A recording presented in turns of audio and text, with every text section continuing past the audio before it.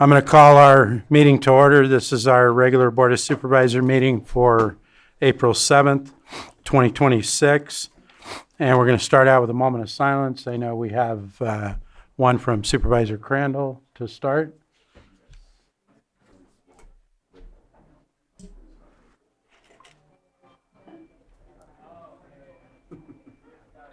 So we have a moment of silence for Ron Keys.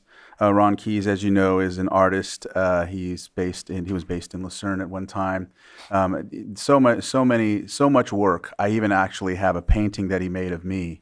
And so just at one time, I know he had his work. It was all in Robinson and their restaurants. I know just there's so many different people he's touched with his pictures, not just pictures, but his photos, his paintings and his photos. And so he leaves behind his family and his wife, Annie Barnes Keys, and his children. And so I think they already had something for him, but we just want to honor him and give his family our blessing and condolences. Thank you. We have another from Supervisor Sabatier. Want to remember and have a moment of silence for Harold Riley. I've known Harold probably for about 15 years from living in the city of Clear Lake. Harold was, I don't mean anything against anyone else who is a great leader and advocate, but he was the leader and advocate for LGBT rights here in Lake County. He was known as the Rainbow Reporter, if you listen to KPFZ. He would take part in our parades. He would take part in the proclamations that we would do every June.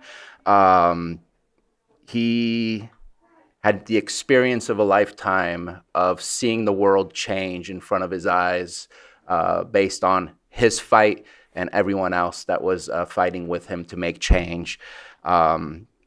He had endured the worst and seen the best. And unfortunately, Harold has passed on. And what we can all hope is that that torch has been passed on so that there are people here in our community that continue fighting to make sure things end up right. So I want to remember Harold Riley.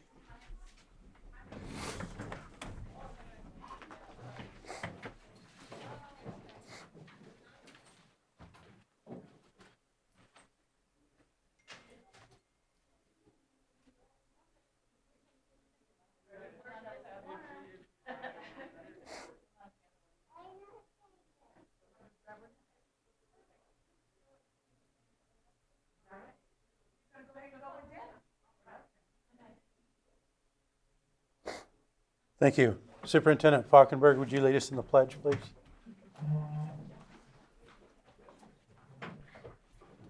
I pledge allegiance to the flag of the United States of America and to the republic for which it stands, one nation, under God, indivisible, with liberty and justice for all. Thank you. Do we have any extra items not on the agenda? No, we do not, Chair.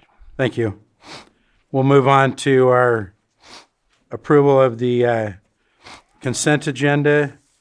And I understand there's a request to pull 5.16 and 5.17.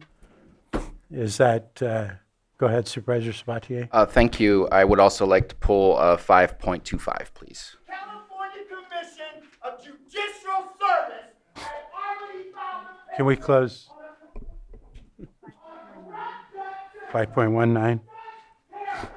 Okay, so we have a request to pull 5.16, 5.17, 5.25, and 5.19. Are there any others from supervisors? Anybody in the public have any items that they would request to pull for later? Not seeing any. I'll bring it back to the board for action. Mr. Chair, I move to approve the consent agenda as proposed with the exception of 516, 517, 525, and I believe it was 519. Correct. Second. I have a motion and a second. All in favor? Aye. That motion carries 5-0. Next, we're going to move on to our public input. Can I see a show of hands in the audience? How many people request to speak today? Okay. Online, if you could raise your hand, let the clerk know. 2, 3. Okay, we're going to start we'll start online this morning. Guest. If you can identify yourself, you'll have 3 minutes.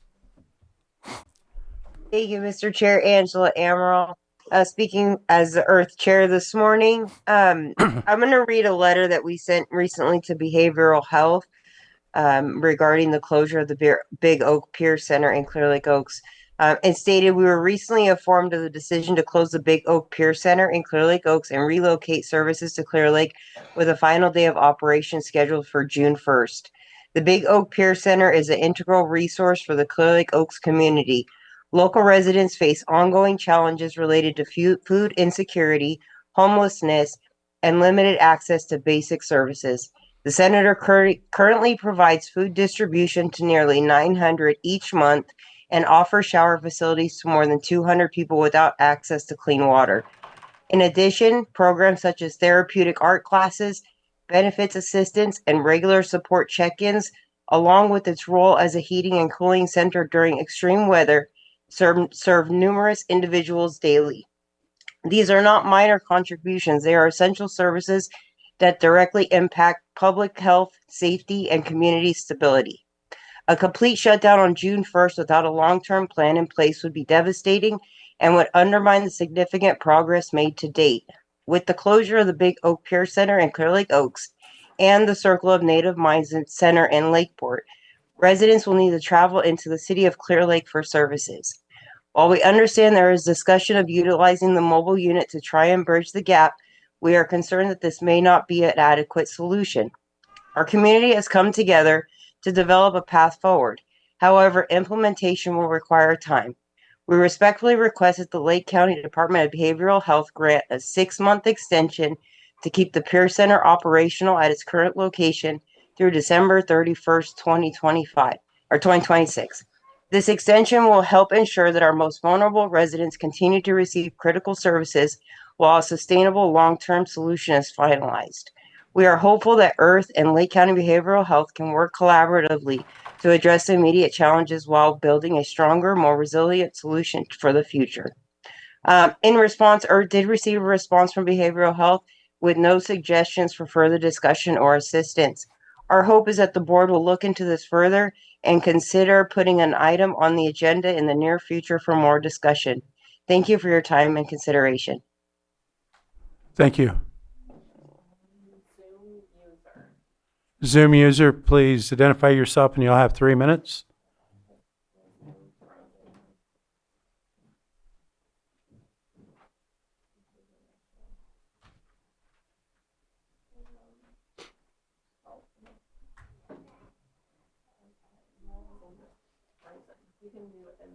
Okay, we'll go to in the room. First person, please come up. State your name. You'll have 3 minutes.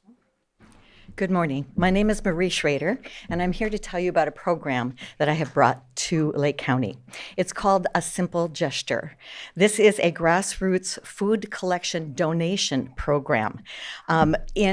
We started this program in Lakeport here on October 25th of 2025. The program was so successful that we immediately expanded it within a month to all of Lake County. I currently have 5 chapters. They are Lakeport, Kelseyville, South Lake, Clear Lake, Lower Lake, and North Shore. And those chapters serve 7 different food pantries in Lake County: United Christian Parish in Lakeport, Kelseyville Presbyterian Church, Middletown Methodist Church, Clear Lake Methodist Church, Praises of Zion Baptist Church in Clear Lake, and Lucerne First Lutheran Church, Nice Community Baptist Church. We've done 6 pickups since October 25th, 2025, in which we have collected over 10,000 pounds of food and delivered it to those food pantries. So how it works is that you sign up using your zip code. There is no zip code that is left untouched in our county. every zip code has got a chapter assigned to it. Then once you do that, the computer program takes over and it sends out emails to those people that telling them about the upcoming collection date. And then what you do is simply put a bag of food out by your doorstep. We actually have reusable bags. This program got started with the sponsorship of Redwood Credit Union. You put a bag of food out by your doorstep. I have a driver that will come and take that bag, leave you a new one, and then deliver it straight to the local food pantry. The whole idea of this program was to keep the food local, to bring it directly to the people in your community. Let's see here. Then, so we have currently in Lake County 207 donors, which is 0.3% of the population here in Lake County. Saturation rate for this program is 8%. So we have a long way to go that we are in need of more donors in order to be able to keep the sustained food donation going. What most people are used to doing food collection during the holidays, but we know that food insecurity is a 12-month problem, and this is our way of being able to do that. So what I'm here to do today is to ask you as supervisors to share the event that I put out there on Facebook to your pages. I know when Brad did that, Brad is a donor, it immediately jumped my donor base. So your support of this program is crucial. So become a donor, post about donating, on there. And I encourage everyone in this room to do that too. I will leave information right up here about that. Thank you, Marie. Thank you. Oops, thank you, dear. Is that one you're going to give me anyway? Yes. Reverend Shannon Kimball Oth, and I am here wearing multiple hats. Previously, I've spoken to you about the importance of resilience centers for local resilience. 3 of the partners that Marie just mentioned to you are serving as resilience centers. We know that food security in times of disaster impacts the most vulnerable people in our communities and across the United States. To create a system and a program within Lake County that ensures that each of the food pantries around the lake has a ready, sustainable, year-round source of food drastically increases their capacity for resilience in the community. So I echo Marie's request to you, specifically for you each to share the sign up for Simple Gestures on your page. But more than that, I would like to ask that a time be scheduled for us to talk more about the details of Simple Gesture, why it works, how it works, and the piece that it holds within the overall sustainability plan for food security in Lake County. That is all. Thank you. Thank you. Next in the room.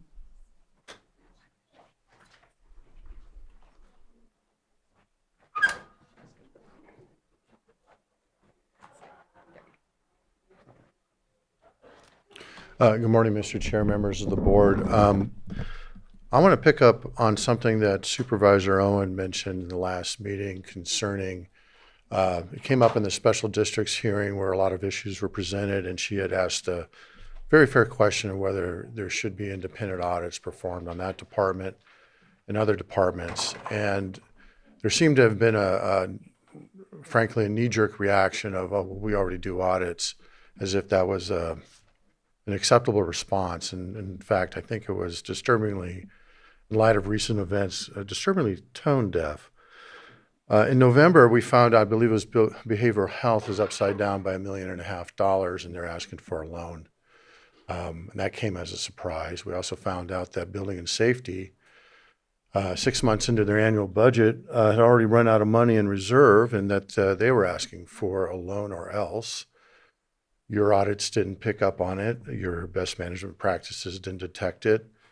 Your controls and flags didn't do anything, and certainly there wasn't any governance. December rolls around, and it's more the same but worse.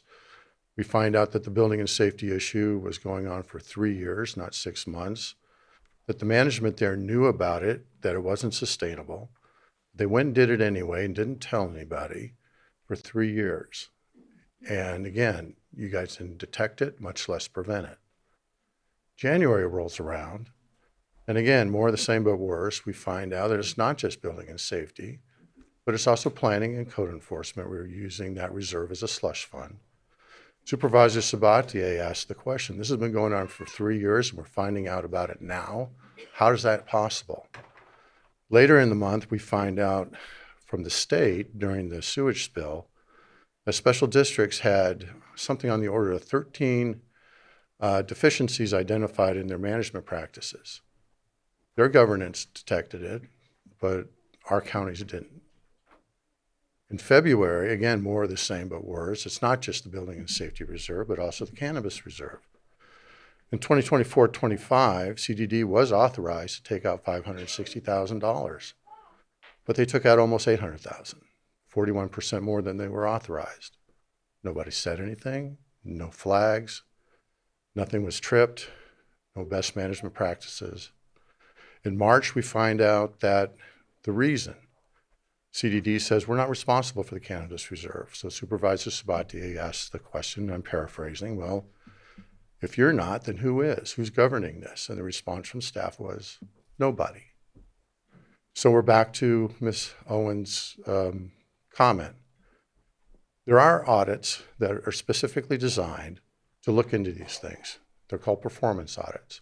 They look at best management practices, identify deficiencies, and recommend corrective actions. I respectfully suggest that you reconsider the importance for fiscal responsibility in audits. Thank you. Thank you. Next in the room. Not seeing any, we'll go back to Zoom. Zoom user, if you can identify yourself, and you'll have 3 minutes. Sky Lewa, Pillsbury Family Farms. On a normal day, this board tells the public that transparency matters, accountability matters, and public participation matters. But on March 24th, 2026, we heard something else. We heard that public scrutiny is a hindrance for you, that questions are a barrier for you, and that the people doing their job is now overreach for you. There is nothing excessive about asking how our $4.5 million grant is going to be used. There is nothing unreasonable about expecting details before approval. There is nothing inappropriate about the public questioning and challenging decisions that are made in its name.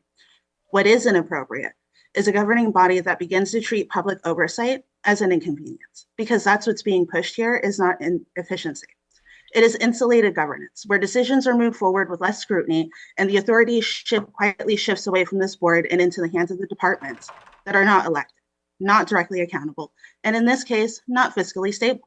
Since November of 25, this board sat here and reviewed the condition of Community Development Department. You discussed the cuts. You discussed deficits. You discussed the need for better fiscal control. You were asked to approve a grant with no clear program, defined scope, no transparent structure that may very well route funding back into the same department. So I have to ask, are you using grants to backfill a department that this board itself just reduced? And what is more troubling is not just a lack of detail, but is the reaction from the supervisors to the public demanding it. When a supervisor sits there and suggests that public review is a barrier, that the consent agenda items should already be out the door, what is really being said to the public is this: the public needs to ask its government fewer questions. The public should learn to trust its government more, and the public should learn to understand less. That is not transparency, nor is it leadership, and that is not the role that you were elected to serve. You were not elected to move free money out the door. You were elected to stand in the way of decisions that have not been fully explained. You were elected to question. You were elected to challenge, and you were elected to slow things down when it's necessary so the public can clearly see what is being done in its name. When a supervisor says that public overreach is oversight, what follows is a government that no longer answers to its people, but to its own momentum. So the people are the reason why government exists in the first place. If it bothers this board when an item is pulled, if it frustrates this board when questions are asked about consent agenda items, the problem is not with the people. The problem is your growing discomfort with accountability as supervisors. And that is the direction this county cannot afford to go in. Once you start calling public scrutiny a problem, you are no longer protecting the transparency of the process. You are protecting the government's decision from being questioned by the people. And that is where governance begins to fail. Molehan. Thank you.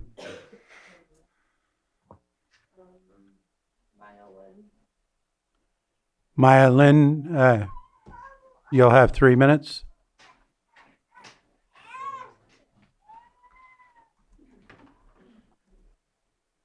Maya, can you hear us? Is there another one?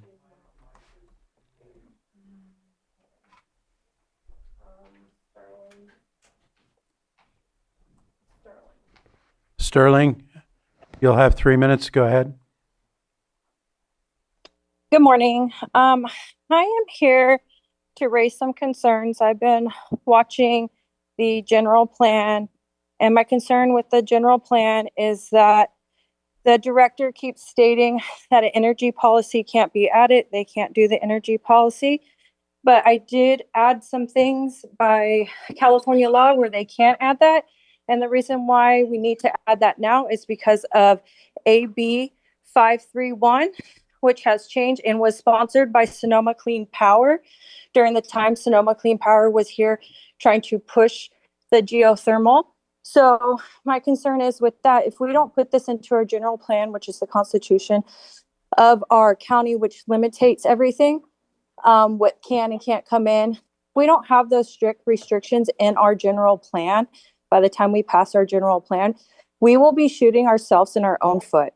We won't be able to have restrictions if we already don't have them in there, stating like how close we can be to residents, noise pollution, our financial benefit, the aquifer, the water that we'll be using, and the fracking. It's really important that you guys pay attention to this and that it gets put in there. I do know that the ad hoc committee is coming up with an update today, but there's some concerns with the ad hoc committee. We have a member that sits on the board that sits on the ad hoc committee that has interest on being Sonoma Clean Power and wants the geothermal to come in here. And to me, that's a conflict of interest. So these are things that as a board, you guys can prevent for us community members, because ultimately it's going to be your guys' decision. And it's been very loud and clear with a lot of community members how worried we are about this. And I really hope that the board members sitting there are hearing us loud and clear, just like we've been asking for forensic audits on these departments. We've been coming to you guys as a community with our concerns. And I really hope the 5 of you are listening to our concerns and are able to do that. Thank you. Thank you.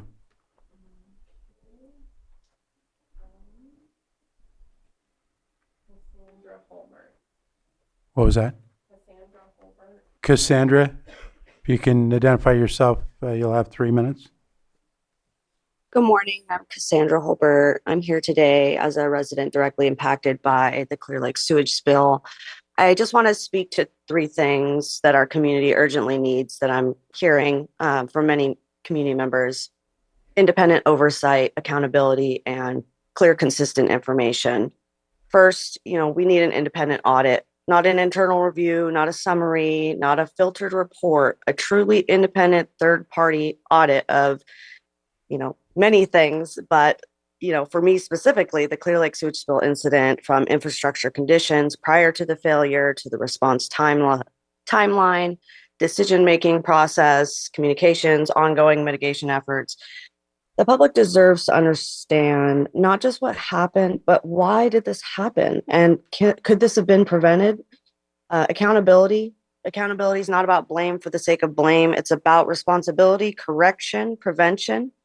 If there were gaps in maintenance and oversight or response, we need to know where those breakdowns occurred and what's being done to ensure they never happen again. Without accountability, there's not going to be any trust. And right now, trust in our institutions is deeply shaken. Third, clarity and access to information. We shouldn't have to piece together our reality from fragmented updates, conflicting statements, buried documents. We need transparent and centralized, accessible information. We need clear data, we need honest communication, and we need a straightforward timeline of events and actions taken, ongoing updates that are consistent and not reactive. And I want to address something that's been felt across my community. There was a clear expectation that we would be getting a town hall and an opportunity for direct dialogue, for questions to be answered, and for trust to begin being rebuilt. And now we're being told it's not being prioritized. And that shift matters, because when open dialogue is delayed or deprioritized, this reinforces the feeling that community voices are not being heard. People haven't stopped calling. We're just redirecting our efforts because when outreach doesn't result in clear answers or meaningful engagement, people are going to look for other ways to be heard through public comment, organizing, showing up in spaces like this. And that's where we're at now. No one's asking for perfection. We're asking for honesty, transparency, and a system that respects the people that it's serving. An independent audit, real accountability, and clear information is not optional. That is the minimum standard for public trust. Thank you. Thank you. And we still have Maya.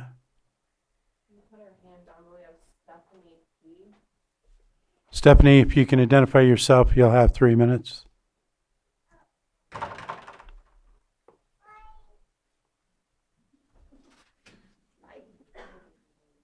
Stephanie, are you there?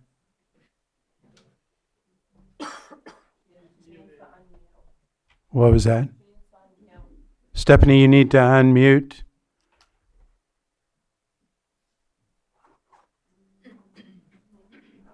Okay, and then anyone else?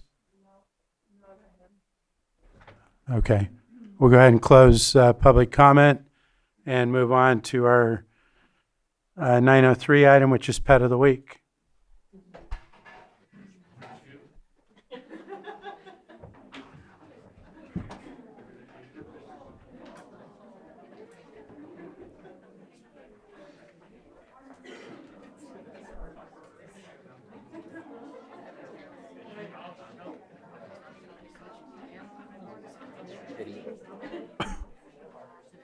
Looks like it.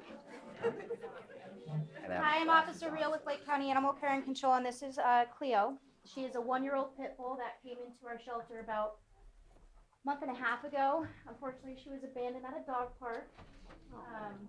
She's shy at first, as you guys can tell, but warms up quite nicely.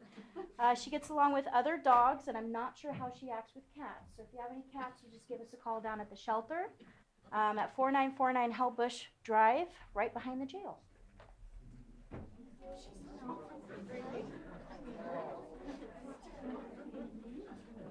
Thank you. Any comments?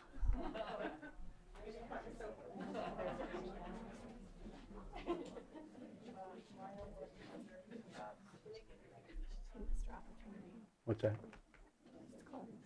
Yeah, it's Maya, you can send us an email. We called you a couple times, not sure what was going on, but we closed public comment. Okay. We're going to move on to our 905 6.3 item, which is presentation of proclamation designating the month of April 2026 as Sexual Assault Awareness Month in Lake County. Vice Chair Pyska is going to handle this, and anyone that's here for this proclamation, you're welcome to come up here with Supervisor Pyska.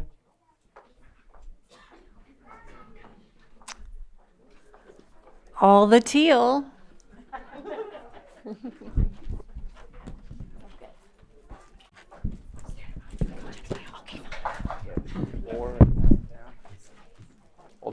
Hold up. I grabbed too many.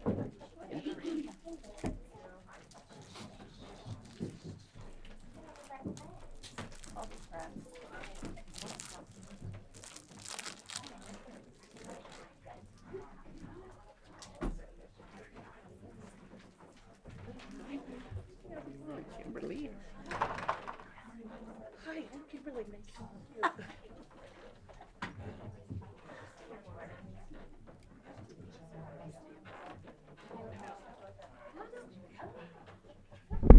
Come on, probation. Come on up. You're gonna have to make a little bit more room. We've got plenty of room.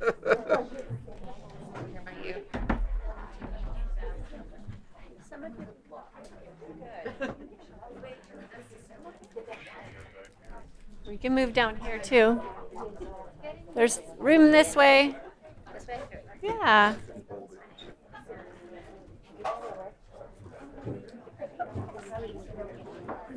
Congratulations. Good. How are you? Pretty good.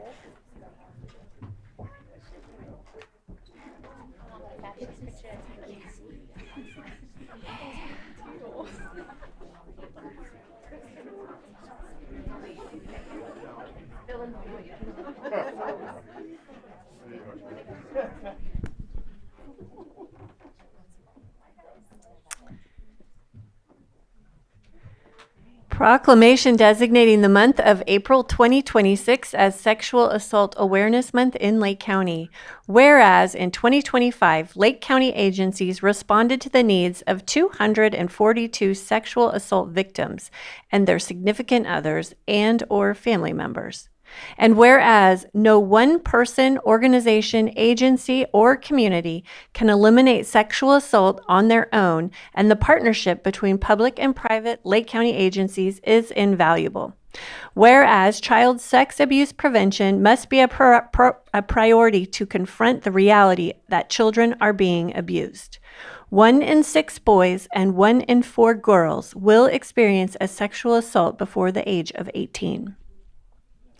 And whereas Lake Family Resource Center has been instrumental in leading the way in County of Lake in addressing sexual assault by providing 24-hour hotline services, continuing support, advocacy, and accompaniment to victims, survivors, and their significant others. And whereas ending sexual assault in Lake County must include active public and private efforts to speak out against sexual violence, it is in a time for all of us to start conversations, take appropriate action, and support one another to create a safer environment for all residents. And whereas staff and volunteers of the Lake Family Resource Center Rape Crisis Center work year-round to encourage every person to speak out against sexual violence and to support survivors by providing prevention, education, and survivor empowerment information. And whereas Lake Family Resource Center and the District Attorney's Office, Victim Witness Division, local law enforcement agencies, hospitals, and schools have set an important example of how forging collaborative relationships improves the quality of service for those impacted by sexual violence. Now, therefore, be it proclaimed that the Lake County Board of Supervisors does hereby designate the month of April 2026 as Sexual Assault Awareness Month in Lake County and urges all local governments, schools, businesses, and community members to participate in the sponsored events this month to increase awareness and public support for creating communities free from violence and exploitation. Passed and adopted the 7th day of April and signed by our Chair of the Board of Supervisors.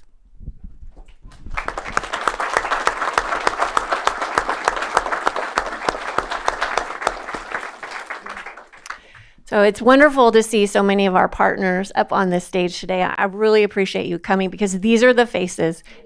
It's incredible. It is Yeah. absolutely incredible. Thank you all. I don't necessarily want to say anything. Gina has some things to say, but apparently I'm saying something. So anyway, thank you all. I did not expect that the group of people that got up because there's lots of things going on today. And Jamie, we share her. Anyway. I don't know why Jamie's not up here. Hi, my name is Gina Pilot, and I am the coordinator at the Rape Crisis Center. And I want to thank the board for this proclamation and recognizing Sexual Assault Awareness Month. This year also marks 25 years of the Rape Crisis Center's supporting and recognizing Sexual Assault Awareness Month activities. It's a reminder of the long-standing commitment that Lake County has made to prevention, education, and survivor support. In a rural community like Lake County, the realities of sexual assault can be hidden by distance, isolation, and limited resources. Survivors may fear speaking up in a small community or may not know where to turn for help. That is why awareness, education, and strong community partnerships are so important. This proclamation is more than a statement. It's a commitment. It reminds us that preventing sexual violence and supporting survivors is a responsibility that we all share. To the survivors in our community, we see you, we believe you, and you're not alone. Thank you to our advocates and our community partners who continue working to make Lake County a safer place for everyone. Some of the events that I wanted to talk about this April is today's day of action. It's kicking off Sexual Assault Awareness Month, and our color is teal. And we have our proclamation. We'll be at Woodland Community College for Earth Day on 4/23. 4/29 is Denim Day. And we have coffee sleeves around various coffee shops here in Lake County. And to our local law enforcement, they have agreed to once again, put teal ribbons on their vehicles. So thank you very much. Thank you.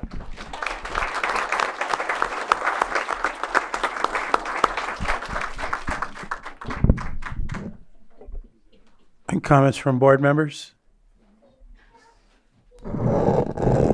Thank you to Lake Family Resource Center and all of our partner organizations that assist in this area. Thank you, everybody. Thank you.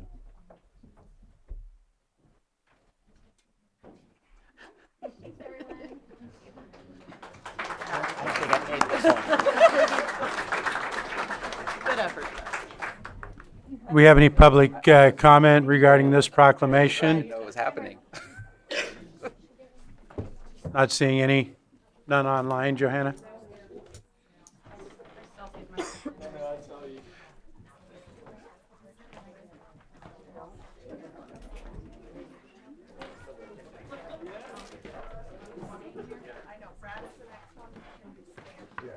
The next one is poetry. You can stay. I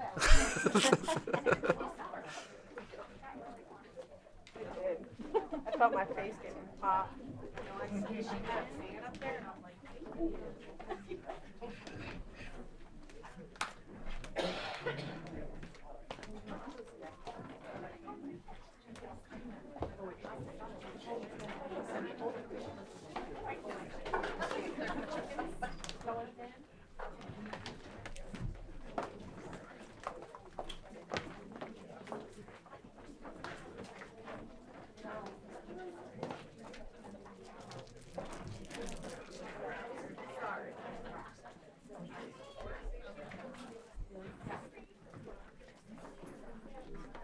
And we're going to move on to our 6.4 item, 910 item, which is presentation of proclamation designating the month of April 2026 as Poetry Month in Lake County. Supervisor Owen is going to handle this, and anybody here that's here for the poetry, please come up. All of the above. All of you.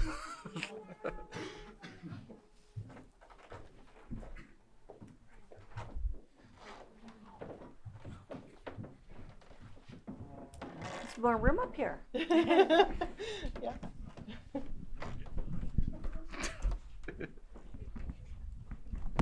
I'm excited to do the poetry today.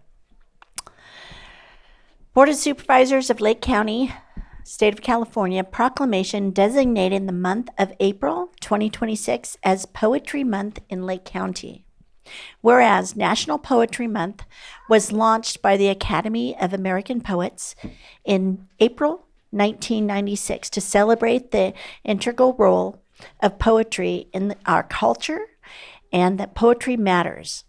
And whereas the National Poetry Month has become the largest literary celebration in the world with tens of millions of readers, students K through 12, teachers, librarians, booksellers, literary events, creators, publishers, families, and poets making poetry an important place in our lives. And whereas the County of Lake recognizes the contributions of poetry and literacy, arts, and enriching the culture attributes of society, and the poetry represents one of the most enduring forms of expression and contributions to the historical continuity and civilization.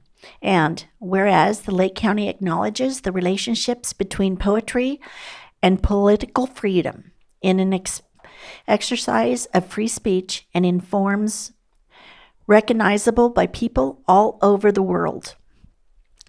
Now, therefore, be it proclamated that the County of Lake Board of Supervisors does hereby designate the month of April 2026 as Poetry Month in Lake County, passed and adopted this 7th day of April 2026.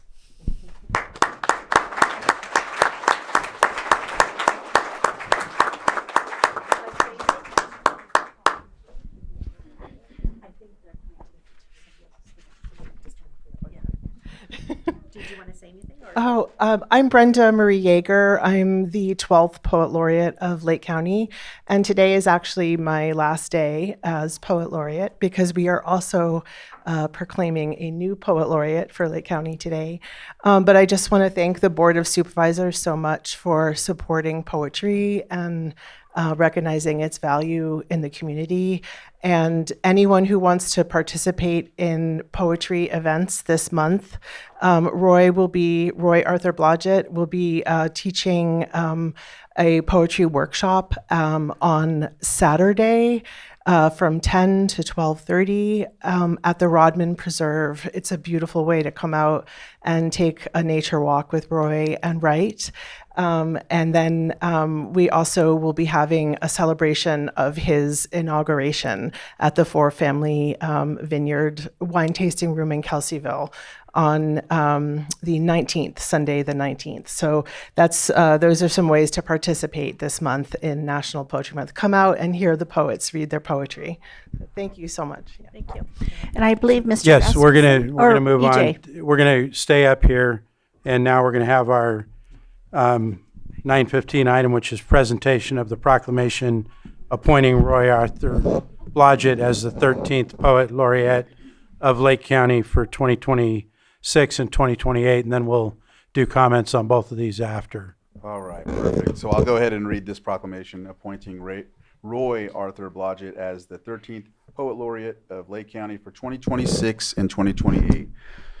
Whereas the County of Lake recognizes the contributions of poetry and the arts for enriching the literary and cultural attributes of society, and whereas the County of Lake acknowledges the relationship between poetry and political freedom and the exercise of free speech in forms recognizable by people all over the world, and whereas County of Lake recognizes that poetry represents one of the most enduring forms of expression and contributes to the historical continuity of civilization.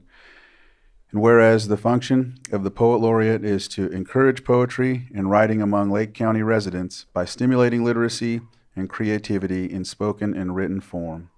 Whereas the Poet Laureate of Lake County is designated to represent the Board of Supervisors at civic and cultural events.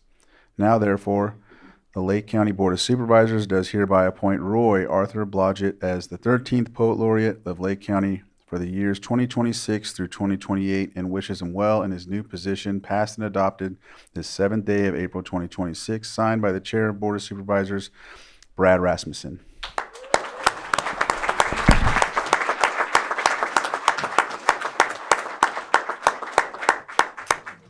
Yeah.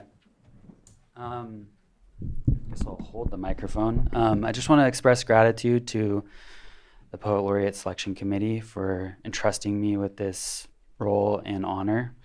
And also my thanks to the Board of Supervisors for your support of poetry. Poetry is a lifesaver, and we really need it, so thank you so much. I'm going to share just one poem that I wrote about the auspices of spring. So this poem's called New Spring. It was meadow foam, gold fields, lupin, poppy, tomcat clover, and the frenetic play of bees amid the red bud flowers, the medallion leaves still new, aglow in green and crimson. It was clematis, larkspur, and the first lanterns of calochortus aflame on the old lava flow at Dragon's Back. I dreamt every night of cave bears, my fingers tracing the marks of their claws in the ash, my hands placing their skulls on altars of stone in the dark, enveloped in the animal scent, listening for their breathing, waiting for their stirring and what it signified. Today, I thought we might look back on these mornings, on the birdsong, on the scarcity, the fraying hope and insecurity.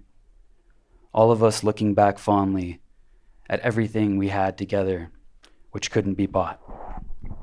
Thank you.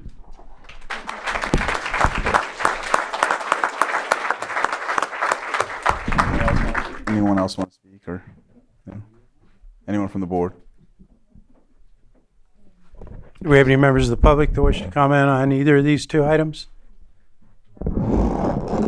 No hands? I do want to just mention something, just in case the public is not aware. I don't know that I've ever been in a room with 4 poet laureates. So I think this is a great moment. This shows the support that past poet laureates have for current and future poet laureates. Just appreciate seeing everybody in the same room, and congratulations, Roy. And let's get a picture with all of us.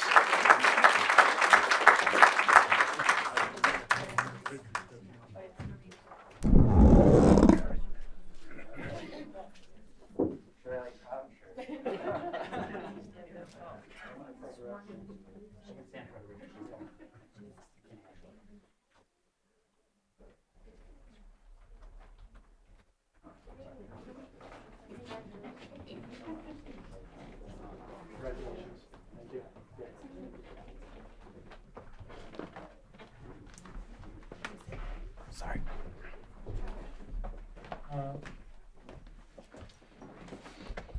We're going to move on to our 6.6920 item, presentation of a proclamation designating the week of April 6th through 12th, 2026 as National Public Health Week in Lake County. Anybody here for public health, please come up with Supervisor Sabatier.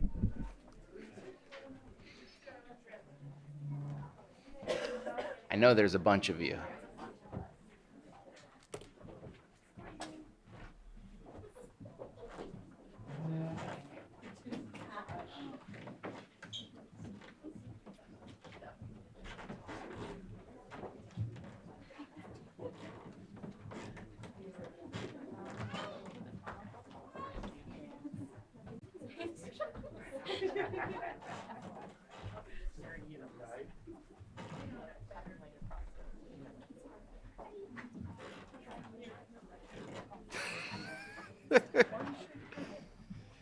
I'm looking forward to watching the Indiana Bears.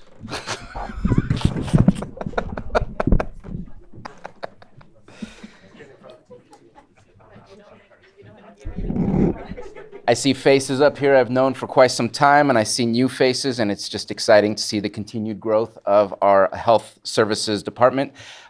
Today we are designating the week of April 6th through 12th, 2026 as National Public Health Week in Lake County.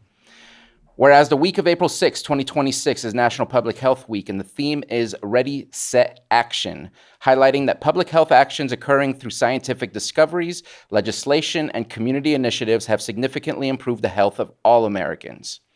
And whereas public health organizations use National Public Health Week to educate public policymakers and the public on issues that are important to improving the health of the people of the United States, and public health professionals helps communities prevent, prepare for, withstand, and recover from the impact of a full range of health threats, ranging from infectious disease outbreaks to natural disaster preparedness.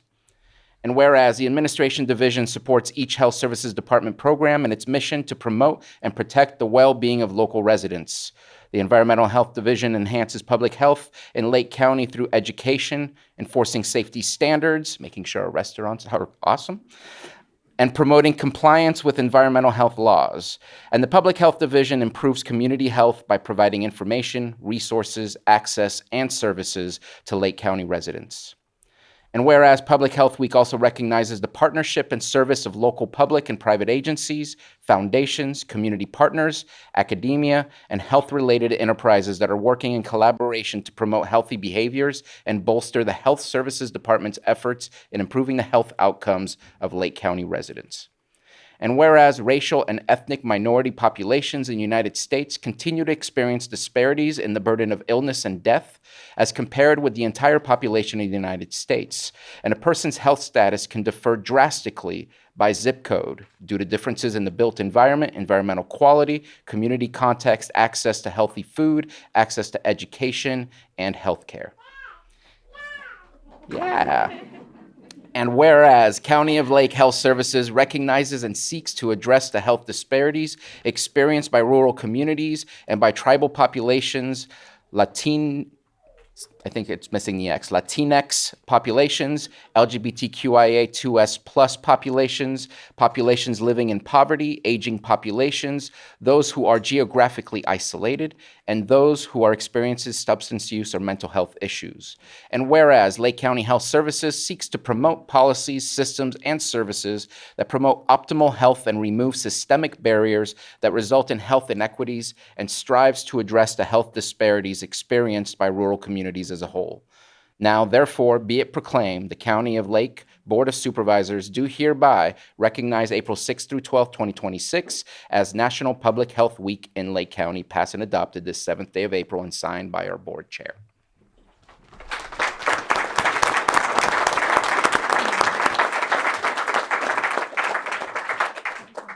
Please. So these fabulous people represent a larger group of people dedicated to compliance, passion for healthcare, keeping us safe with vaccines, harm reduction, the list goes on. So in honor of these, I thank you and thank you, board.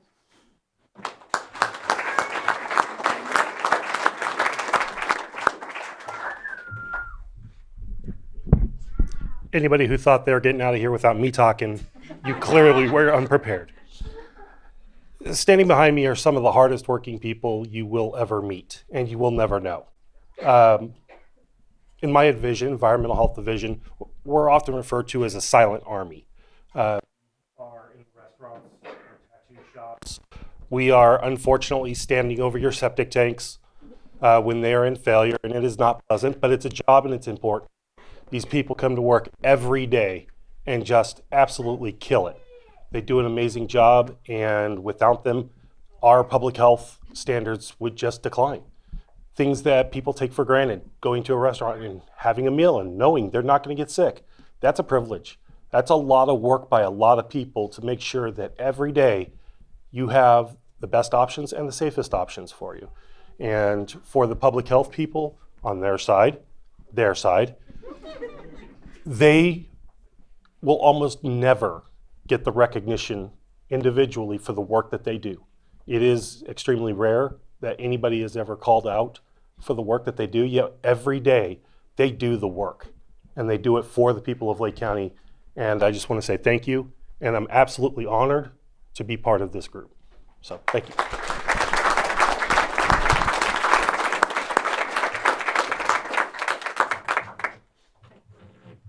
Anyone else? I'm Lisa Farraco, Deputy Health Services Director over Finance and Administration, and I want to call out the administrative people who don't get mentioned very often. We are the people processing the payments for the grants, invoicing, working on compliance, making sure that we are good stewards of public funds. We're the ones who are bringing the financial piece of these programs to this county.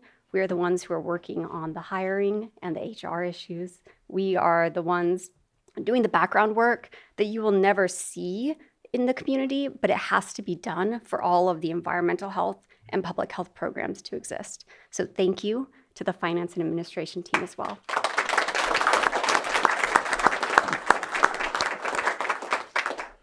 Any comments from board members? Or doctor first?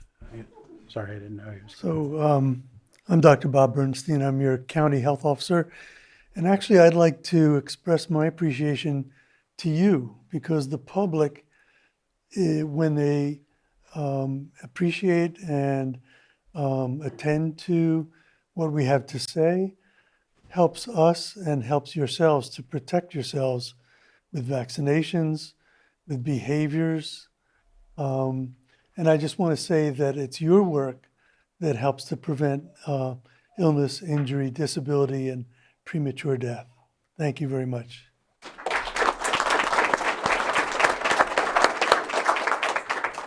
And Supervisor Owen?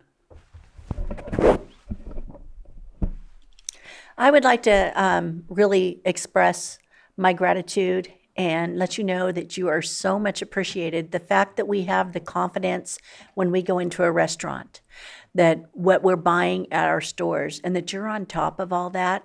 More recently, the sewer spill, just all the things that you have your hands into. I mean, not literally, but you know what I mean. Your clean hands, yes. To keep us protected. And your job is very much appreciated. And I know that you don't get told thank you enough. So I just want to extend a special thank you to each and every one of you. You guys are important.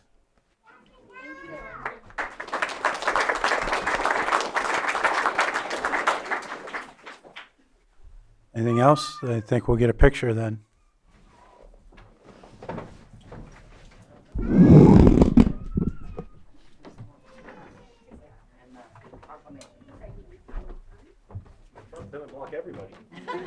You can hop up here. Normal height.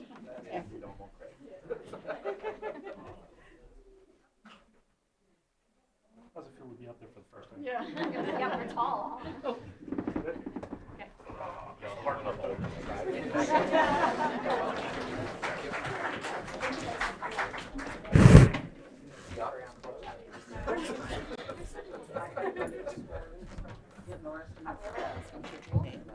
Anybody in the public that wishes to comment on this item?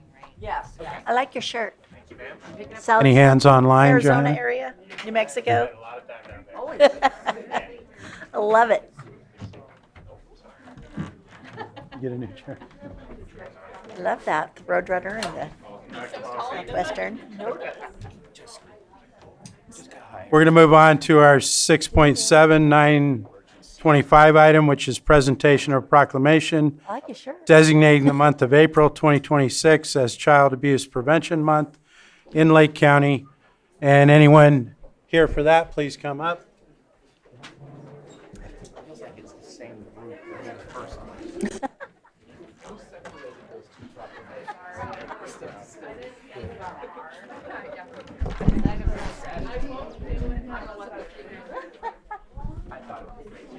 Honey, she's pregnant. She's got the baby brain. Oh, I saw those coming into work at the Office of Education in the yard. These are so cool. I'm so glad I got one. Now, how am I going to make this stand up?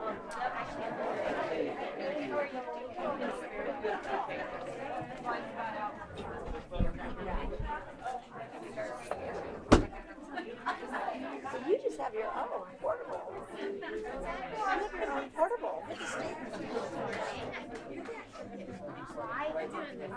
getting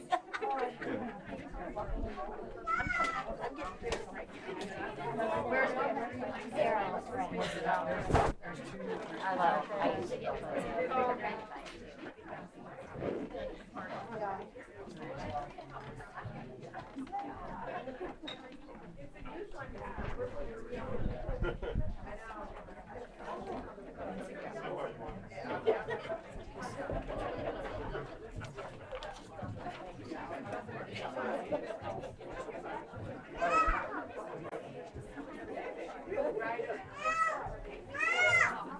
No.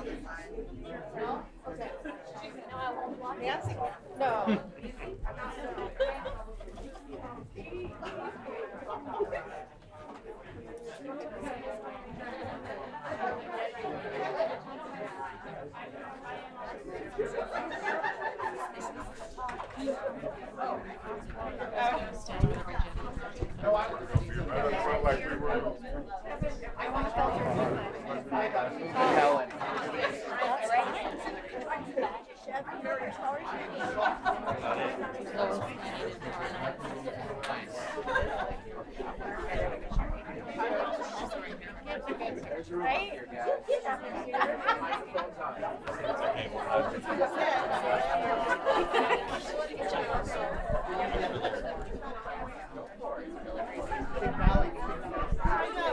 Well, it looks like we have everybody up here, so we'll get started.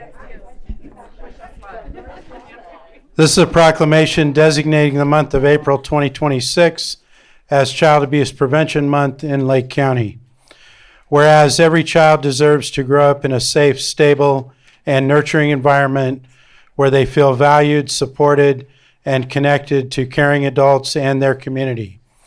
And whereas preventing child abuse and neglect is a shared responsibility that requires the commitment of families, neighbors, educators, healthcare providers, faith communities, law enforcement, businesses, and local organizations working together to build a culture where children and families thrive.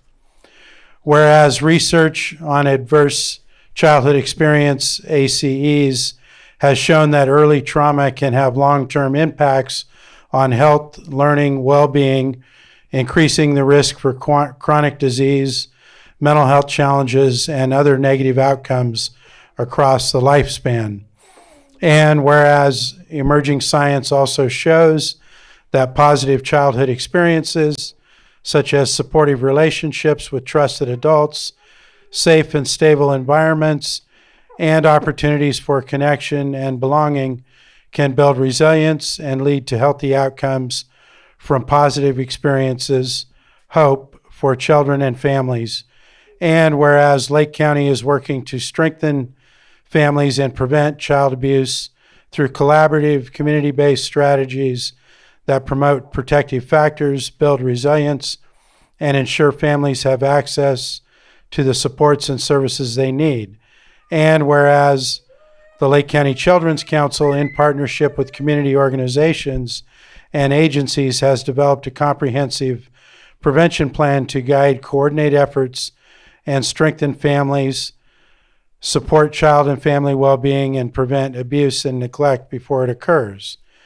And whereas Lake County is also advancing positive community norms, recognizing that the adults in our community care deeply about the safety and well-being of children and actively contribute to creating supportive environments where children can thrive.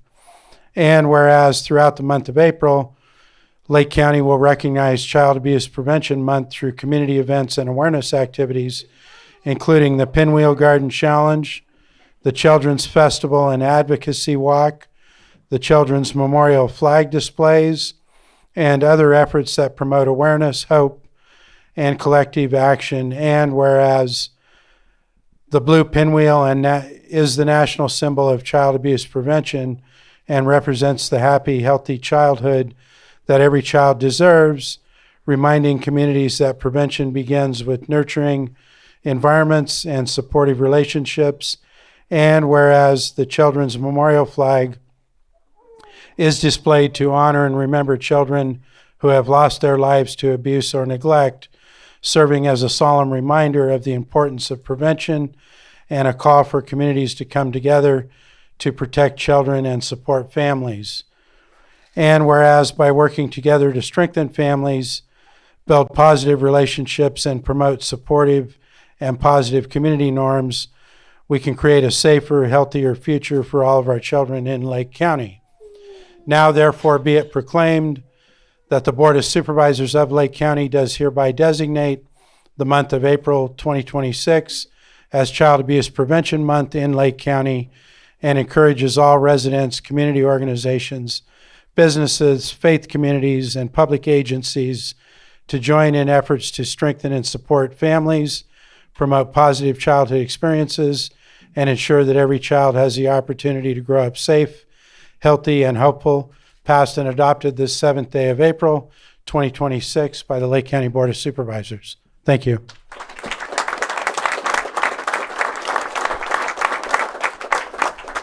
And just quickly, I just wanted to say, I mean, I know this gets mentioned a lot, but in Lake County, whether it's, working on this subject or anything else, it's the tremendous partnerships that we have, and that's evident by everybody up here today, that we're always working in collaboration, and that's why we're very successful. So thank you.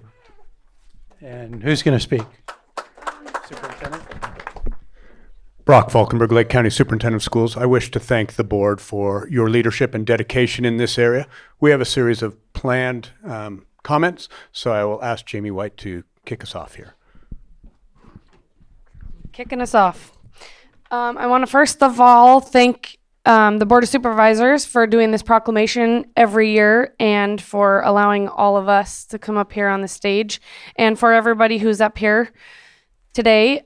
So today we are gathering not only to acknowledge a difficult issue, but also to recognize the many people across Lake County who are working every day to support children and strengthen families. Child abuse prevention is not the responsibility of one agency or one system. It requires the commitment of families, neighbors, educators, healthcare providers, faith communities, local organizations, and public leaders all working together to create an environment where children are safe and supported. Before we talk about the work happening across our county to prevent this child abuse, it is important that we acknowledge the realities many children and families face today. To help provide their perspective, we would like to invite a representative from Child Welfare Services to share an overview of the current data from Lake County. Thank you, Chairman and supervisors and members of the public. My name's Kim Costa. I am a program manager with Lake County Child Protective Services. That is the name by which you might more recognize Child Welfare Services. I have been doing that work in the field of child protection for about 35 years. That has been my professional passion. Every year, Child Welfare Services in Lake County receives reports of suspected child abuse and neglect from every jurisdiction. These reports come from community members, educators, healthcare providers, law enforcement personnel, and others who are concerned about the safety of a child. In 2025, Lake County Child Welfare Services received over 1,500 reports of suspected child abuse or neglect. Of those, almost 600 met criteria for investigation and potential intervention. At any given time, there are Lake County children who must live outside of their homes because of safety concerns related to abuse or neglect. Currently, there are about 110 children placed outside of their parents' care with intensive services and supports in place to help these families mitigate the issues that resulted in maltreatment and separation. Sadly, the number of situations requiring child welfare intervention has increased steadily over the past several years, reminding us that the need to strengthen families and prevent abuse before it occurs remains critically important. But these are not just statistics. Behind every report and every case is a child and a family navigating challenges and circumstances that none of us would wish for. While Child Welfare Services plays an important role in responding when children are unsafe, we also know that true prevention happens before a report is ever made. It happens when families have support, when communities come together, and when systems work collaboratively to help families thrive. And that is exactly the work that many organizations and community partners across Lake County are focused on today. At this time, I would like to invite a representative from the Lake County Children's Council to share more about these efforts. Thank you. My name is Kevin Lewis, Chief Deputy Probation Officer at Probation. And I just wanted to start by saying, look at everybody up here and look at even those who are part of this work that are not up here. And Lake County is truly blessed. Look at how far we've come, yet as this data just reminds us, we still have a ways to go. I also wanted to make sure that we highlight some of these activities that we'll be talking about. But right now, one of our tribal partners is hosting a volleyball tournament in support of sexual assault awareness, child abuse prevention, at Big Valley from 9 a.m. to 8 p.m. both tonight and tomorrow. There's vendors, there's volleyball, there's food, there's fun. It's fantastic for kids. And there's teams that signed up, but there's also room for people who didn't sign up to play. And just to sweeten the pot a little bit, there's a few community agencies that are going out there too to play too. So there's that. But seriously, that the children's festivals that are happening, the first one's this weekend at Cobden Park from 10 to 3, April 25th at Austin Park, 10 to 3. Fantastic time. Bring the kids out, families. It's awesome. Some other work that is going on in Lake County is the Children's Council and Resilient Lake County and other community partners have worked together to develop a comprehensive prevention plan, or CPP. This plan brings together agencies, schools, healthcare providers, tribal partners, and community organizations to strengthen the symptoms that support families and ensure children have the opportunity to grow up in safe and nurturing environments. One of the key priorities of the Comprehensive Prevention Plan is ensuring that families have access to parenting education and support programs that help caregivers build confidence, strengthen relationships with their children, and connect with other parents. Across Lake County, families can participate in a variety of parenting programs. These include Nurturing Families, Abriendo Puertas, Triple P, Positive Parenting Program, Motherhood is Sacred and Fatherhood is Sacred, Positive Indian Parenting, and many more. Each of these programs provides families with tools, encouragement, and community support as they raise their children. Additionally, Resilient Lake County collaborative efforts continue to meet regularly and support the goals of the Comprehensive Prevention Plan and to strengthen prevention efforts across the county. Recently, partners participated in a 2-day learning and planning event where agencies came together to learn from one another, share best practices, and refine strategies that will help create long-term sustainable supports for the families in Lake County. These collaborations reflect a growing understanding that prevention is not something one program can do alone. As I said, it takes a village. And look at this village. I'm Samantha Bond. I'm the executive director of First 5 Lake, and some days I feel like that too, and I want to throw myself on the floor and scream too. But in terms of the work that we do here, it's really important. So not only do we have the comprehensive prevention plan, but we also have two new programs and stuff that we are bringing to the community. One of them is the positive community norms. The positive community norms is an approach that focuses on elevating the positive behaviors and values that already exist within our community. The truth is that most adults in Lake County care deeply about children and family, as evident today, and show up every day in ways that support them. Our goal is to make the positive actions more visible and more powerful. Throughout April, Lake County will be launching a community survey for all adults to help us better understand how people support children and families and how we talk about our community. The vision behind this effort is simple. Imagine a Lake County where the best of us is the loudest of us. Lake County is a place of incredible beauty, resilience, and opportunity. By highlighting the positive ways that people care for one another and by shifting the way that we talk about our community, we can help build a culture where families feel supported and children can thrive. It also aligns with our work on the healthy outcomes of positive experiences, or HOPE. HOPE reminds us that when children have supportive relationships with caring adults, safe environments, and strong connections within our communities, they build resilience that help them overcome challenges, thrive throughout our lives. The HOPE framework aims to inspire a movement that changes how people and organizations advance health and well-being in children and families and communities. At the present, there are trainings that are happening in Lake County to introduce individuals to the HOPE framework. Unfortunately, our April 15th one is sold out, so be on the lookout for new ones later on in the year. But prevention is not only about responding to when something goes wrong. It's about building the conditions that allow families and children to succeed in everything we do, and that includes our fun activities. You guys thought you got enough of me already, huh? Just kidding. So Kevin talked about our advocacy walk and children's festivals that are taking place on the 11th, this Saturday, and on the 25th. But I wanted to mention just a couple more that don't really get the spotlight. So when I was on my way here this morning, I was driving and thinking, just like we said, look at how far we've come, but look at how far we could come. So I'm sure you guys have all seen the pinwheels that are out in the community, but I know we can do better than that. So my vision is that every house and every business has blue pinwheels out, and they are supporting this cause.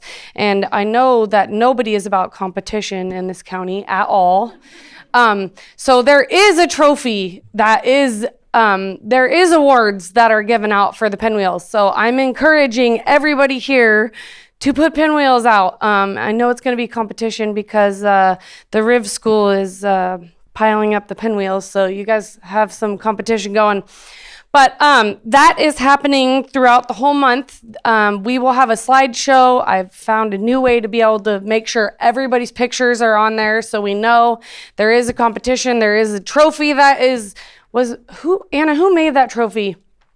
Was it the Kelseyville High School? Was it one of the high schools actually welded this trophy and made this trophy for us? So this is it is a legit trophy. So I want to make sure that everyone knows about the Pinwheel Challenge. And then lastly, when I was also envisioning my next dream, so each year we do an art contest, and it is for the whole every school district in the county. And there is a lot of artwork that is submitted. And through that, we usually get 6. This year we got 7 artworks that were selected for the placemats. Placemats are selected, or the artwork is put on the placemat so you guys can all see, and they are given out at a couple different businesses. But my next dream is that I don't have to just come here and say that Pogo's Pizza in Kelseyville and Judy's Junction in Upper Lake and Lakeport Taco Bell, who has been supporting us every single year, are on this placemat. I want to come here and say every business in this county has a placemat at their business, and they give them out through the whole month of April. So next year, that's going to be my goal, is that this is filled with all of the businesses in Lake County. But go support the people that are supporting us now. So Kelseyville Pogo's Pizza, Judy's Junction, and Taco Bell and Lakeport all have these placemats, so you can go and get a placemat and see the artwork that's on there. And then there's also some in Clear Lake that are being presented too. Yes, Grandpa's Cafe, oh my gosh, Subway, Trejo's, Cabo's, and yep, I think that's it. So yeah. But I highly recommend you guys do that. And did I miss any of our other events? Did I miss any? I think so. Pinwheel, got it. All right, off to the last one. Okay, and the last fun event that we have going on for the month of April it's not quite fun, but is the Children's Memorial Flag. We have agencies across Lake County who will be flying the Children's Memorial Flag. This flag represents the children lost to child abuse and neglect, and that is what that red child means here. And so we're asking the Board of Supervisors again this year to fly the flag. I have checked with Lars; he does still have the flag, and he's ready for you guys. You will be joining roughly 11 agencies, 20 flags that'll be flown all around Lake County. And so it'll be highlighting during the entire month. And then on Friday, the fourth Friday, April 24th at 9 a.m. at the Sheriff's Office, we will be doing the final flag raising in honor of Children's Memorial Day. And that's the day that we honor, again, the children that were lost to child abuse and neglect. Child abuse prevention is not just about programs and policies. It is about the everyday decisions that we make in communities. For the Board of Supervisors, those decisions often come in the form of policies, funding priorities, and strategic planning. We encourage you to continue keeping children and families in mind whenever you make those decisions. It could be some of the something that you don't traditionally think of that apply to children, but if you think about how may this impact our children and our families, we may start to see that some of those policies will change. Thank you. I think that's all I got. Was there anyone else? We have one right up here. Good morning, everyone. Kimberly Guerra, Program Manager with Redwood Community Services. Thank you for recognizing April as Child Abuse Prevention Month, and thank you all for being here. At Redwood Community Services, we believe protecting children starts with strengthening families and communities. Prevention isn't just about reporting harm, it's about creating safe, stable, and supportive environments where children and families can thrive. Every positive relationship, every moment of listening, and every time we connect a family to support makes a difference. This month, we invite our community to stand with us by learning the signs, speaking up when something doesn't feel right, and helping build a culture where children are seen, heard, and protected. Together, prevention is possible, and together we can help every child grow up safe and supported. If you're interested in becoming a resource family or foster parent, please go to our website, redwoodcommunityservices.org. We have a lot of opportunities if you need referrals to services, but every children deserves protection, support, and love. Thank you.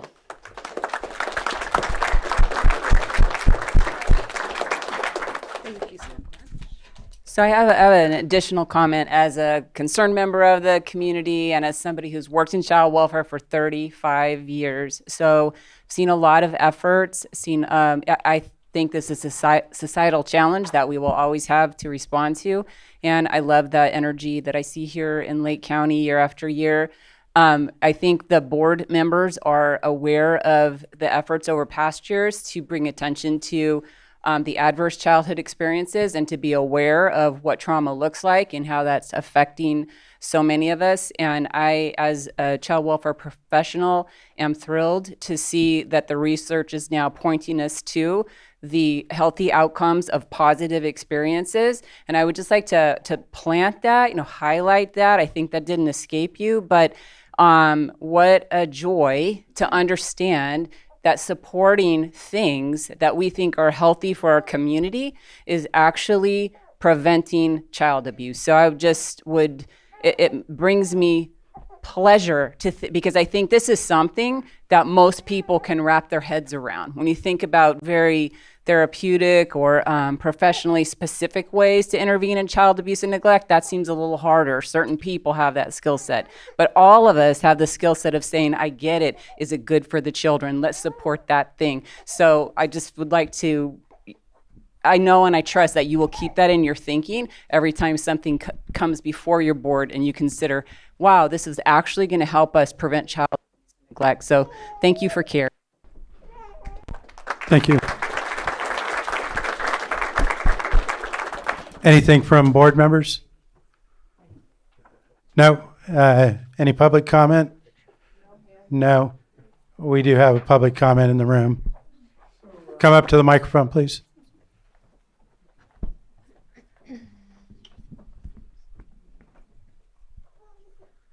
So I'm a parent of 21-year-old survivors of ACEs, and I just want to thank this group and groups like this across the country that help parents, one or another of the parents or the family as a whole, address these problems when they arise. My 21 years old kids are successful and happy and healthy, and I'm proud to be their dad. Thank you. I think we're ready for a picture, Trevor. If you can do it. No, you're fine. With that, we're going to call our morning break as well. I'm going to call our meeting back to order. We're going to move on to our 6.8, 9:30 item. We're going to be sitting as the Board of Directors for the Lake County Watershed Protection District for consideration of presentation provided by O'Connor Environmental Incorporated regarding the Clear Lake Hitch hydrology study. And Mr. Apadier, are you going to start this out? Yeah. Good morning, board. So I'm going to just give a brief overview of the study which Water Board is undertaking. And Connor Environmental Inc. is the consultant working for their project. So this is like an integrated hydrologic modeling study which interacts between the surface water and the groundwater. So this would be like, though it's not like a direct habitat study, but it does influence the this model will serve as a scientific decision support tool for identifying water management decision and strategies to balance ecological need and the beneficial water use in the Big Valley Basin. And I think I'm gonna hand it over to Matt from here, and then he can provide the updates on their study. Thank you, Pawan. Thank you, board. I appreciate your making some time in your calendar, and I will try to be brief, though it's a complicated topic. And Val Zimmer is also here from representing the Water Board.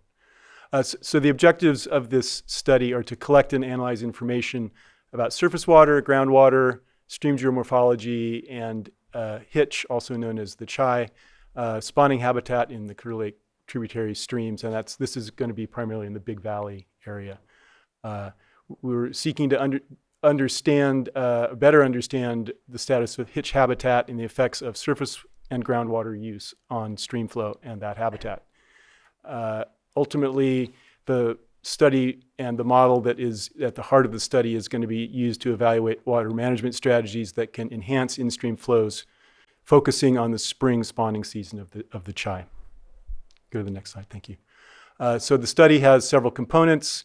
A major one that we've been working on mostly is monitoring and data collection, beginning a couple years ago, and we're wrapping up the data collection now. The data is stream flow, groundwater elevation, water depths in streams for fish migration, and we're compiling a great deal of existing data and information from other studies, including much data that the County of Lake has collected over the years in its groundwater monitoring efforts. We're now heavily into the hydrologic analysis part of this project. We're been analyzing and interpreting field data that we've collected and have been implementing a hydrologic model using a model code called Mike-Shi that is going to integrate all this information and allow us to make some recommendations about management and just better understand how the systems work. There are other aspects, including coordination with many of the tribal entities and other agencies, and we're doing some technical assistance and knowledge transfer. Next slide, please. So quick overview of what the hydrologic study is in big picture. We're creating a numerical hydrologic model using this Mike-Shi model code, and it is something that you can think of as a decision support tool. It's a model that will use various assumptions and data and what we call model scenarios to ask questions about how the system works and how different kinds of water use might affect stream flow and habitat. And this model is very, very good for these purposes. It synthesizes all this complicated data and provides a unified, comprehensive description of hydrologic conditions and processes. The model that we're creating will help predict location and quantity of surface flows relative to the habitat requirements of hitch under different climate conditions, meaning dry years versus wet years, for instance. It will help us evaluate the cumulative effects of land and water use on stream flow, prioritize stream reaches for restoration based on flow availability, and predict the effectiveness of different strategies to maintain and enhance stream flow for hitch spawning. Next slide. Thank you. This is a map on the left of the Big Valley area. Lakeport is just off the edge on the northwest corner of the map there.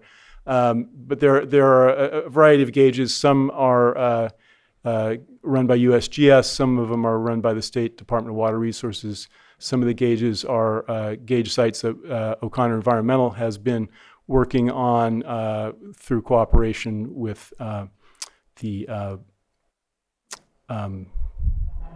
cooperating growers who have made their land available for us to put stream gauges. And there's some sites that the Big Valley tribe has also been working on. Next slide, please. There's groundwater elevation monitoring in wells, a few that we've been working on with the State Water Board, and many more wells that the county has been monitoring for many years. We do some seepage runs, which just means measuring stream flow along the length of a stream to understand whether water's coming into the stream or going out of the stream. There are some pump tests that we've had access to that help us understand the aquifer properties that get applied in the model. And we've been looking at fish passage issues in our stream gauging work, looking at local areas where the riffles that the fish have to pass may be getting shallow, and we're trying to understand what the limits of that water depth are that they can pass. Next slide, please. Again, a little more general material on the hydrologic study. Again, the model is looking at all the natural processes in the hydrologic cycle, which is the cartoon there on the bottom left. Precipitation is the primary input to the model, and it will calculate evapotranspiration, runoff, soil moisture, groundwater, stream flow, et cetera. And it can also take into account irrigation, how wells are using water, ponds, diversions, the whole shebang in the water world. Next slide, please. Question real quick.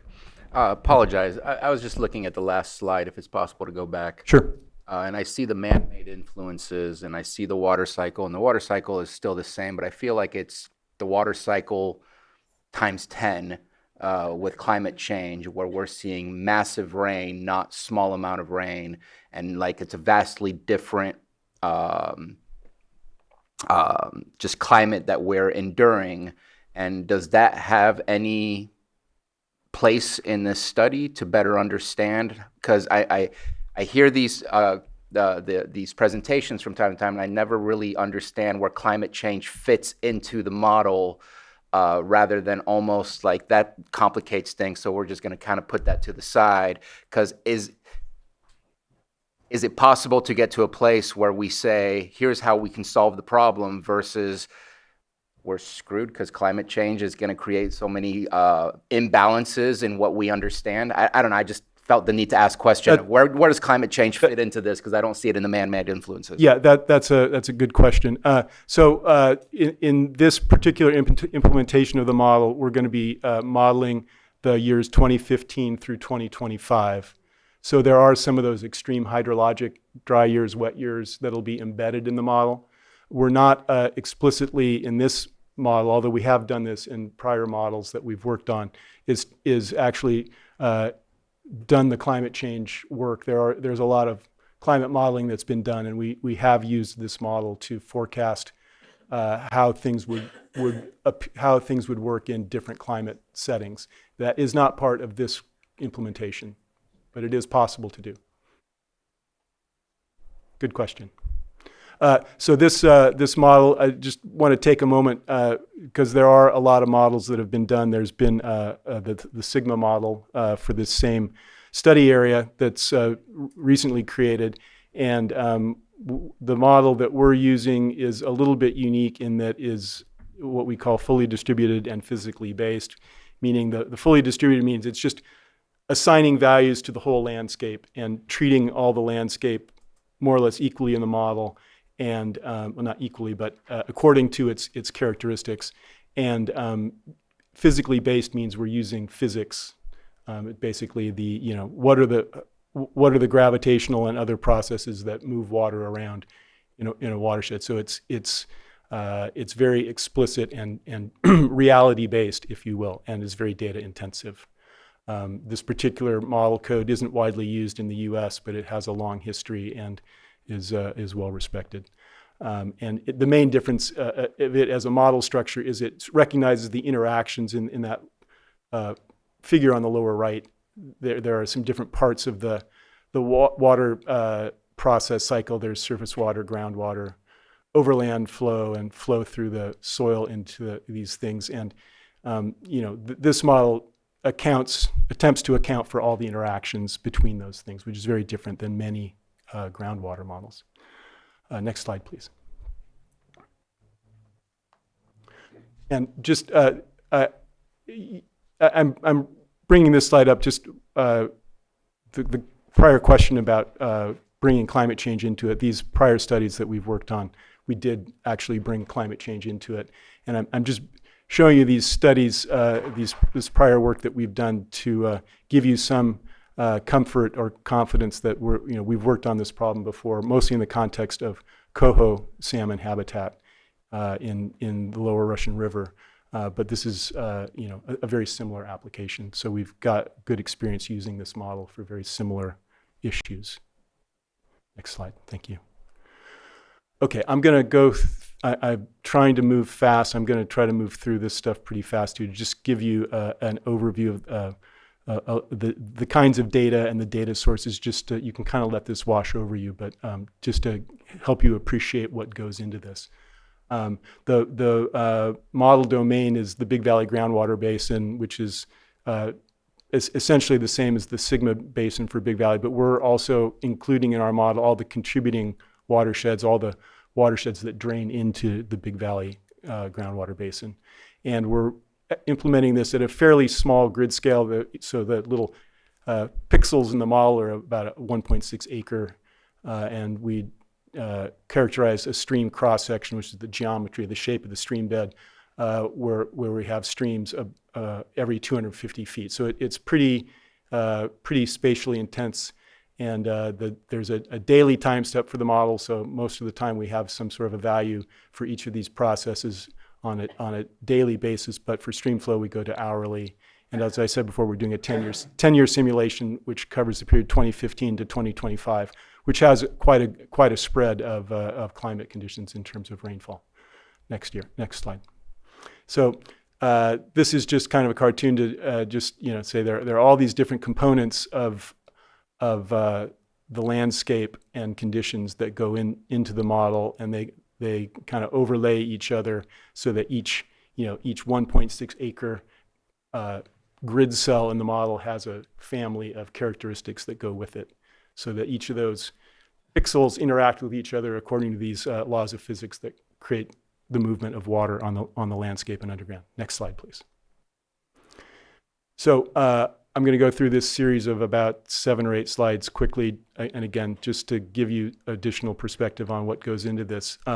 So in the text boxes with the bullets, there's blue text, and the blue text is telling you about the sort of the primary hydrologic feature that is being described, and in the bullet points that are in black, it's about the sort of the data in the back office of the model, if you will, that is critical to simulating those things. So stream flow and ponds and reservoirs are part of the surface water domain that we've named the main creeks that we're looking at in the model, at least with data. There are other creeks will be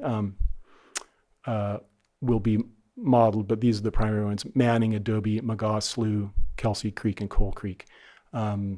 Next slide, please. So topography is critical in a model because gravity is the primary thing that moves water.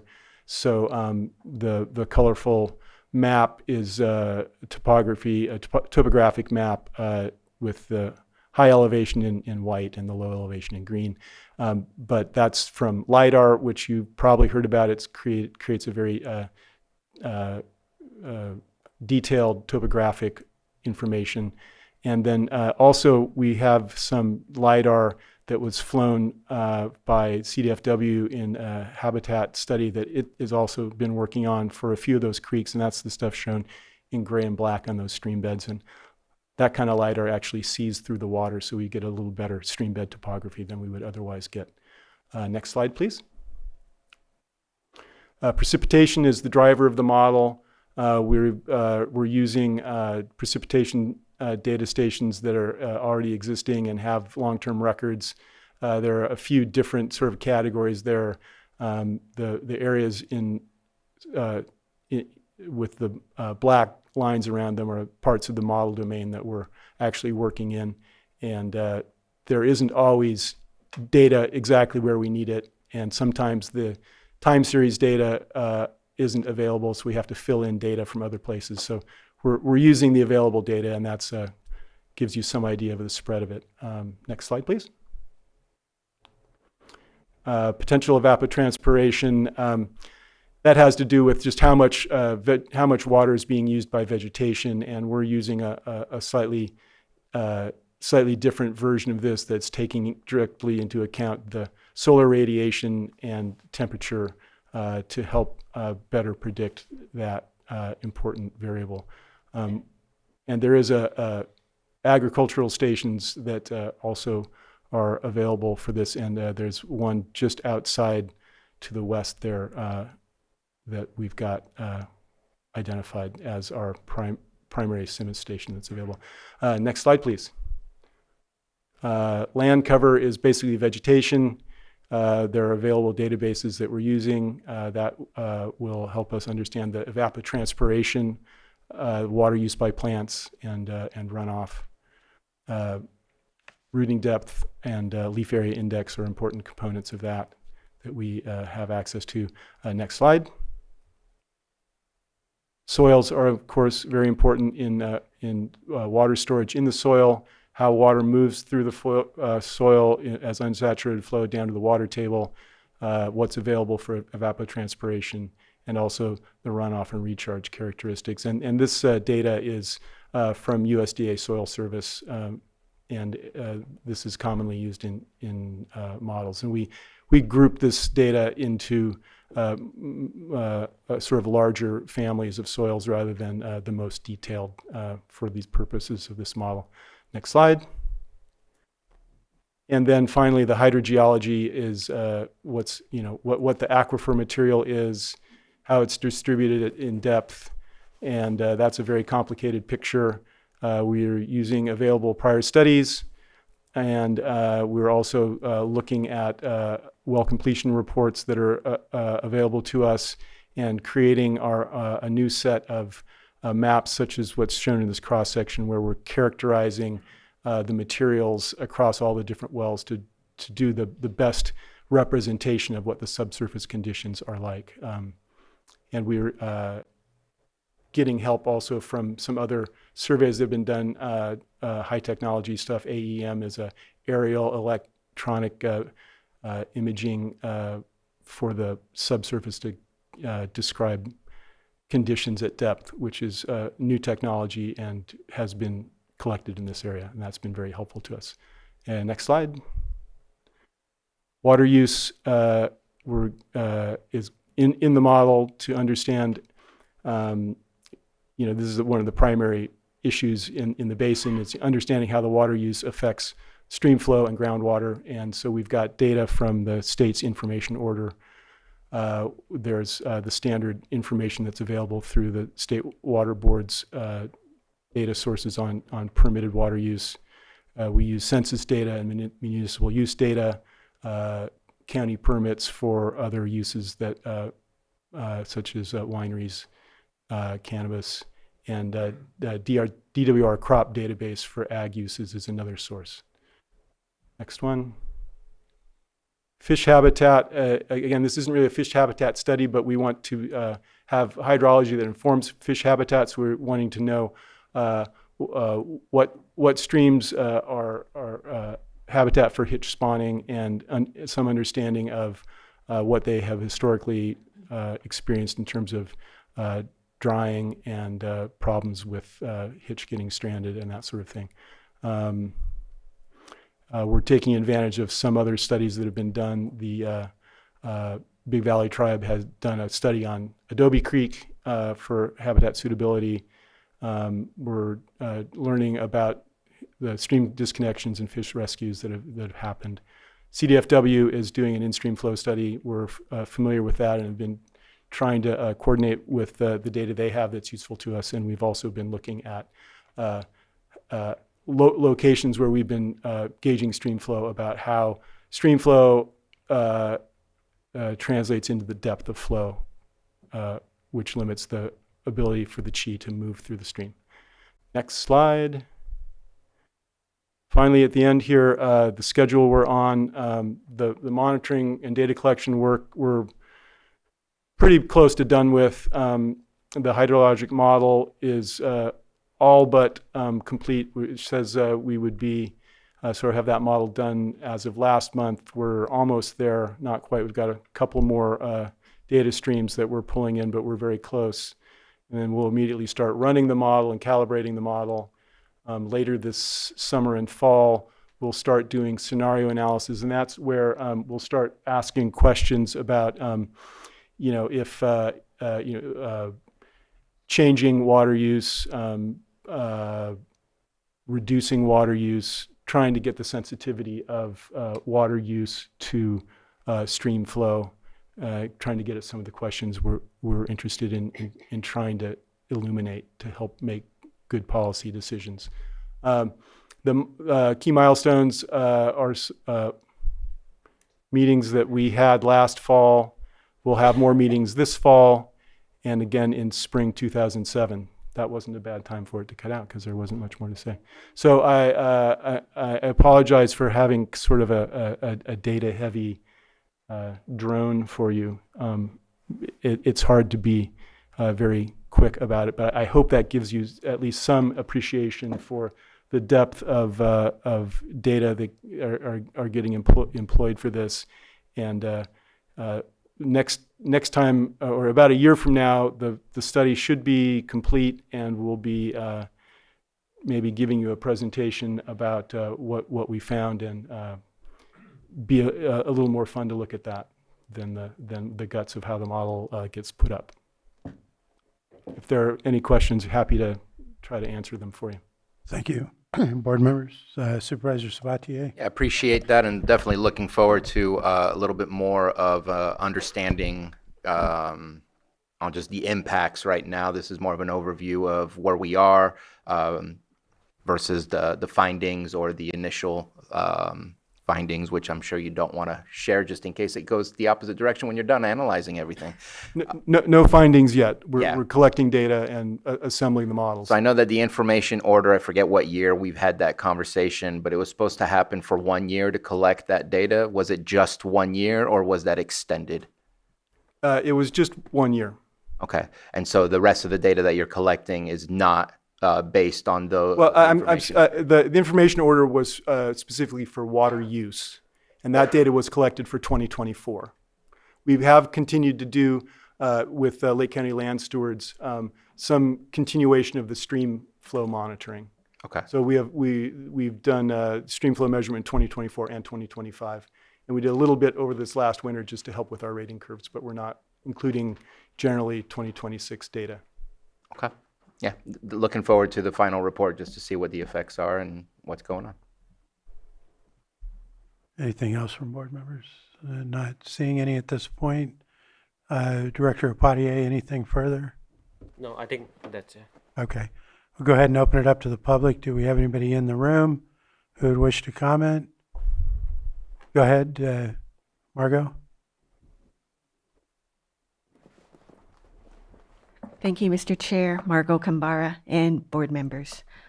Supervisors, 2 questions, and one has to do with your primary activity during this time is data collection. So my question is, in the Big Valley, would you find it helpful to get more well data that's available from discretionary use permits? I understand from your presentation you are collecting county data that is available from permits, but I was wondering if you could comment on that specifically, because those discretionary use permits are supposed to report on well readings each year. And my other question was, early in your presentation you mentioned evaluating the cumulative impact of land and water use. And if you can comment on that more specifically, or if that was just the umbrella for your entire presentation, then that's fine with me. Thank you. Thank you, Margot. Thank you, Margot. Yeah, is it okay for me to just go ahead? Let me see if there's any other comment first. Is there anyone else in the room? And none online? Okay, go ahead. Sure. So with respect to data from discretionary permits, we are using pump test data from the cannabis program where pump tests were required. for county permits, and that's been very helpful. With respect to any monitoring data that might go with those, I'm not certain whether we're using any of that, but that's something I can follow up on, and I appreciate the suggestion. With respect to the effects of cumulative effects of land use and water use, that is not just sort of a throwaway line in the discussion. That's really kind of what the whole study is about. By looking at a 10-year modeling period, we're going to have a pretty good understanding of how much effect there may be on sort of water table and stream flow.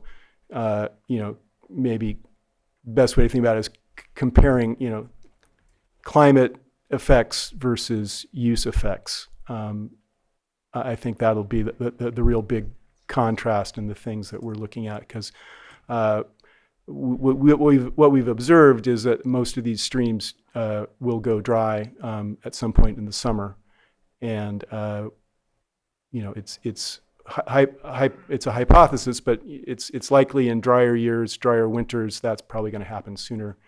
But we don't have all the information analyzed yet. But that's an example of what we expect to see in those scenario analyses and just looking at the data. And that cumulative effect is sort of understanding how that varies from year to year.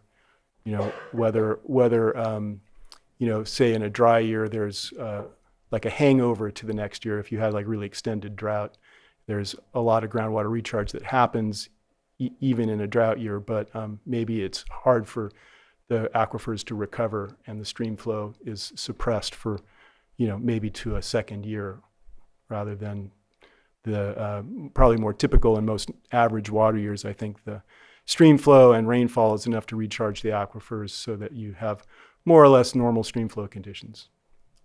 So trying to unravel the difference between climate and management uses is one of the key aspects of the study. Thank you. And I do have one more public comment online. Sarah Ryan. Sarah, go ahead, identify yourself, and you'll have 3 minutes. Hi, thank you. This is Sarah Ryan. I'm the environmental director for the Big Valley Band of Pomo Indians, and great presentation. It's great to see the work that's being done to understand the groundwater surface water interaction, particularly in Big Valley, where we do see streams drying up earlier than the Clear Lake Hitch can make it back to the lake. I do want to mention there is a slide that was shown, and we have been speaking with the consultant, and we'll be providing him data, but just so that the board is aware, in terms of the information that Big Valley is collecting, we also have flow monitoring in multiple creeks. We also have pressure transducers that are measuring basically the depth of water in Adobe Creek. And we also have the fish observations and rescues. So we do plan on sharing that, and as well as groundwater or surface water elevation of the groundwater wells in multiple areas along Kelsey and Adobe Creek. So we're really happy to be sharing that information. It's a program that we started in 2018, and because we do think it's important to see how, especially in drought years, see what's happening to, and understand through scientific measurement what's happening to the flows in the creeks, because it's so critical that they be that the flow remains through the full spawning year. We for the last 3 years, our fisheries team has rescued more than 25,000 hitch in the Big Valley Creeks alone. Due to the flow not being maintained through the full season, they get stranded in puddles and pools of water in the creeks due to low flow. And of course, there's a lot of reasons for it, but being able to understand whether some, groundwater pumping or other things are impacting that flow is critical to having good management policies to protect the natural resources of the area. So we're excited about this project. And I guess the question I have is just after the modeling and information is compiled, and this is a State Water Resources Control Board project, are we to assume that the water boards is going to move forward with identifying some key management activities to be able to protect the flow and the hitch during the hitch spawning season? Thank you. Thank you, Sarah. I think this one's for me. Thank you, Sarah. I really appreciate your comments. So when the modeling is completed, when we take a look at what's going on, I think we do want to identify areas that we can potentially have success on, right? If the streams are going dry in a dry year and there's not a lot that can be done, that might not be where we want to focus. But there may be other areas of focus, and I don't really want to speculate right now on what those would be. But, there may be areas where we can try and, build in some resilience between year to year in the system. Anything that can support the needs of the county and the fish would be something we'd be looking at. And of course, continue to facilitate other restoration actions that have been going on in the last few years. Anything that we can do to grease the wheels, so to speak, to support those projects, we would like to continue to do. So it's a little too early to say right now what we could or could not do, but we are going to be continuing to look at that, especially as the data starts to come back in. Thank you. We'll go ahead and I believe that was it. I'll close public comment, bring it back to the board. Not seeing any, and there is no action on this presentation only, so we thank you for bringing that in. We'll look forward to hearing more later. Thank you. Thank you. And we need to call a short break. Call the meeting back to order. We're going to move on to our 10 a.m. item, which is consideration of the following assessment appeal application 15-2024, Myers Storage LLC. And we're going to be setting as the Board of Equalization for this item. And the first order of business is to swear in any witnesses, and that includes folks in the room and online. So if you're online, you'll need to use the raise your hand feature to be able to be sworn by the clerk. And with that, I think we can go ahead and swear in Johanna. With your right hand raised, do you solemnly swear that the testimony you're about to give will be the truth, the whole truth, and nothing but the truth? Yeah. And I see Rob Brown and I think the appellant's there too, so we're good. Do you want me to unmute Rob Brown so he can say? If he's a witness, he'll need to okay. confirm that he's sworn in. Okay, Rob is unmuted. All right, he's not saying anything. Okay, thank you. You can go ahead and be seated. I want to clarify, this is a non-owner occupied property, is that true? Correct. So I believe in that case, the assessor recorder would present first. So if you have a, non-owner occupied, so you would present first.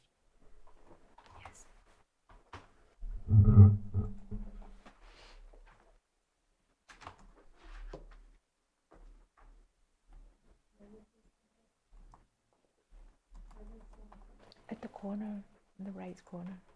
Yeah, right there.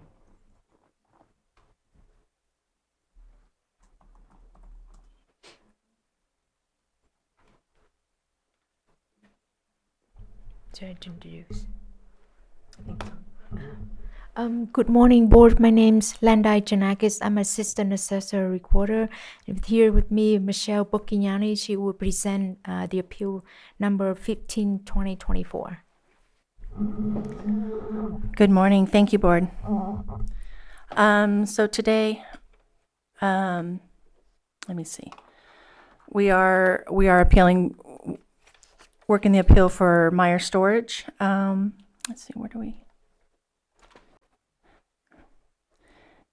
It is 3584A North Main Street, Kelseyville. It's a 12,000 square foot mini storage facility on an approximately 0.62 acre graveled lot.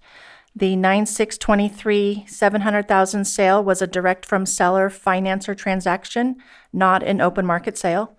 The assessor's office appraised the property at $4.5 million due to a change in ownership on September 6th, 2023, using the comparable sales method in accordance with BOE Property Tax Rule 4.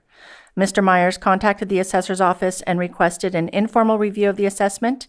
The property owner provided the income and expense documentation as requested by the assessor's office for its review.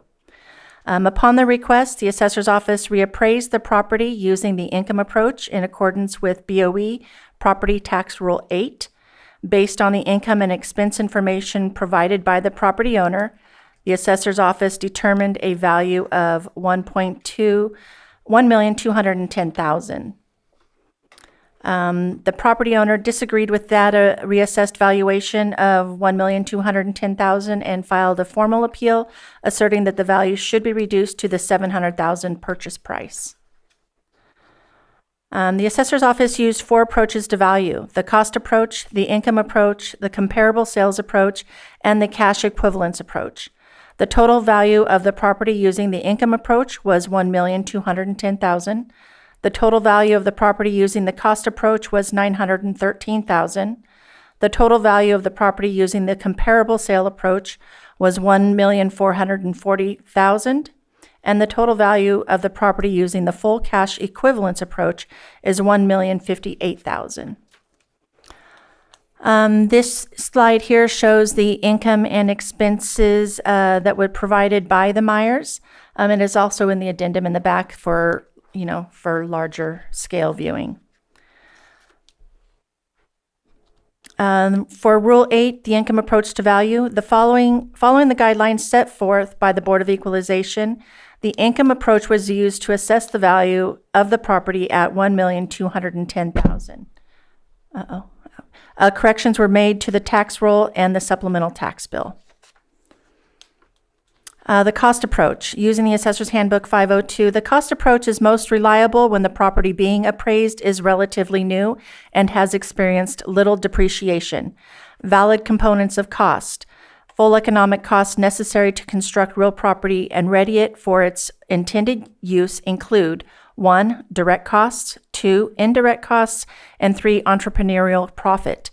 Direct costs are labor, materials, fees for building permits, contractors' profit and overhead, equipment rental, other costs that relate directly to the physical aspects of a construction project. Indirect costs are those expenditures other than labor and materials incurred in bringing the property to a finished state, such as developers' administrative expenses, environmental impact studies, property taxes during construction, architectural and engineering fees, construction insurance, interest on borrowed or owner-supplied funds. The entrepreneurial profit profits refers to a market-derived estimate of what the entrepreneur expects to receive for his or her contribution. In general, entrepreneurial profit reflects the developer's expected reward for his or her expertise and risk-taking, i.e., his or her entrepreneurial services. So for Rule 6, the reproduction and replacement cost approach to value. An appraiser visited the property February 19th, 2026 to measure and take pictures. Using the Marshall and Swift cost guides, the cost approach was used to determine a cost value of $913,000. There is a larger picture of this as well in the addendum. The full cash value with present value of interest. Interest is the cost of borrowing or the return on investment, rent for money, usually calculated as a percentage rate. Present value of interest, PVI, is the current worth of a specific amount of interest to be received in the future, adjusted for the time value of money. This is according to principlesofaccounting.com. Full cash value should also include the assignment of rents stated in the deed of trust recorded 9/6/2023 in doc number 2023009716, and a copy of that is in the addendum. The rent information is unknown and not included. And as you can see, the factored forward interest was shown here in the slide. Document 2023009716 was recorded on September 6th of 2023. This was a short form deed of trust and assignment of rents. And in here it stipulates that this deed of trust and the notes secured hereby are given and accepted as a portion of the purchase price, together with the rents, issues, and profits thereof. The applicants gave us a comparable property. The assessor's office was provided with a single sale for a comparable by the applicant. It was for sale at the time of purchase, and that was at 4655 Lakeshore Boulevard in Lakeport. It was built in 1948 with 50 storage units, a licensed mobile home, and a SFD on 0.85 acres. It listed October 23, 2021 for $975,000 and sold May 16th, 2025 for $750,000. The sale date is out of the 90 days past the subject sale date to be used as a comparable sale. That is a rule from the Board of Equalization that we have to follow. We are only allowed 90 days past the sale date to use it as a comparable sale. The next screen shows several storage facilities, actual storage facilities that sold in that time range between 2022 and 2023. As you can see, there are 5 sales in there, ranging from $5 million to $8.5 million. 2 of them that were in the $1 million range. One of them was a date of death transfer, and the other one was also a seller financed. The other 5 were just unlisted sales. And that is where we got our comparable sales from. And we made the $4.4 million, and we made the adjustments to get down to the 4.4 out of those. Reassessment. Using original comparable sales of the storage facilities, an in-depth assessment was worked. Adjustments were made on the differences in the following: acreage, storage, space, and condition. The comparable value is found to be $1,444,000. The comparable sales in this instance is not the best approach to value, as the adjustments needed were extensive due to limited comparables. Approaches to value final assessments. The assessor's office has determined a range of values using the 3 approaches to value, as well as the full cash value as set forth by the Board of Equalization. The comparable approach was at $1,440,000. The income approach was $1,210,000. The cost approach was $913,000, and the full cash value was $1,058,000. The assessor's office final opinion of value is the $1,210,000 income approach. The assessor's office opinion for not accepting the original sales price: the purchase price of $700,000 was not a listed open market sale. The purchase was direct from seller and was not an arm's length transaction as set forth by the Board of Equalization. The seller financed the loan for interest income on full cash value. The loan amount was $557,000 using the average market interest rate of 6%. The present value of interest income is $358,374, rounded down, bringing the full cash value to $1,058,000. The assessor's office sent a formal request for financing information to the appellant via BOE form 441D. This requested information was not supplied by the appellant. Our conclusion: all Board of Equalization's approaches to value have been utilized to find the range of value for 3584A North Main Street, Kelseyville. The comparable approach value is $1,440,000 and is the least reliable indication of value due to the lack of listed market sales. It is still defendable. The full cash value of $1,058,000 is a good and defendable indicator of value. The cost approach indicates a value of $913,000, which is the lowest of the approaches to value and is a good and defendable indicator of value. The income approach indicates a value of $1,210,000 and is the best indicator of value for the income producing property and is the best and most defendable indicator of value. The assessor's office opinion of value is the 1,210,000 income approach, as this is an income property, but the assessor's office is willing to accept and can defend any of the values presented. And the assessor's office respectfully requests that the board determine the appropriate value to be enrolled for the assessment purposes. Thank you. That concludes your presentation. Yes, sir. Mr. Myers, we'll turn it over to you for. May I stand and speak if I speak loud and clearly? Yeah. May I stand to speak? Are you able to use the mic while you're standing, or we can try this one here? Here's one. Or there's this one. Could I use this one behind me? Yeah. Perfect.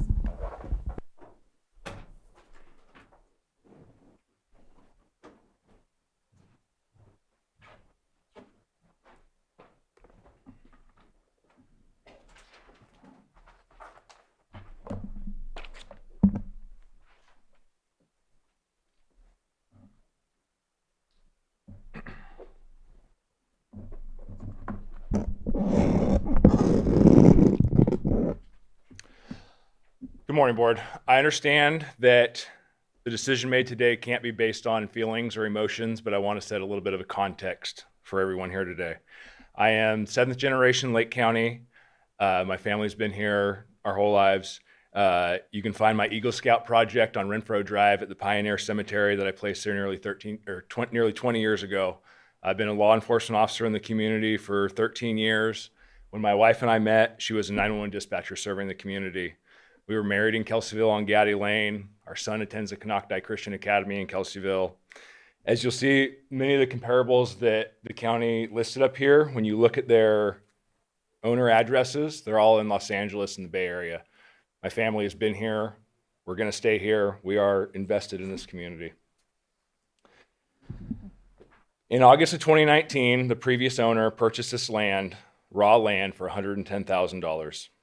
Over the course of several years, he spent $117,000 on the foundation and costs associated with that, and he spent $178,000 on the buildings, permits, and materials to erect the buildings.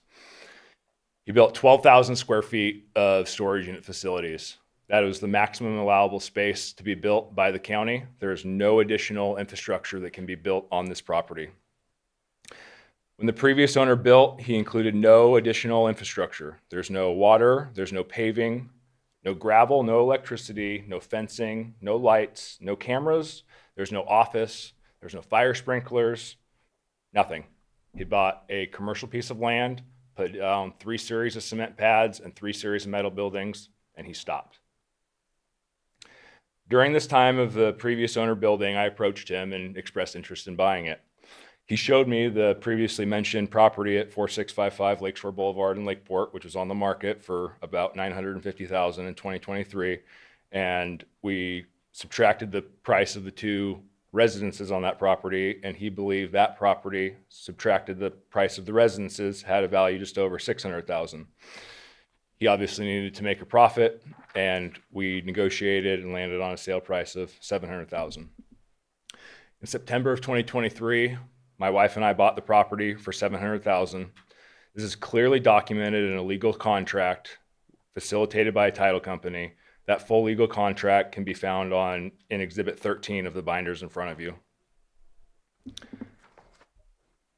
In June of 24, we received the reassessment for $4,500,000.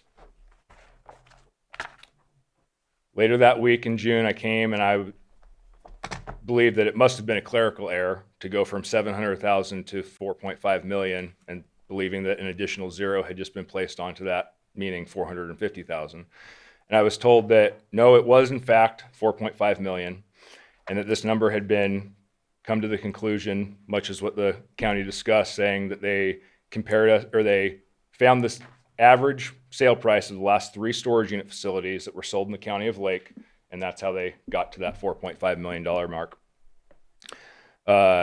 In June of 24, we exchanged several emails with David Schwanger, who was the assistant assessor recorder at the time. All of those emails can be found in Exhibit 9 of the books in front of you. During that time, we were told that since the facility was not listed, it does not count as open market, and they can't take the purchase price as fair market value. We're also told that self-storage and gas station facilities are high dollar sales in the county currently, and the income approach is the final way to value the property, so we needed to submit a rent schedule and rent roll to include profit and loss statements with expenses, total number of units, corresponding rent size, and their monthly rent associated. Those emails can be seen in Exhibit 9. In July of 24, we received an email from Schwenger saying the new value could now be reduced from $4.5 million to $1,210,000 based on the income value. Based on this, we filed the official appeal, which leads us here today. In December of last year, 2025, we had a meeting with the two women at the desk and Richard Ford, and we were told that the lowest that they could come down to would be $1 million based on the cost approach. The prior owner also came to this meeting and again brought the 4655 Lakeshore Boulevard property to their attention, and we were told that that could not be used as it had not sold. In February of this year, we exchanged an email with Ms. Buchignani, who questioned whether or not the property had fire sprinklers. We explained to her that it did not have fire sprinklers, and with that information, she agreed to lower the assessed value to $960,000. Also in February, we were requested to provide all of our storage unit agreements. We declined to supply these copies. We do not believe that the contractual agreements between the business and its tenants matter towards our property taxes, and our agreements have the tenants' confidential information on them. Also in February of this year, we saw that the property on Lakeshore Drive did in fact sell for $750,000. We emailed this information to the county. If you'll please turn to Exhibit 15 in your book, you can see the email that we corresponded with them. In this email, we explain all of the unit sizes, the number of those units, and the fact that that facility that sold for $750,000 was 12,287 square feet, just 287 square feet larger than our facility, and it sold for $750,000. That facility also included a 3-bedroom, 2-bath, 1,300 square foot residence. If you apply a very conservative value of that residence at $200 a square foot, which I think we can all agree is a very conservative value based on the current construction economy, you're left with a value for that residence of $260,000. If you subtract the $260,000 for that residence from the sale price of $750,000, you're left with $490,000, which is what the true value of that property is. I'd also like to note that this property sat on the market for nearly 4 years to include 6 price reductions until it finally hit its fair market value of $750,000. Any property that would need to have 6 price reductions, clearly the market does not support the higher price that they were attempting to sell it at. In our email correspondence with Michelle, she supplied us with the tax codes that say how they cannot use that as a sale because it had not sold within 90 days. In subsection D of her email, it states, when valuing a property by a comparison with sales of other properties, the board may consider those sales that, in its judgment, involve properties similar in size, quality, age, condition, utility, amenities, site location, that are legally permitted, or other physical attributes to the property being valued. I'd also like to note that the property that sold in Lakeport was also fully fenced and gated and asphalted, which ours is not. This allows the board to accept it as a comparable, even though it did not fall within the same 90-day time frame of the sale.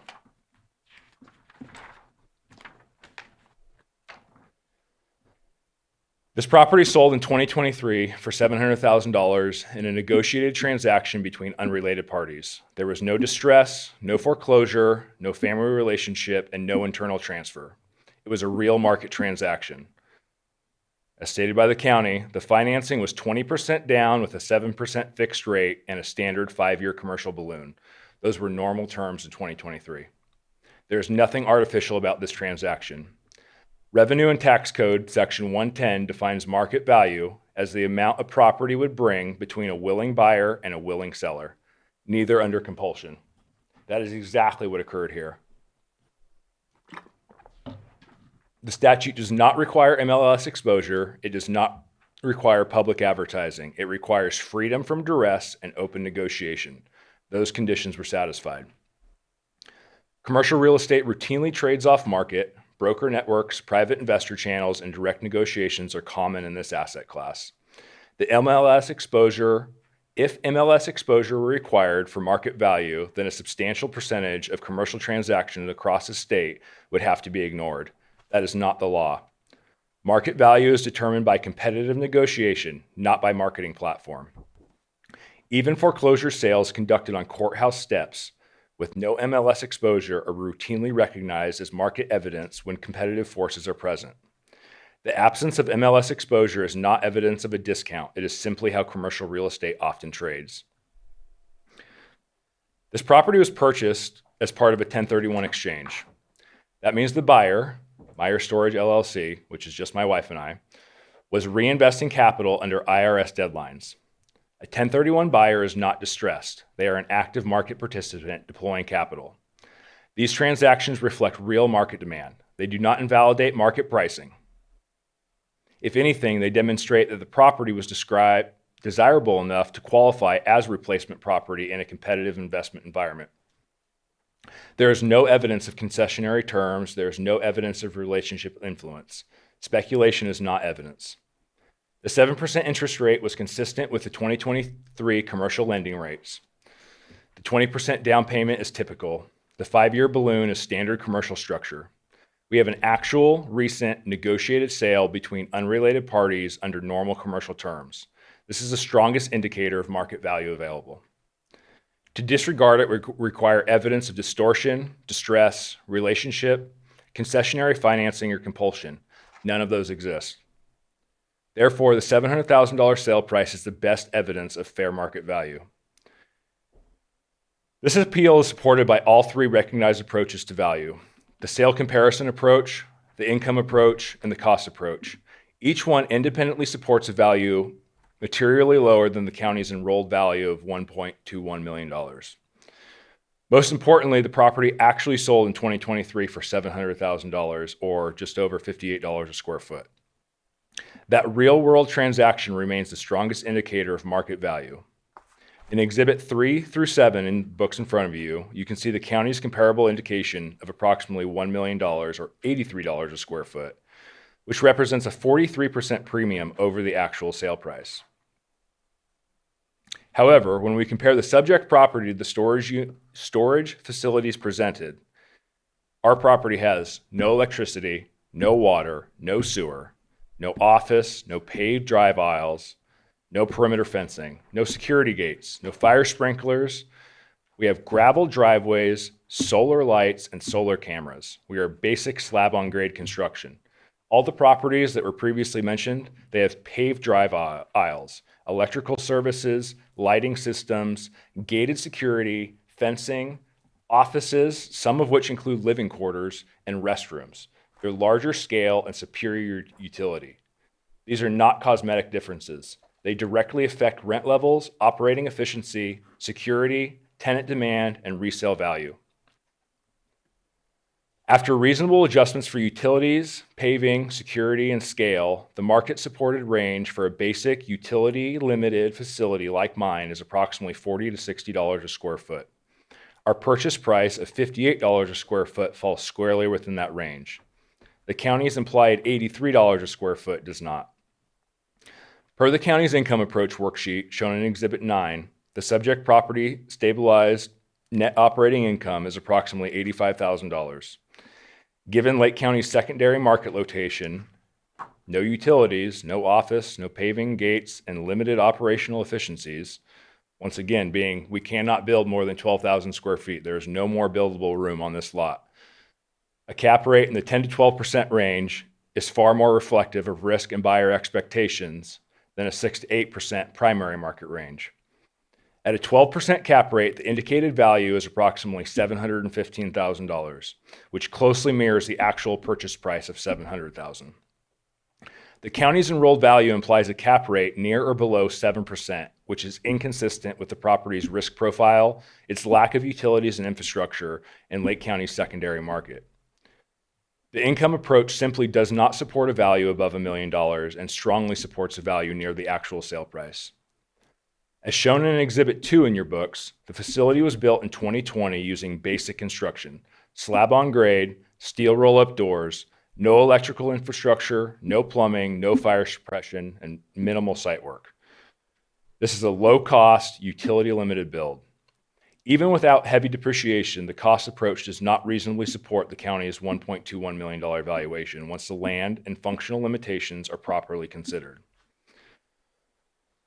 An $83 to $100 square foot valuation reflects a facility that is fully paved with security gates and offices, higher rent potential, and lower operational risk. That is not this property. This is a lean, low overhead, basic rural storage unit facility. The assessment appears to reflect a higher quality property than what physically exists.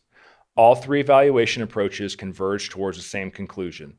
The sales comparison approach supports a range that includes $58 a square foot. The income approach supports a value near $700,000 at market cap. And the cost approach does not justify the county's inflated assessment. The enrolled value of $1,210,000 is unsupported by the evidence and materially overstates the market value.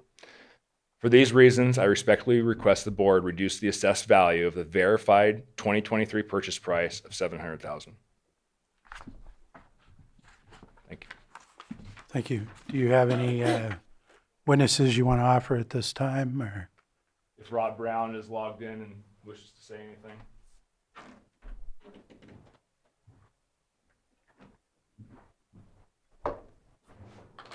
Guess not. anything, Johanna? You can unmute Mr. Brown and go ahead. Provide testimony. Would it be appropriate to call him? 1 second. Wait. See if we can unmute him.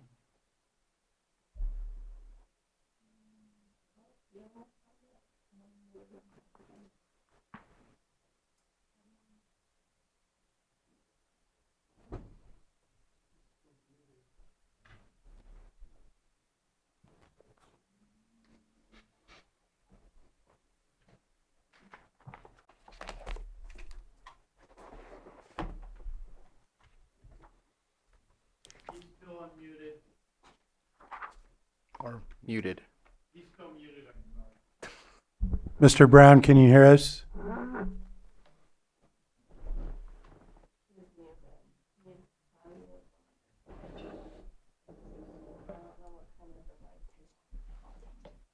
You text him or He's calling me. Can I answer it? you go ahead. Can you please unmute your microphone? Can you hear me?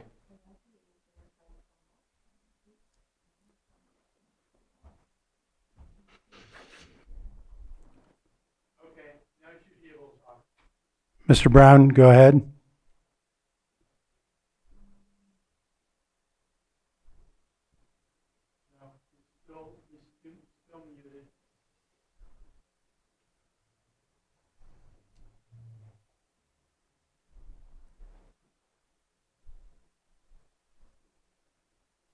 Does the assessor have any rebuttal to the presentation provided by Mr. Myers? The only thing I would have to say is some of his information is outdated. We have, since the last appeal when we postponed, we have still done work on this. And so the cost approach is down to, like I said, I think it's 912. It's in your, he has a, so. Okay. we took off the things like at first we'd had the sprinklers on there and we took those off. When we visited the site, we saw that the sign wasn't a metal sign, it was a wood sign. There was no water and, yeah, so it's just the basics straight out of Marshall Swift. Okay. Anything further with Mr. Brown? Said it's not allowing him to unmute. So I don't know if you have the ability to do that on your end.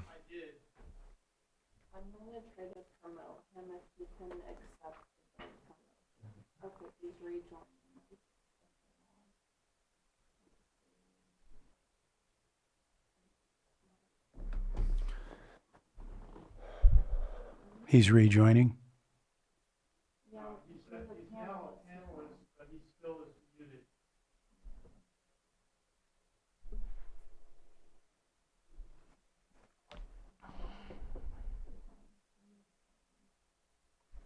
Would he be your only other witness prior to concluding your?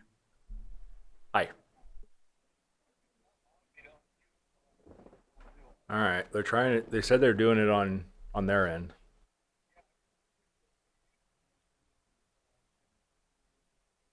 Like a point of order, can we either take a recess and fix this and not do this live, or I move was forward? Either thinking, one. Thinking that. All right, we're going to take. We take a short break. Try to get it figured out. Or I guess we're going to have to conclude after lunch. So maybe, does Mr. Brown have the ability to come in if we recess till after lunch? He was Or? in Eureka this morning. Okay. So then you can communicate with him, and so we'll go ahead and take a recess on this item, and we'll reopen at 1 o'clock. Go ahead. Can I just? There's something we were handed that I feel I just need to at least make public and ask, and I don't want to just receive it, ignore it. It's kind of like an elephant in the room. Can somebody talk to me about the waiver of objection under Property Tax Rule 308.5 and why this was received so that it can be at least made public? County Yes. Council, can you address that, please? Or the assessor? Thank you, Mr. We were notified that the binders had been delivered prior to, and the code that we gave you says that that information is not supposed to be presented beforehand. You all were given the packets last time, and I collected them after the meeting when it was postponed. But we waived it because, it wasn't, there was no maliciousness, we don't believe, in order to, for that. But, so we waived the, anything to do with that. County Council? Thank you, Mr. Chair. So to supplement the Assessor Recorder staff statement, staff has since received information that as far as the substantive contents of that binder, that despite the initial distribution and the subsequent pullback of those binders, that the substantive contents of those binders were not reviewed by any one of the board members. So so this is more of a confirmation from the Assessor Recorder's office that in light of these circumstances, there's no objection over Property Tax Rule 313. Thank you. Any further questions, Supervisor Sabatier, on that? And just 308.5 is just a rule that states disqualification and doesn't state specifically about evidence being submitted earlier. That's in a different section of the code. The evidence should be submitted during the public hearing. I don't see disqualification because of prior evidence. It just says in the hearing procedure that evidence needs to be submitted under oath, and that any prior knowledge, which could be this, shall not be utilized unless it is submitted during the public hearing, is what I'm understanding. Is that correct? Yes, to be more specific, under Property Tax Rule 313, it expressly states that board members or hearing officers may not act or decide an application based upon consideration of prior knowledge of the subject property, information presented outside of the hearing, or personal research. That would be under subsection E of that property tax rule. And so, given these circumstances where staff has confirmed that the contents, the substantive contents of the binder were not reviewed by any of your it's actually commissioners as the Board of Equalization, that there would not, that any objection, that 313 subsection E of the property tax rules would not apply, and the assessor recorder is merely confirming through their waiver document that they would not be objecting on the basis of any recusals or disqualifications under 308.5 under those circumstances. Okay. And then my final comment is we were provided a packet from our assessor's office. We were provided a binder. I guess I feel the need to ask, did we hear the magic word of those are being submitted as evidence? Because I don't know that that was heard publicly. I know that we've received them, but it just feels like it should at least be stated that such information was provided to us as evidence in this public hearing. So your board can certainly confirm them as being offered and marked as exhibits for purposes of evidence. Your board may consider either towards the hearing or subsequent deliberations to determine the weight of those items as it relates to how relevant they are in evidence, and also to consider whether or not certain items would not be considered as evidence, but that would come at a later point in time. But as far as them being marked as offered and lodged as exhibits for evidence, certainly your board can put that on the record. In the assessor's office with the package you provided, are you submitting that to be accepted and marked as evidence? We are, thank you. And likewise for Myers LLC, Mr. Myers? Yes. Are you submitting this to be marked and received as evidence? Yes. And any further questions? I do have further questions, but I think it would be best to finish up any testimony prior to doing any back and forth and deliberation. And I just, since we took some time there, are we still having a problem with the witness? Rob told me that he had is on by phone. Is that a? That's not going to work, I don't think.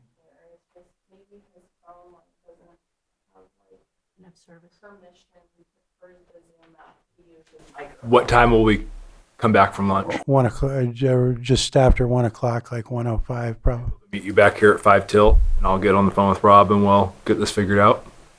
Yeah, I would suggest that you work on that while we're on break, but he's going to have to connect through the system here. Absolutely. We can't take it on a phone outside because it won't broadcast to everybody. Right. So we'll be in recess then until 1:05, it looks like. Okay. All right. Thank you.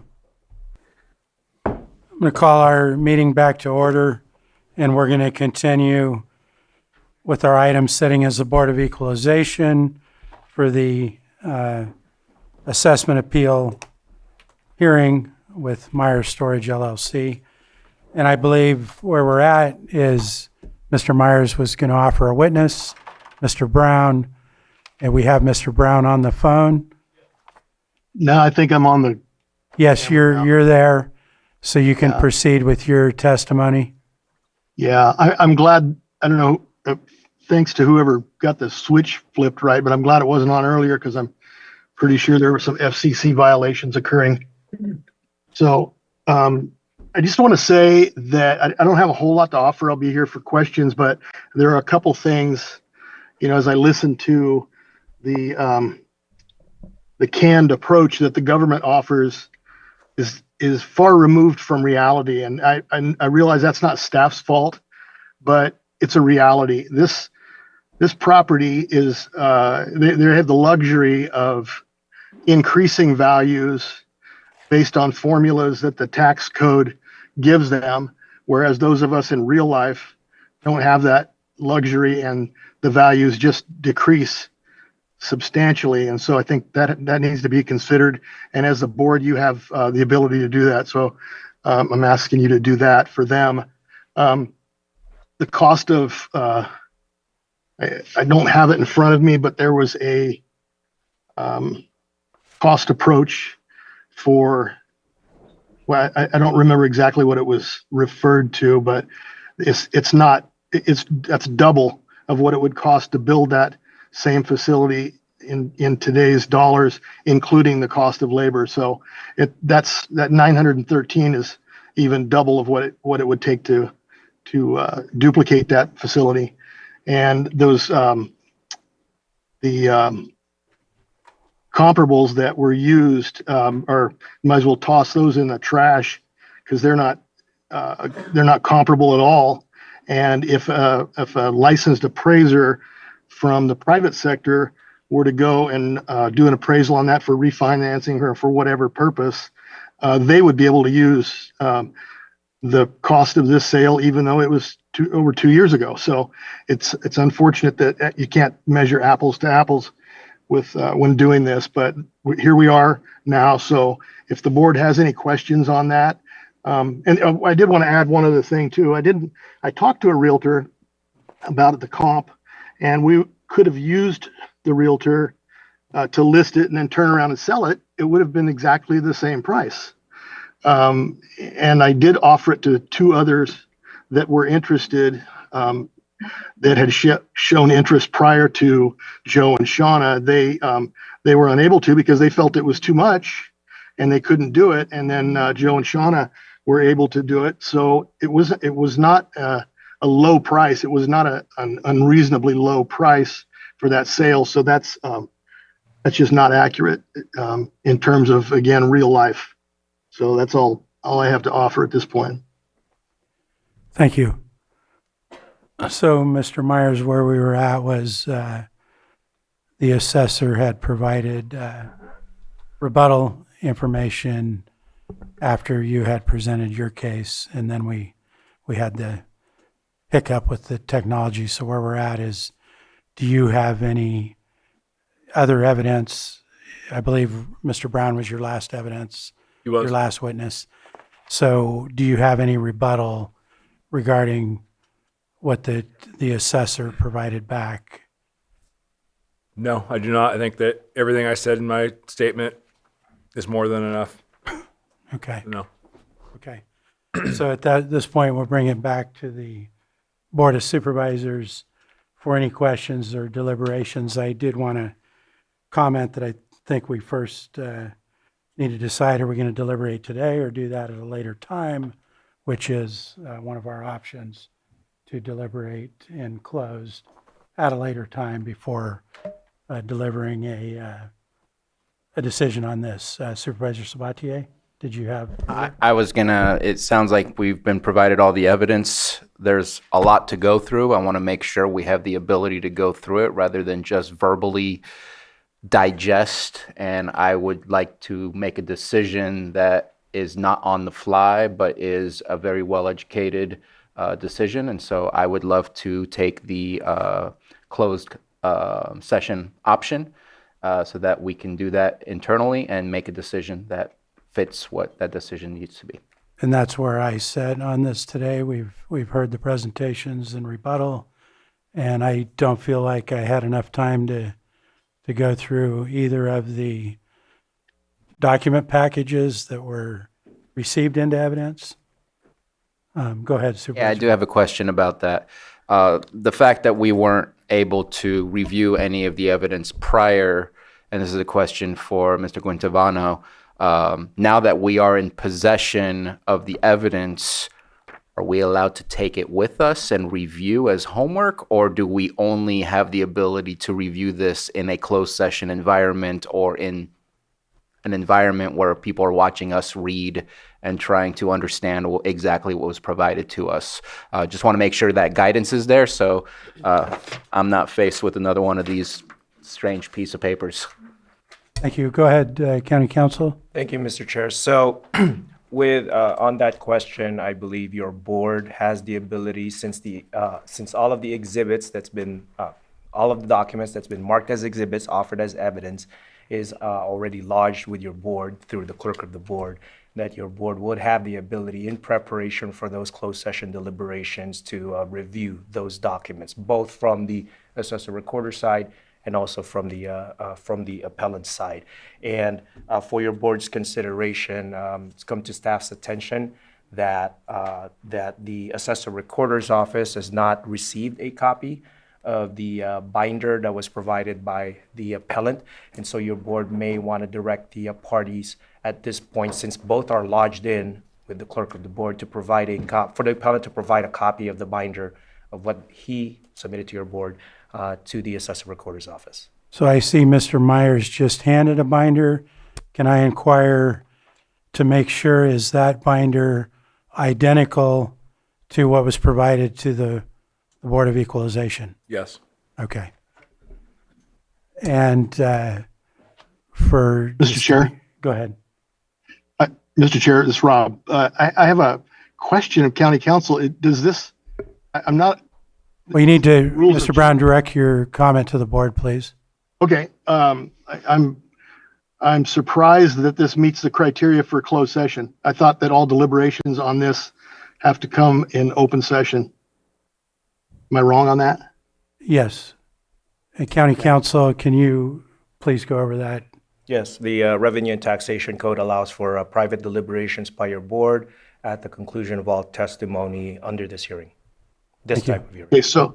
Okay, well, it's not my appeal, but I was curious about it in general, because if the appellant wants to further appeal this, they're going to need a record of what they're appealing, an entire record. So I wasn't sure how you were going to accommodate that if it needed to happen. Well, we were going to clarify, thank you for your comment. We'll bring it back in front of the board that the applicant or the appellant is requesting findings of fact Yes. in this matter. Yes. So we would, after deliberations, then prepare findings of fact once we issue a decision.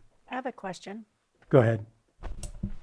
Would it be possible, because this is a lot of material that we did not get to look over, would it be possible for us just to take it home and to have this in open session at the nearest convenience Well, instead of enclosed? Would that, the answer to the first question is, since these are received in evidence in our possession, we do get to take them and Yes. review them.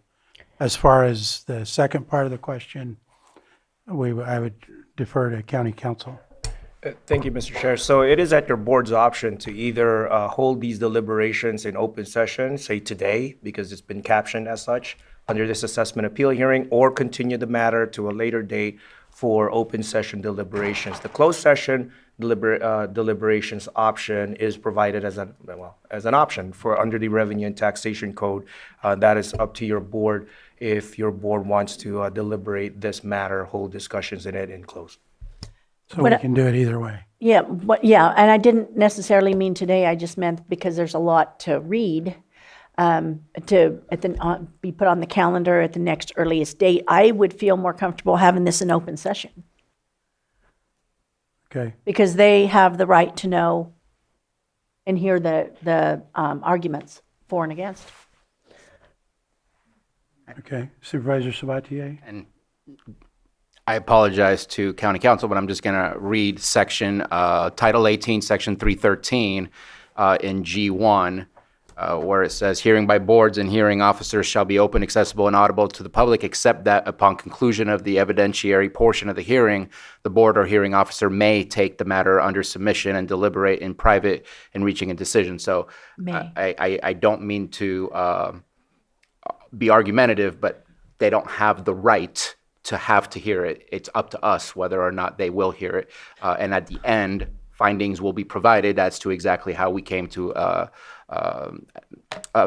final decision.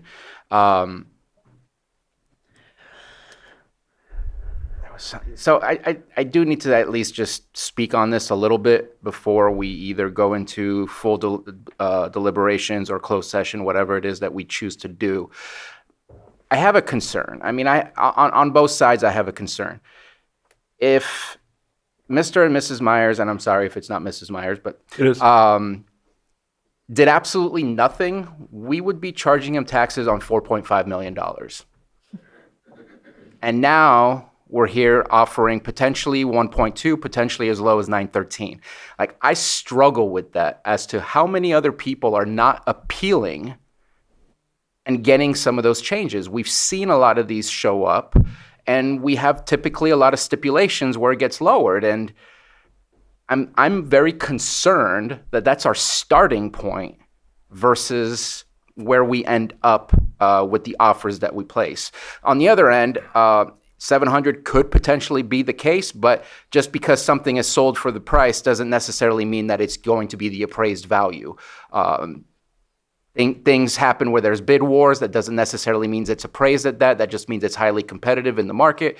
There's a lot that goes along with that. So it doesn't have to be exactly what you purchased it at, but it shouldn't be at the 4.5 million where we started. And this is not the first one that I've seen here in front of the board where there is a drastic reduction. And it concerns me that we're asking people to pay something that in reality, now we're saying you should be paying 1.2 million or potentially less. So I need to express that, because that to me is a huge concern, because that impacts every one of our neighbors, every one of our community members. Should everyone be filing an appeal? I don't want to go through that many appeals. You don't want to go through that many appeals, but our numbers should probably start at a much better place than dropping it by 75%. I have concerns, and I need to express that. Okay. May I? No, it's in front of the board right now. Go ahead, Supervisor Hahn. I concur with that, actually, and that's been my concern as well. All I can say is if I had bought an investment property for $700,000 and it was immediately valued at $450 million, 4.5 million, I would sell it immediately and retire. Just saying. So it's obviously not worth that. And I had those, and I did go in and visit with our department, our assessor's department for 4.5 hours on Tuesday. Coincidentally, it was the next day after these binders were delivered to our offices. And I let them know that the binder had been delivered. I had an amazing tour. I think they're doing a great job. But at the same time, and I got to meet, I think, everybody in the office, and I'm really proud of them. However, I do have those very concerns. And at times, property prices are dropping. And as far as that one particular parcel that sold, it was on the market for 4 years before it finally sold. And it had a home on it. So I don't see why we can't use that. And I don't know if it's appropriate for me to say that at this moment. But yeah, I have those same concerns, why it started at 4.5 million. So I think what we need to decide right now is, are we going to deliberate today? Right now. I am not in favor of deliberating today. Okay. That's the first question, because I want to have a chance to go through all this information.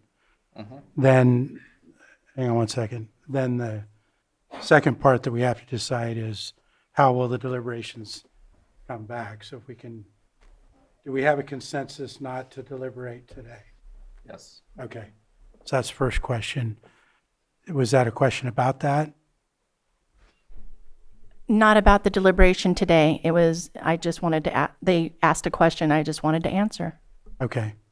Well, we're really not discussing that other issue right now. We're supposed to be working on this. We need to figure out what we're going to do with this appeal. So we've got consensus. We're not going to deliberate today. The next thing we need to decide is, are we going to deliberate in open or closed session when it comes back? I would like to see open. Okay. Other board members? I'm good either way. Either way for me. Supervisor Pyska, any opinion? I'm good either way. I think, I don't know what the calendar looks like in the next couple of weeks, and I don't know what noticing requirements are, and I know that we're not going to have a full board for quite a few meetings in the next couple of months. So Right. We might need to consider timing. If it's something that you want done sooner, it might happen faster if it was in closed session. I don't know. Those are the questions. My biggest concern with timing, and the reason we requested the hearing date be today, is taxes are due at the end of this week. And we were hoping to have a finalization so as to not pay another highly inflated tax bill. If that's what we have to do to get to the end result that we're hopeful for, I guess that's what we have to do. I didn't bring the feelings and emotions into my statement earlier, but I want to thank you both for acknowledging that. In this time, my wife has birthed 2 children. This has brought an immense amount of stress and pressure onto our family, thinking that we were going to get penalized for attempting to promote our lineage. I understand the situation, or thank you for your comment, but I don't, I think we have consensus not to deliberate today. Do you have further? I do. I just, if we're not going to have time to read this today, so we're not going to deliberate today. Closed session or open session will still have the same number of board members Yes. here. So when would be the next time we would have all of our board members here? The Yes. 21st. 21st? 21st? Okay. Is that, I'm looking at our appellant to try to, and also another reason I'd like to have it above board is I do not like the idea of people not trusting us. It really sticks in my craw. So that's why I'd like to have as much as possible where people can see it. Because I agree. 21st being 2 weeks from today. Yes, sir. And the assessor can be available if needed. Okay, well, from what I heard on the consent, go ahead, Supervisor Sabatier. Yeah, I guess just a matter of timing. Right now, the current taxes are still at 4.5. 1.21. No, Okay, so 1.2. they've already been lowered to 1.2. We've been paying on 1.21 for 2.5 years. And I'm going to make a guess that it's going to take a little bit of time to change the taxes, and that any agreement today by the 10th is probably not going to be effective. But that's just That is correct. We would do what we would do today if we had an answer today, and then it would go from us to the auditor and then to the tax collector. Go ahead, Supervisor Hahn. does the fact that there's an appeal put a halt on the taxes? No? Okay. Okay, well, I heard supervisors, nobody had an issue with doing it in open session, so I think that's the consensus I'm hearing. So sounds like we're going to deliberate in open session on April 21st. So at this point, go ahead, County Council, did you have something? Thank you, Mr. Chair. So if your board wishes, I do have the proper motion language. Effectively, it's going to be a continuance Yes. of this hearing. So. Please, I think we're ready.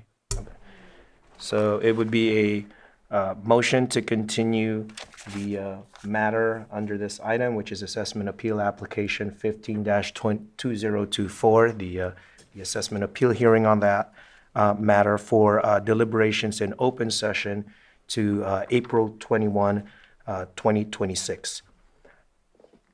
We have a motion. He has a question. Go ahead. I just have a quick question for the assessor's office. There was a mention from Mr. Myers that the board has the ability to bypass the 90 days. In your presentation, you said anything outside of 90 days cannot be submitted as evidence. Can you help clarify what the law says that we are able to do as a board?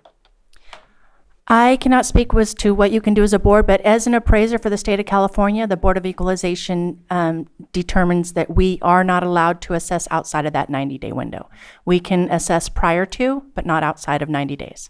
Mr. Guintavano, would you be able to elaborate on what our capabilities are or restrictions? That is something that staff will need to look at in my office. Don't have the answer right off the top. So we can have an answer on the 21st. Yes, and so right before your board is a motion. Yes. As part of that motion, I would like to add to that. Your board may consider setting a deadline for either party or both parties to file written submissions or written arguments in support of their positions, in addition to what was already submitted to your board. It's been done in the past, so your board, but that is up to the discretion of your board if you want an opportunity for the parties to send written arguments at a set date prior to April 21st, which is the hearing. Yeah, I'd be in favor of allowing that. Is there any consensus? Yes. Yeah. What's the usual timeline for that? It's pretty much, it's fairly open-ended, so I would suggest submitting it certainly before the 21st, perhaps April 17th by the end of next week. Okay. So What's the motion again? does that need to be part of the motion or? That can be made as part of the motion too. So the motion to continue this hearing under assessment appeal application 15-2024, continuing that hearing for deliberations in open session on April 21, 2026, and also to direct, as part of the motion, direct both each party to submit any written arguments by close of business day, April 17, 2026. Do we need a time for the, We could, as far as the hearing, does it need to be part of the motion? Does it may need be to be advisable time because it is a certain? public hearing, so. Open, 1 p.m.? 1 p.m.? 1 p.m. Okay, so Okay. moved. So we had a so moved already Second. from Helen, so second from Supervisor Pyska. So I have a motion and a second. You motioned. And providing I did a third. Yeah. and providing follow-up written statement is not going to subject us to another one of these. Continuous. No, we're allowing final submission of basically a final argument And those arguments should be submitted to, Clerk of the board. to the clerk of the board by the end of business on the 17th. So we have a motion and a second out there. All in favor? I, Aye. Opposed? That motion carries 5-0. Thank you.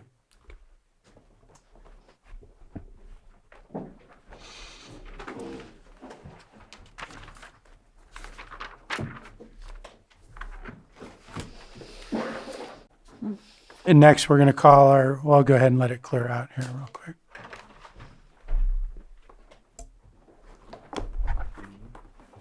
Sure. Yeah. Go ahead. Thank you, Chair. Director Jones is en route to be here for the 11 o'clock. You may want to take up some smaller items. Okay. Do you have a suggestion? I do. Go ahead. 7.2.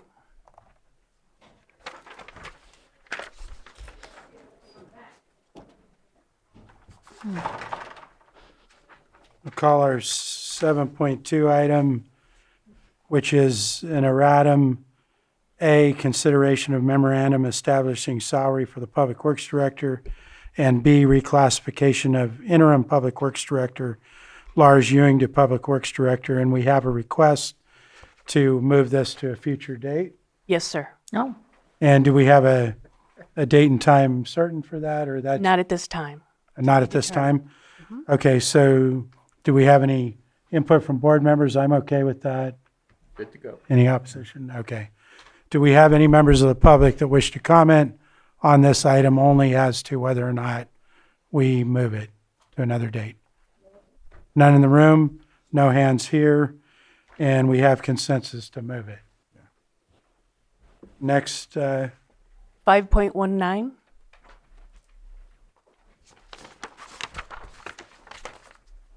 Hmm. 5.19 is approve Amendment 3 of the agreement between the County of Lake and Place Works for Planning Services, an increase of $187,640.04. Total compensation not to exceed $2,312,594.04 for the contract term, and authorize the chair to sign. And we have our Community Development Director, Mireya Turner, here. And can you give us a brief presentation on this? Certainly. Our Deputy Administrator, Shannon Walker-Smith, is on her way to answer any questions. I did have conversations for questions with Supervisor Sabatier, but I don't know why this was pulled. Okay. Supervisor Sabatier, was that your request? No, it's mine. No. Or Supervisor Owen, can you Yeah. weigh in on that? I just wanted to ask why these elements were not included in the PlaceWorks original 2.1 million, which is your climate adaptation plan, countywide evacuation study, and the funding of the LAPAC, GPAC, and MAX. That wasn't included, those amounts? The climate adaptation plan is not part of the general plan update. It was added later as a new project. The LAPAC and management of LAPAC meetings was never in the scope of work, and that's why I've been handling all of those meetings. So any extra work would have been on the contractor's side to produce things that would not have been produced otherwise for LAPAC meetings. And Shannon is here to be able to speak to the rest of those. So the question is, why was the climate adaptation plan, the county-wide evacuation plan, and LAPAC, GPAC stuff not part of our original included in the scope of work? Original scope of work? Yes. And I explained the LAPAC was not, and Right. it has not been added. Correct. I've been handling those, but that the materials maybe for LAPAC, GPAC might be included. Though I'm not really sure that that's part of it. I thought it was the cap and the extra work that we granted later, but I'll defer to you. Yeah, so when the APGP grant was awarded, we added the climate adaptation plan to the scope of work, and I believe that was reflected in one of the amendments. As we were working through towards the end of the climate adaptation plan process, more APGP funds were available and offered. APGP was a partnership grant. Everybody had certain amounts that were designated to them. Certain partners were not going to utilize all of their funds, so we were working internally with our partnership group to kind of rearrange that budget, and more funds were offered to community development for the climate adaptation plan in order to kind of close out the APGP grant. So we accepted those. That's part of this. And then we had an allotment that was assigned to us a long time ago of ARPA funds. We've always known what that number was, but we were holding back a bit on fully putting all of those funds into the contract, basically for situations like this where we may need to upsize some part of the project. And what we decided to do with the remainder of those ARPA funds was create this tribal review process that was not a part of the original scope of work. But what we did was we kind of expanded out the timeline and gave a whole period of a review timeline to the tribes. And we facilitated some meetings and accepted comments and did some revisions and did like a second revision process. So that was what this scope of work change and amendment was mostly designed to cover. Okay. Let me see. Oh, I kind of thought last year we had mentioned, and I know when we did the prior area plans, we actually did have the meetings there in public for people. So I'm surprised that that portion of it was not already listed in it as being covered, because my understanding was that was part of the plan all along to hold these at the community centers. You mean the LAPAC meetings? Yes, your LAPAC, and I know that in the past, because I was on that committee in Middletown in Hidden Valley area, we had several more meetings in public that we've had a lot fewer during this process. Do we have a timeline delivery for these portions of it? Are they being worked on now, or are they? The climate adaptation plan has already been approved by the board. Okay. The LAPAC and GPAC meetings are planned to conclude at the end of this month. The countywide evacuation study has already been performed and informs the health and safety element, as well as the climate adaptation plan. Okay, and is that listed online or anything? The evacuation plan studies? Yes, it'll be an appendix to the general plan. Perfect. And it's on lakecounty2050.org now. Okay, and is there committee review and feedback process for these additional elements that were not funded? Or have you been mean doing these LAPAC along? Input? Yeah, we kind of just piggybacked on the whole process. Okay. And so, yes. Okay, that's it. I don't think we had LAPAC meetings specifically for the climate adaptation plan, though. Correct. That was, we sort of melded it into the Lake County 2050 public input process, or public, like our year one when we were gathering a whole bunch of data. But then the climate adaptation plan had a different timeline. So it's not part of the general plan. And so that's why that one got adopted earlier. Okay, and then this does come from the grant funds. All of it is grant funded. Oh, amazing. Yeah. Thank you. And ARPA is sunsetting at the end of this year, which is driving our entire timeline on this process because Sure. So that this is just us using up the rest of the funds that were encumbered to us that admin is counting on us to spend. Sure. We're committed to spend those. So now we just are putting those into this contract for things. And just to address your other concern, when you're writing a scope of work 4 years ago for this project, there's lots of things that you have to adapt over a 3-year long timeline. Perfect. Thank you. Yeah, absolutely. Yeah, if just real quick, if let's say hypothetically it takes a little longer, we get to use all of the ARPA funding, and then it would be basically on the general fund burdened after if it took a little longer? We are working on a very hard timeline to make sure that we don't overrun our grant funds and rely on the general fund. So that's why these meetings are taking place kind of in mass last month and this month, is to keep us on our general timeline with anticipated public hearings before the Planning Commission and Board in August and September. Okay, but I understand that, but I'm just saying, like, if it does take a little longer, it's still a possibility. If it comes down to that, I would come begging for more funds, but I really don't want to do that. I understand. I just wanted to make sure. Yeah. All right, Supervisor Sabatier.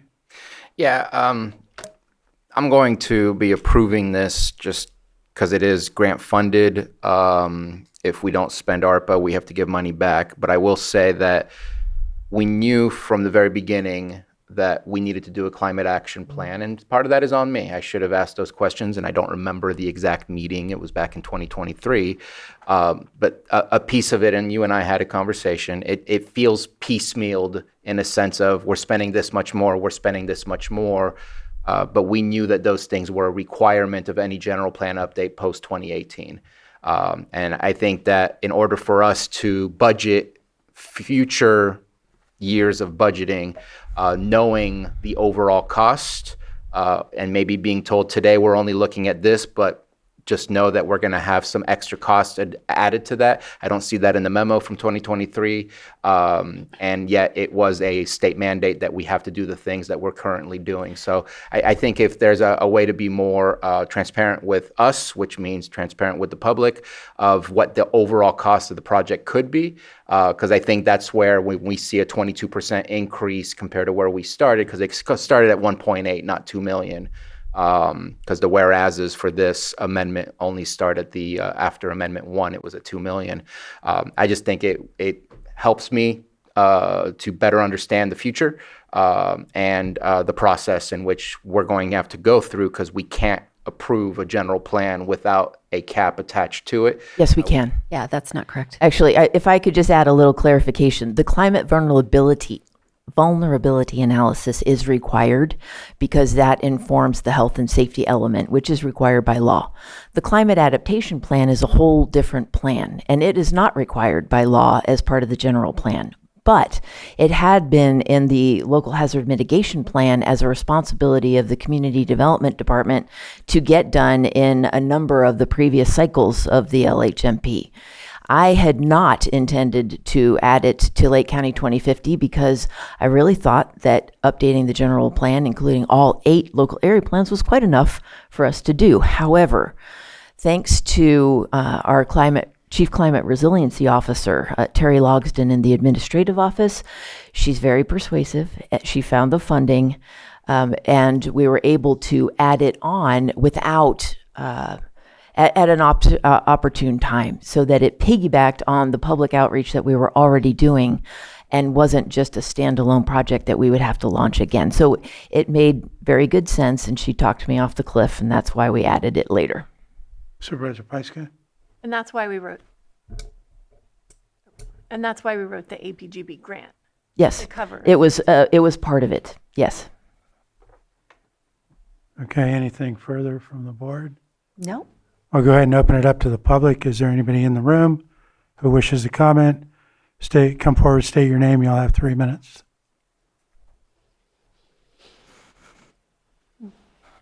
Good afternoon, Mr. Chair, members of the board. My issue is, again, around governance process. I think that the fact that the money is coming from grant funds seems to have dodged a bullet when it comes to procedure. It appears, and I'm not entirely clear because there wasn't enough information provided in the legislative text, but from what I understand from the director, a lot of this work was already performed. And it was already performed outside the contract and without approval from the board and without that funding. Imagine if the funding wasn't from grants and the board said no. Well, now you got a contract that it did work, still needs to be paid, but who authorized it? So I think this idea of, well, let's just go ahead and do the work, and then after the fact, let's talk to the board and see if we can get an okay, is clearly not a best practice. It's not good governance. So I think in this case, though, you got grant money, and that's great, and you can use it. Completely understand. But the main issue is this should have all happened a long time ago. As soon as you realize you had an opportunity, you should approach the board, said you had an opportunity, we have the money for it, get the green light, and that way everything's above board and there are no surprises. Thank you. Thank you. Anyone else in the public? Yes, come forward.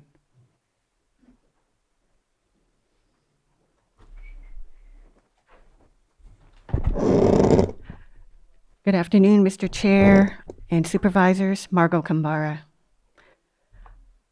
Good governance calls for scope of work, identified deliverables, a delivery schedule for the work or services rendered, all of which contribute to transparency and government accountability. This consent agenda item is missing all three attributes. And so moving forward, I hope that we can cast a little more scrutiny on our contracts, especially when they're on important documents such as the general plan that's supposed to guide us for decades in the future. Thank you. Thank you. Anyone else in the room? Online? Betsy, you go ahead and state your name for the record. You'll have 3 minutes. Thank you, Betsy Kahn. This is an example of a problem that we're experiencing with the general plan update process. I'm concerned that the urgency of completing the project in order to not ask for more funding or not having planned for more funding as a contingency will put a lot of pressure on the board and the planning commission to process the documents that have been created so far. And as a member of the General Plan Advisory Committee, I have significant concerns, and other members have expressed concerns about substantial issues with the content. And I hate to see that the goalpost is simply getting the project done by the end of the funding period. It's a crucial document, and it really deserves the kind of scrutiny, not only to the planning and process of expenditures, but also to how well the ability of the public is going to be to provide that content that you need to make good long-term decisions. Thank you. Thank you. Anyone else online? Sterling, state your name. You'll have 3 minutes. Yes, my name is Sterling Wellman. I've followed the general plan and I did compare to both. And I'm with We're not hearing you. Looks like we lost her. Anyone else online? No more hands? I'll bring it back to the board for any further or possible action. Go ahead, Supervisor. Yeah, just agenda etiquette, just asking, I guess, either admin or all departments. It really helps to have all the amendments in the original agreements. I know I finally did receive it in my emails, but I wasn't able to review those. I had to find them on my own, which was not the easiest, but not the most difficult either. But it's nice if the original agreement and all of the amendments are part of the package so that we can follow the storyline. Because when I only see what we're amending, I'm not quite sure how it functions within the whole of the agreement. And so I hope that we can put that as a general agenda etiquette, that it is good for us and it is good for the public to see the entire storyline of how these contracts and these agreements have evolved over time. Supervisor Rowan? And this one, it's not, I could wait till the next one that comes up, which would be the cannabis, I believe. But anyway, also page numbers on some of the documents. This one has page numbers, but there's one down here that we'll be seeing a little bit that doesn't, which is 6.10. And so if you could include those, that would be helpful as well. Sure. Chair Rasmussen, if I may add just further clarification, just a reminder that the timeline we are working on for the Lake County 2050 project is the exact same timeline that was approved with the initial agreement. So it may seem like it's hurried, but we're on year 3 of 3-year project. It's been steady work, and we've been ongoing according to that timeline, except where we've had extensions so that we could slow it down. For instance, making sure that we had a tribal review period prior to the release of the public draft. And that's only enriched the project because the extra workshops and meetings that we've had with tribal representatives have served to make it a much more robust document. Thank you. So I believe we're ready for action. Mr. Chair, I move that we approve Amendment 3 of Agreement between the County of Lake and Placeworks to increase compensation by $187,640.04 for total compensation not to exceed $2,312,594.04 for planning services and authorize the chair to sign. Second. I have a motion and a second. All in favor? Aye. Aye. Opposed? Hearing none, that motion carries 5-0. Thank you. Suggestion on, Yes, Chair, 5.25.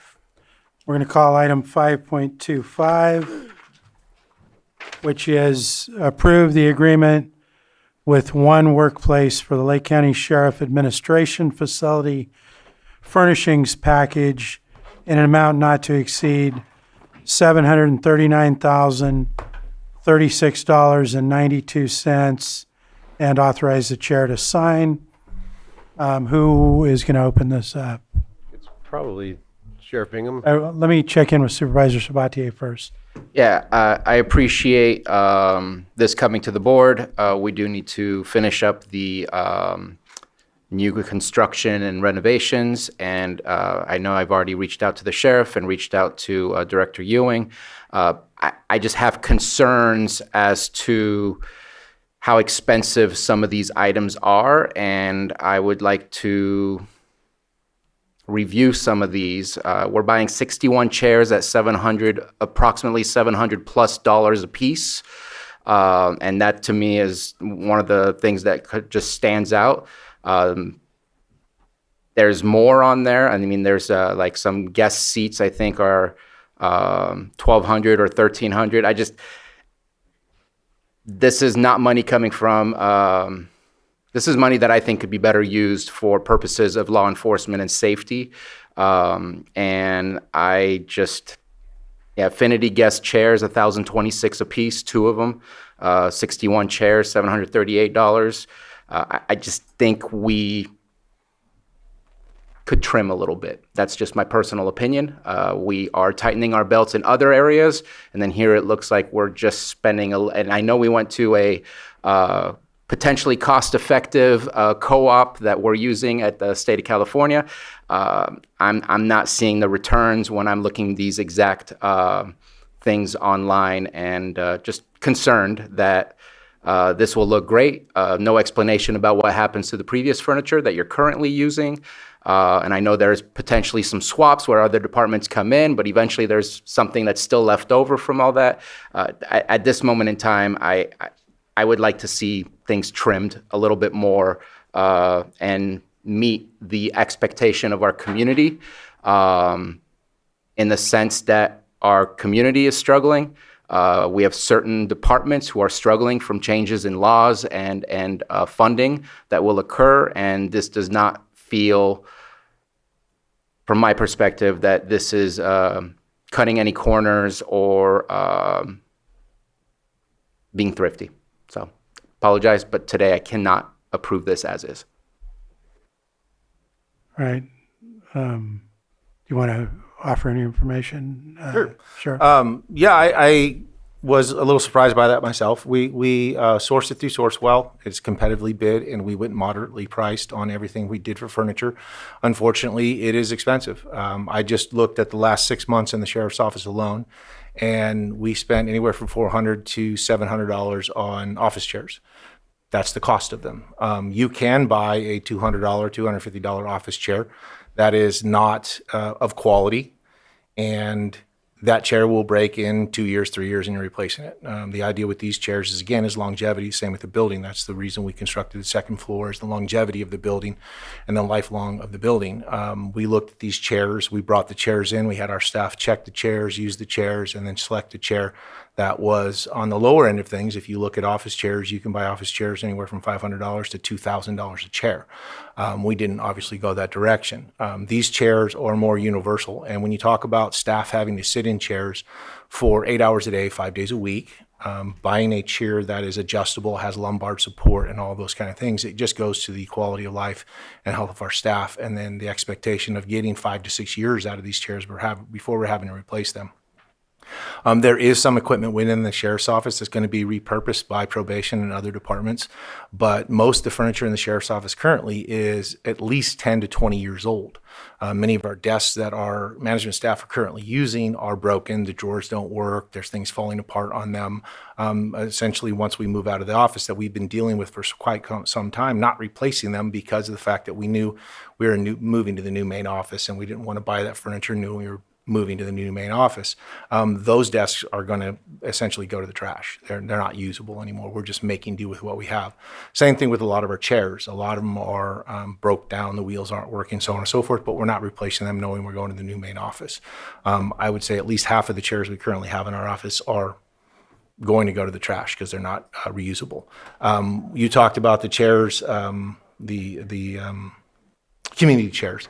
That's, again, we're building that out in the second story because our intent was to buy tables and chairs for up to 60 people to hold classes on that second story, and then open the second story of the sheriff's office to the entire county and all of the departments within the county to hold trainings, to hold classes. So we needed those tables and chairs to facilitate that type of classroom training and availability to the entire agency or to the agencies within the county.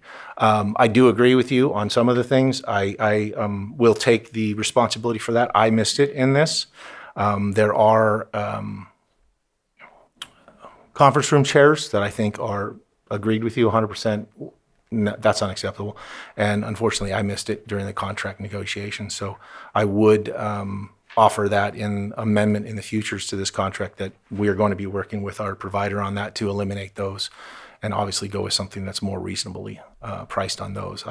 And I will take the complete blame on that. I missed that when I reviewed it. So that is something we will be looking at. I've already spoken with Lars about that and speaking with the contractor for this to eliminate those and go with a much more fiscally responsible option in that. And then I believe there is, because we use Sourcewell in this contractor, there were rebates and reductions in costs and some of those things by going through this. And I'll let Lars speak to that. Sure. Yeah. Public Works, former Public Services role in this really was an intermediary connecting the architect who was working on the facility design with the sheriff's office for FF&E, furnishings, fixtures, and equipment. So this really was we played a role certainly and helped just because of our familiarity with the contract piece. But what Sheriff Bingham indicated, I would 100% agree with what he indicated there. There are some benefits, and it's more than just buying a chair or the laundry list of items in there. The company that we are contracting with also provide design services, so it's and a lot of it is embedded within that, where they're designing for the space that we designed, and so a lot of it is uniquely sized. A chair, not so much, but a lot of the tables, a lot of the workspaces are there, and also the quantity that we're talking about. It's nice to have in one vendor. So there are some benefits certainly there, but we would certainly have the opportunity to go back and have that discussion with them. Go ahead. So just to clarify, today we could potentially say a maximum not to exceed. You continue conversations in where you feel there may be reductions, and we can get an updated list, or is this list done final as is, and it would be in the future that if there's ever purchases of what you were saying to look for a more economical way of purchasing some of this furniture? And I don't know if we can do this now. I guess that would be a question to county council on this, but my request would be to approve the contract today so we can get going with a lot of the equipment, because we're looking on a time frame. The building's expected to be completed construction-wise by middle of June right now. So it's going to take time to source a lot of this stuff.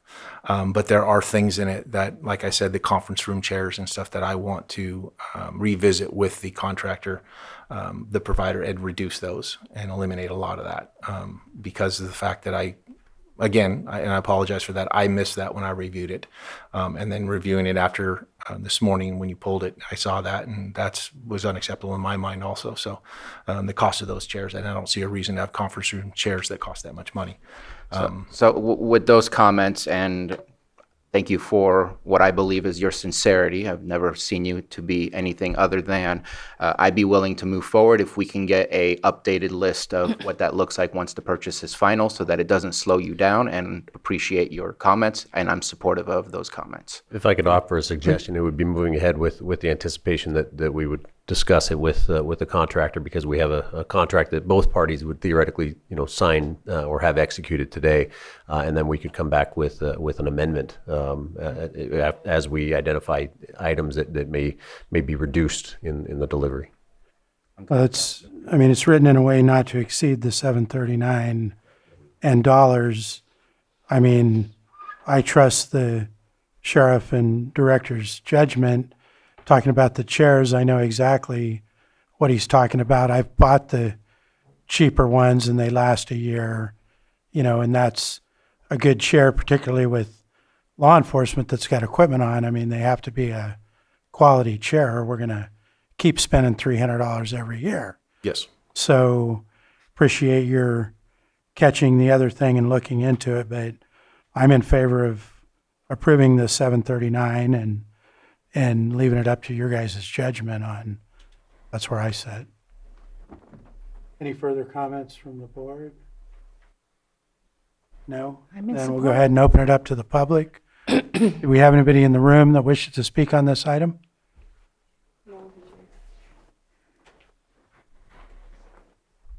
None online? Okay. Hi, name's Charles Morris. I spent 31 years in the military, and a lot of it's sitting at a desk, and my back is a mess.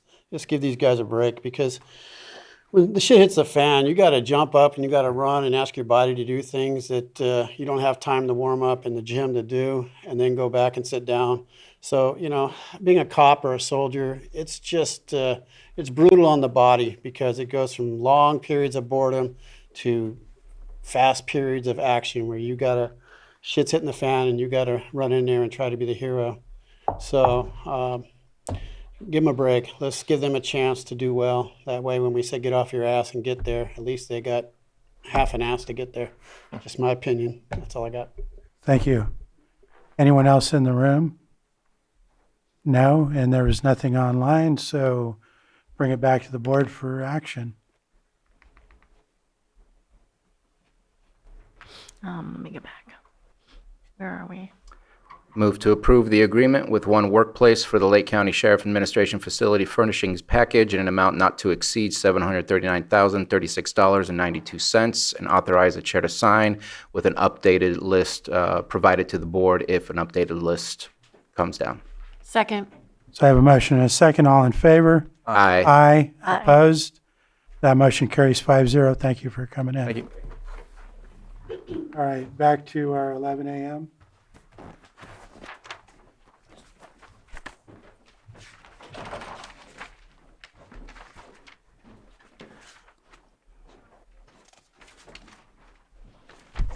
Okay, we're going to move to our 6.9, 11 a.m. item.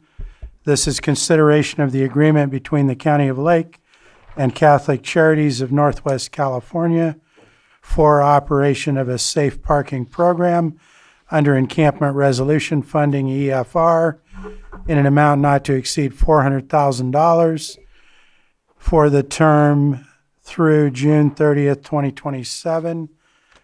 And I'll turn it over to our Behavioral Health Director, Elise Jones, to introduce it. Thank you so much, Mr. Chair and Board.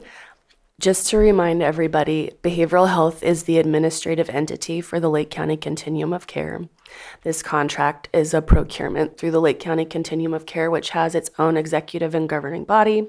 Of course, Supervisor Spatier presently serves as the chair of that, just to completely level set. So my understanding is that went through the process. And I believe staff are online. I think Scott Abbott is attempting to join to provide any additional answer to questions. But given time, maybe we should just entertain questions about the item. Yes, and we'll start with Supervisor Sabatier. Yeah, so the Continuum of Care received approximately $1.5 million from the Encampment Resolution Funds. That was a grant from the state of California, and $400,000 of that will go to Catholic Charities to create a safe parking environment. We are currently working through a use permit in the city of Clear Lake at one of its local churches as a participant. And so I think that this is moving in a positive direction to try and create a safe space for folks who are unhoused and also living in a vehicle.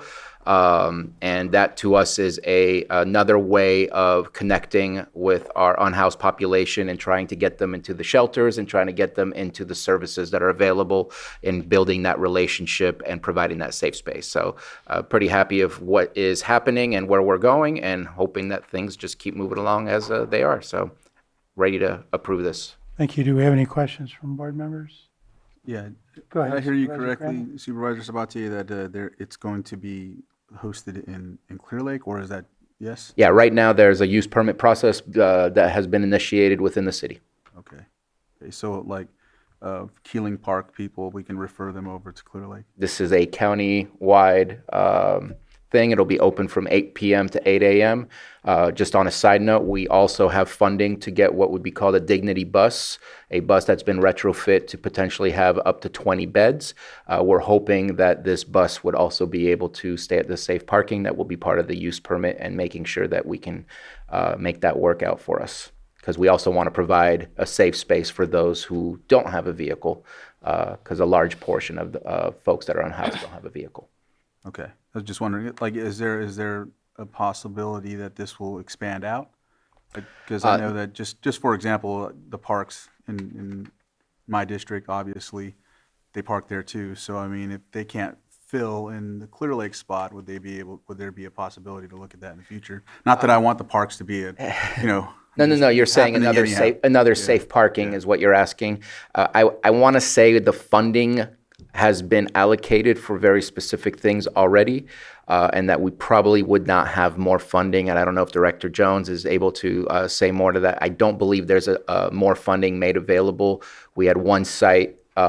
We've been looking at multiple sites. We finally came down to looking at the city of Clear Lake because it's very specific what Catholic Charities wanted. They didn't want to be on gravel. They wanted to be on asphalt, things like that. And so we were finally able to pinpoint that site in the city of Clear Lake. The other funding has gone to outreach for the street outreach program.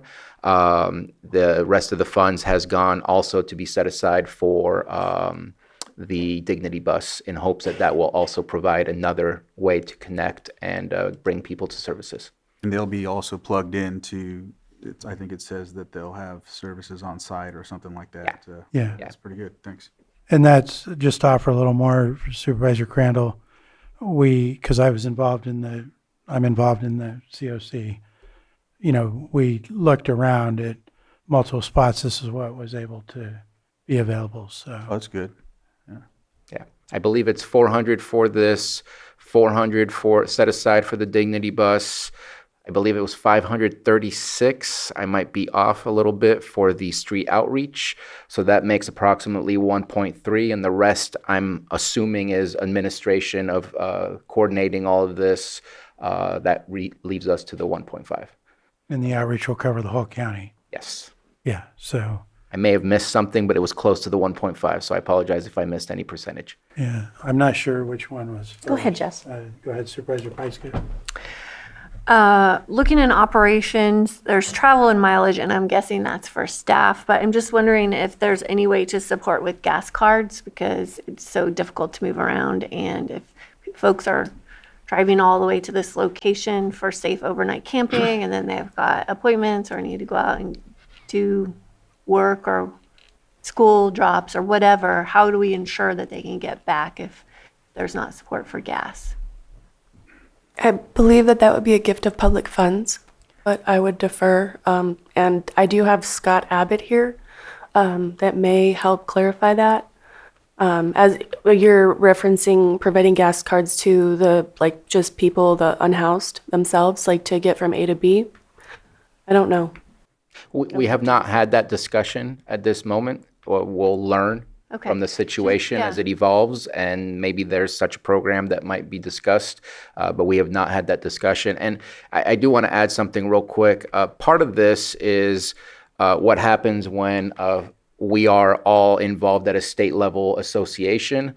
This was me sitting down with Supervisor Alejo from Monterey County. He was the chair as well of the Continuum of Care, asking him what they're doing over there, learned about the Encampment Resolution Fund, brought that back to our COC, and behavioral health staff was right on top of it, and we got ourselves the 1.5 million. And that's one of the beauties of having those relationships with outside folks to learn what they're doing. Yeah, it just looking at how many road miles we have in our county, how difficult it is to get across the county, and maybe it's something that another wraparound program could help support. Maybe that would be a good agenda item for the COC. Yeah, I think we should have that discussion. I don't see it anymore as a gift of funds than handing out a card for our food resources. Well, I just think about the food resources, the laundry resources. We've done a lot of gift cards and Yeah. bus vouchers over the last year for this type of support. It's the same thing. Mm-hmm. So, yeah, okay. Any other? You have I a do. comment? I do. Okay. Let me see. I when I was going through the amenities, you're going to have the fencing, you're going to have restrooms, etc. A couple of things. Is there going to be showers available for them, or laundry services?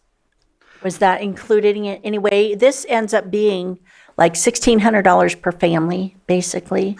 And when they're saying families, I'm sure that doesn't mean per person, but per family, that's about $1,666 per family. Per month, I'm presuming I'm not sure what I don't have that number off the top Okay. of my head. I think Mr. Abbott would probably be best to comment on that. But we do have multiple shower trailers. They are one of them is consistently parked at the senior center in the city of Clear Lake, so that can be something that we can coordinate with Adventist Health. We can coordinate with them. They're part of the continuum of care, and they're one of the probably the biggest partners as far as the number of services that they provide outside of behavioral health.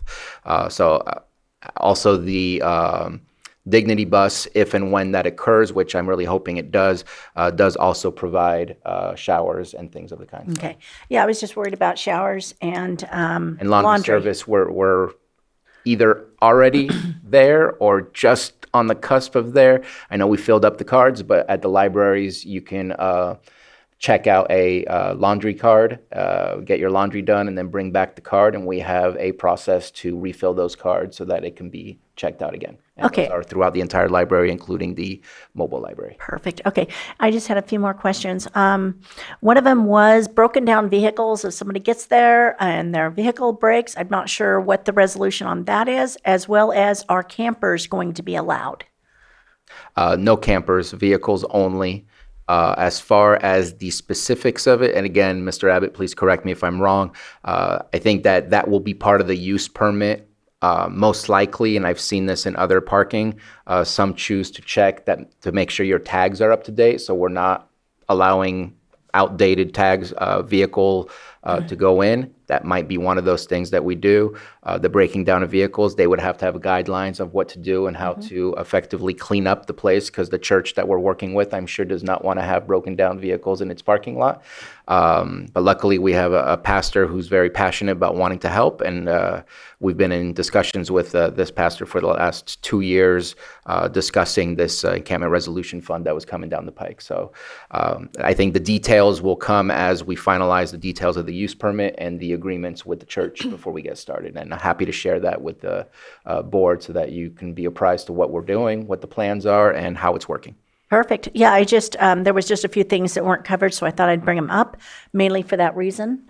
In the documents, it mentioned that people with criminal records would be prohibited, correct? I believe I read that in there. And they stated whether it be theft, or there was a list of criminal records that I believe I'd read in there. I'm sorry, that's going right over my head, but yes, we want to create a safe space. There are shelters where we were approving of sex offenders, just because unfortunately, on one side you have domestic violence. Unfortunately, there seems to be a pathway to being unsheltered, so we have to help those. Unfortunately, on the other side, sex offenders often find themselves unhoused as well, and so the shelter in North Lakeport was providing potential shelter up there. I don't believe that is the case with Catholic Charities. And again, Mr. Abbott I see him shaking his head, yes. But I don't know about theft or things like that. I know for very specific crimes, yes. The rest. There was a list, I believe, of crimes that were not going to be allowed. Unfortunately, I tried highlighting, and it wasn't taken on this where I could highlight those areas to access them easily. But there was a list of crimes, convictions that were not going to be allowed. Am I correct on that? Scott, do you want to? One that I remember is the sex offender. I don't remember the other crimes. I apologize. I'll look for it while we're continuing, because I know I had seen that. There was one more question, and that was about insurance. It mentioned a $1 million one incident. With today's standards, I know many years ago, I was like 20, 30 years ago, I was at $1 million, unless the county was found to be at fault, and then it could come back on the county. So is that something, do we need to ask, this question, is that going to be enough? And with the loophole, with the county being able to be held responsible? I would defer to county council, who would have approved this agreement as to form. Sorry, Lloyd.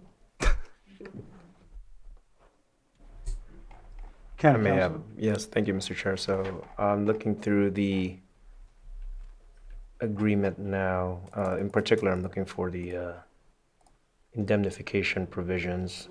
It does call for, under Exhibit C, Section 5, call for the contractor to indemnify and defend the county. It has standard indemnification, hold harmless the county. So that's standard indemnification language. In addition to that, under the same Exhibit C, Section 9, it lays out the insurance requirements for the contractor, which you'll see under 9.2, comprehensive public liability insurance, $1 million, among other things. Those are standard language for indemnification insurance that the county typically uses in its services contracts.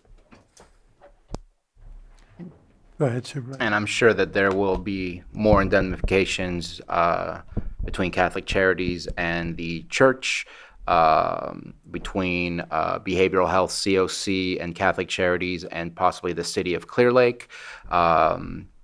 again, we're taking those first steps. And I think the list you were looking at has to do with the contractor themselves, that they have not been prosecuted for embezzlement, theft, forgery, bribery. Yes. Yeah, that's Oh, that was that's for the for the contractor. contractor Okay. themselves, so that I we don't misread give that. those people money, Okay. but not for the specific individual. Yeah, I was looking for that, so I couldn't reread That's it. why I was a little confused. I was like, well, somehow I missed it. Yeah, I was wondering, my follow-up check, which I guess I don't have to ask that, and that is who is going to be checking the backgrounds? Okay, I think that's it. Okay, I think we'll open it up to the public. Is there anyone in the room? Mr. Ewing. Lars Ewing, Interim Public Works Director. I wanted to say two things. I think this is wonderful, just speaking on behalf of county parks. It's one location that certainly is an area that the unhoused tend to use, be it in an encampment in a vehicle or otherwise. So this is one tool in the toolbox to help. To help. I'll just end it there. I do want to just extend an offer to Elise, to Todd, and others that county parks, 24 county parks around the county are a location that are commonly used, and it's a good opportunity to make sure that we advertise this. It's one thing to offer a service; it's another thing for it to be known. So, wanted to extend that offer. That I'd love to get the word out. Be it a flyer that's there, but also the parks maintenance workers. They're there. They're seeing these vehicles. Supervisor Crandall referenced one particular park, but there are that's one example. So it's a great opportunity to spread the word through different avenues. So throw that out there. Thank you. Thank you. It's a good idea. Anybody else in the room? Anybody online? No hands. To bring it back to the board for action. Mr. Chair, I move to approve the agreement between the County of Lake and Catholic Charities of Northwest California for operation of a safe parking program under encampment resolution funding in an amount not to exceed $400,000 for the term through June 30th, 2027. I second. And authorize the chair to sign. I felt that. I have a motion and a second. All in favor? Aye. Aye. Opposed? And I need to call a quick break before we move on. We'll be in recess for a few minutes. I was just going to ask.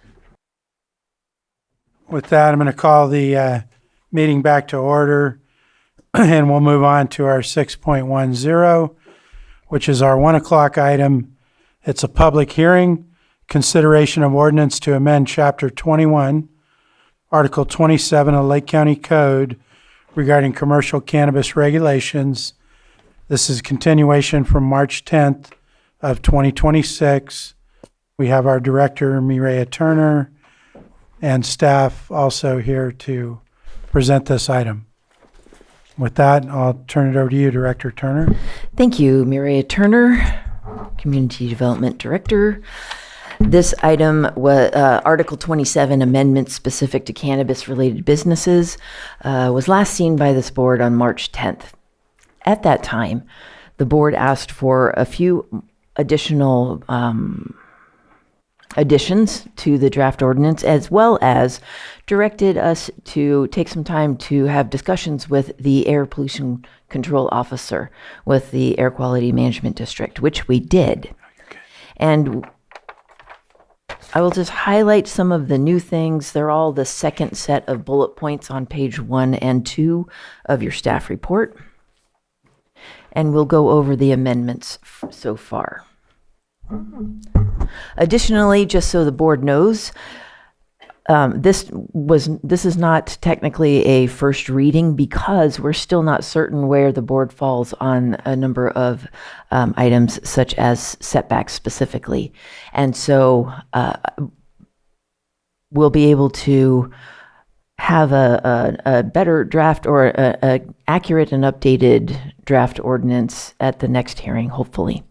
Additionally, I am also working on a redlined version of Article 27 so that you can see the changes in their entirety in Article 27 and also Article 19, and I'll cover that in a moment. So, some of the additions from last meeting. A reduced canopy request. This was a discussion at the board as to how low can a reduced canopy request go, noting that it seems ridiculous to have a plant, so somewhere higher than that. So so staff thought about it for a little while, and the lowest available amount at the state level is the type 1C cottage. So that would be 2,500 square feet outdoor and mixed light, or 500 square feet indoor. This is the lowest at the state level. And so staff offers this to the board as the lowest possible threshold for a reduced canopy year here as well. Additionally, I do have a few different pieces of information, and so I'm happy to answer questions from the board as we go. Yeah, go ahead, Supervisor Hahn. I had notes on that. Thank you. I had notes on that, and I would say, from my perspective, I would think that it should be in accordance to what their allotted amount is. So maybe at a not less than 25%, because with the smaller portion, that's going to just end up being like, for the cottage, that's just going to be maybe a couple $100 worth of taxes, correct? I don't do taxation. So anyway, I'm thinking that a percentage would probably work better. Did you have something to say? Are you going to correct me? But I'm thinking like down to 25%. Okay. Would be a thought. So 25% of approved total canopy. Supervisor Sabatier, did you have a question? Yeah, just a comment, since we're commenting on that.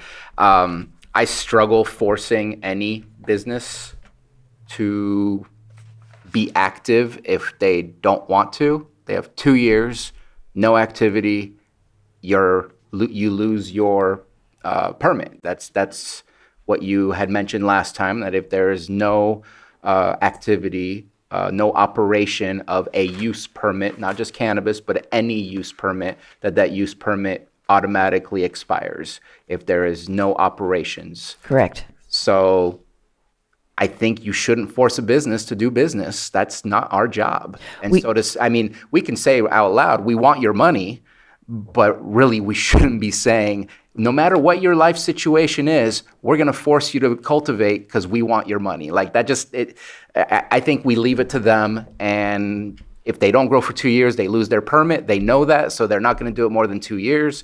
And if they want to do a small amount, so they do a small amount. I think that we're getting in the weeds. If we're going to control the percentage of activity minimum, I struggle with that. Supervisor Pyska?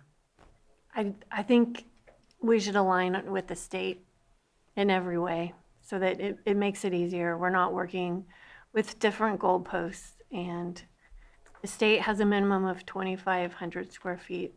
Well, but that's just the license that has the minimum square footage, right? It's not, you're forced to. My understanding is that you are able to do a reduced canopy year at the state level as well by telling them the amount that you intend to cultivate that year. Because that's the license type, and the license type still doesn't say you're forced to do 2,500 square feet. It's just that's the smallest license type. Correct. I can concur with, actually, I found my notes finally. I did have the 25% of the permit reduction, but I also had the 2 consecutive years, and the project permit would be voided. Correct. Or reduced, to, if you're doing it at a percentage. I would be willing to go with the not requiring for 2 years.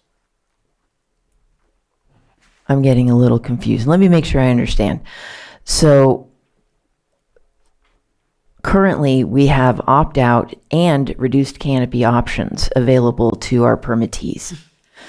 The board, in their discussion last time, was speaking about where would be the appropriate amount for reduced canopy to make sure, because the purpose of reduced canopy is to be able to cultivate less, but still remain active. It doesn't count as your year one of opt-out or inactivity.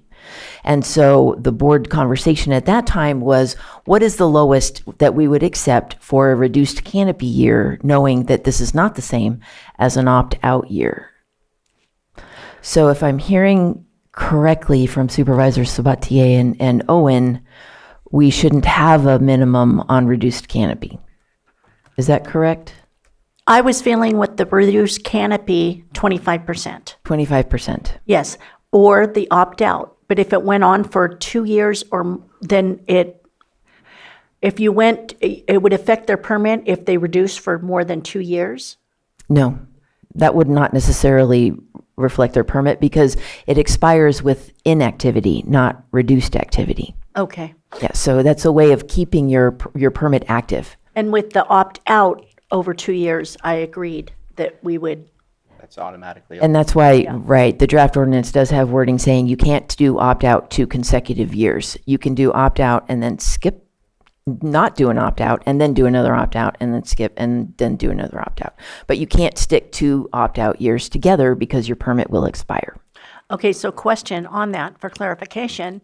If you do opt-out and then the next year you come back, does it need to be at full scale or can it be reduced? There is no minimum, there is no requirement limiting doing an opt-out 1 year, reduced canopy the next year, reduced canopy or opt-out the 3rd year. There's nothing prohibiting that at this time. Okay, I think that should be addressed. Did you have something else? So, I mean, I think we should just stick with kind of what we've been talking about for a long time, and that is 2 consecutive years of opting out. We do need to define what the minimum is if there's a reduced canopy. And any way that we can align with the state saves all of us a headache. What exactly is the problem if they grow 1 plant. 10 plants, 1 plant? Don't you get paid by them to do an inspection? Don't they have to pay for the state license? Don't they have to pay for everything that we do? It's not, I just. But is it a percentage of the crop? If you are running a business and you're growing 1 plant, like, that's just weird because you're going to have to pay a whole lot of money for all of this process to happen. I think we're getting in the weeds of a business operation that is, out of all the problems that we have, we should be talking about setbacks at this moment in time, not what's the minimum amount. Like we want you to grow more, but yet we're talking about odor at the same time in this conversation. So I'm a little confused. Like, we should not be running someone else's business. We shouldn't be forcing them to do anything. If the state says you have to do a 2,500 square foot permit, that doesn't mean they have to grow a 2,500 square foot permit. They can grow a plant. We're going to ask them to pay us to do the inspection. We're going to ask them to pay us to review their performance review. I'm not quite sure what the problem is, other than we're not collecting as much money as we'd like to. And again, either we say that and we figure that out, or we say there's really not a problem with this. I'm confused as to what we're stepping into. We are open to whatever board consensus there comes up. How about if I table that one for now and we keep going? Okay. Not an easy win. We'll just let that sit. Reduced canopy and opt-out missing deadlines to file. We are currently working with County Council regarding fines for missing that June 1st deadline. And again, that June 1st deadline is important because it helps to inform our staff as to what type of annual compliance monitoring visit we're going to perform that year, as well as assist the tax collector's office in assessing their taxes for cultivation. Reduced canopy compliance monitoring site visits for mixed light and indoor cultivation. We're coming back with a required 2 site visits during the year for mixed light and indoor. The discussion here at the last meeting was regarding how you can't really see if they're doing a reduced canopy because they could be getting multiple crops during the year. And so this is, we increased it to 2 so that it wouldn't put too much of a burden on staff, but would increase the oversight for compliance. Annual inspection reports, public access. This is more of an internal process to be able to post annual compliance or annual performance reports online so that the public can access them. This was a suggestion from the board in response to making sure that we're synthesizing all of the reports as they come in and presenting them to the board. Rather, now they'll all be available to the public except for proprietary information. I'm sorry, what was the, you said that was for inspection reports? Annual inspection reports, public access. Okay, and did that include the performance as well? Yes. So the annual inspection, so you're right. The performance management plans or the annual performance reports would also become public information, except for proprietary information Okay, and further redaction for background checks. perfect. Cannabis retail permitting requirement, the board requested that we add the minor use permit in C2, Community Commercial Zoning District, and that will be added to the draft ordinance. That's why we're actually adding Article 19 into the draft ordinances, or the draft ordinance now, because that has C2 where it's currently listed as a use permitted without a minor or major use permit. Okay, we have a question. Now, I don't remember when we started this conversation. Maybe that was the previous board, but I thought C2 and C1 were both supposed to be minor use, not just C2. Because C1 is major use, C2 was by right. We just kind of smushed them together and said it's a minor use. I'm happy to make that change to the board. Our meeting, or at the last meeting, the C1 was the only one discussed. But I'm happy to change C1. No, C2 was discussed. Thank you. But yeah, we can change C1 from major down to minor should the board have consensus on that. Yeah, Right? sounds like you have it. No problem. We'll add that in. And then that'll bring in Article 18 as well. So we'll add that to the draft ordinance. Surety bond, where we will add the $5,000 surety bond with County of Lake listed as the, don't know how to say that word, obligee. Thank you. Odor impacts. We had a couple really interesting meetings with Doug Gearhart with Air Quality Management Control District. A lot of the studies and information he sent was specific to industrial hazards, not really cannabis. We also continued further research, including from Yolo County. And from the discussions that we had with Doug, as well as the information that we found at Yolo County, there are a number of other criteria that could be implemented to help mitigate and minimize odor impacts to offsite residences. These could include your site selection and layout, making sure that you've got some topographic or some vegetative distancing and barriers between the cultivation site and offsite residences, using the prevailing wind analysis, using other things such as establishing vegetative wind breaks, shelter breaks, or fencing, staggering the planting and harvest to avoid having your entire crop all ready at one time. So that minimizes and staggers the odor impacts over the year. And then making sure that you manage your waste in a manner such that it minimizes odor impacts. Additionally, Yolo County requires an odor management plan that establishes or proves how a cultivation site will have less than or no greater than a 7-to-1 ratio, 7 parts clean air to 1 part odorous air. And it does that using a wind analysis, odor analysis, and odor report. And it also requires it to be done similar to our site plans. It requires them to be done by a professional engineer, a qualified odor professional, certified industrial hygienist. And so those professionals, including with the involvement of an enrollment with the Western Weather, what's that called? Western Weather Group, as a manner of building data for the future to establish wind patterns should we get odor complaints in the future to help us better understand. So that would be supplying us with data.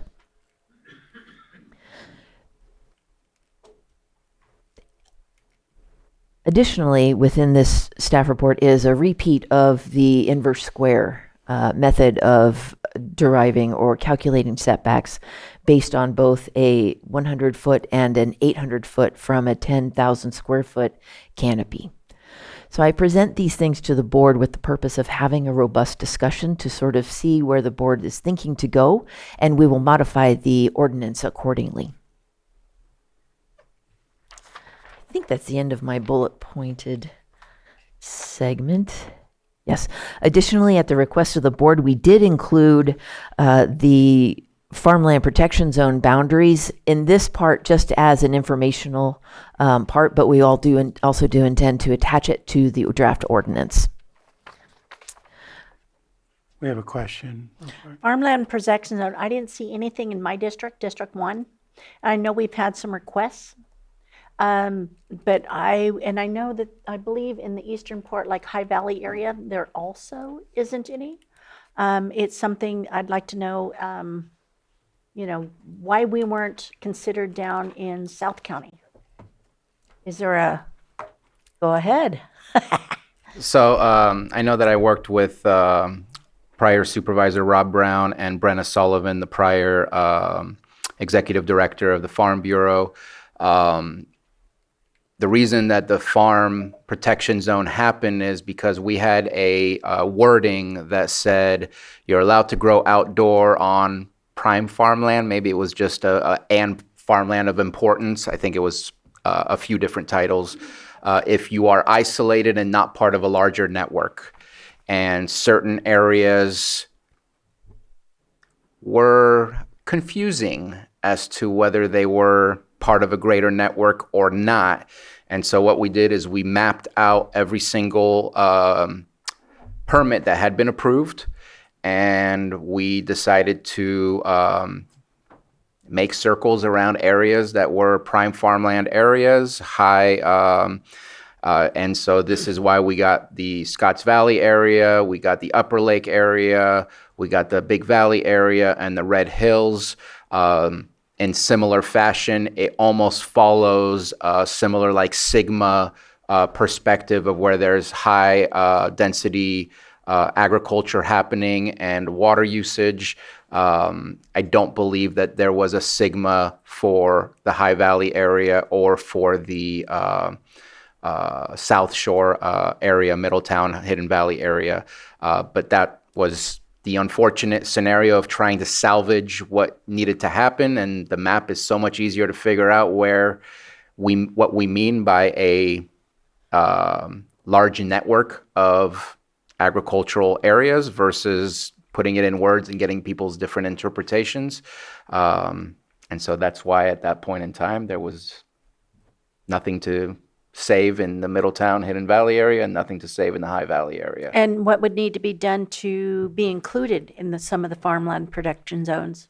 A decision from the Board of Supervisors. The board would have to approve a modification of that ordinance to include additional areas within that map. Thank you. Certainly. Anything further? Right. Let's see, farmland protection zone. I think that was it, was my question on being excluded. So, thank you. Sorry. Okay.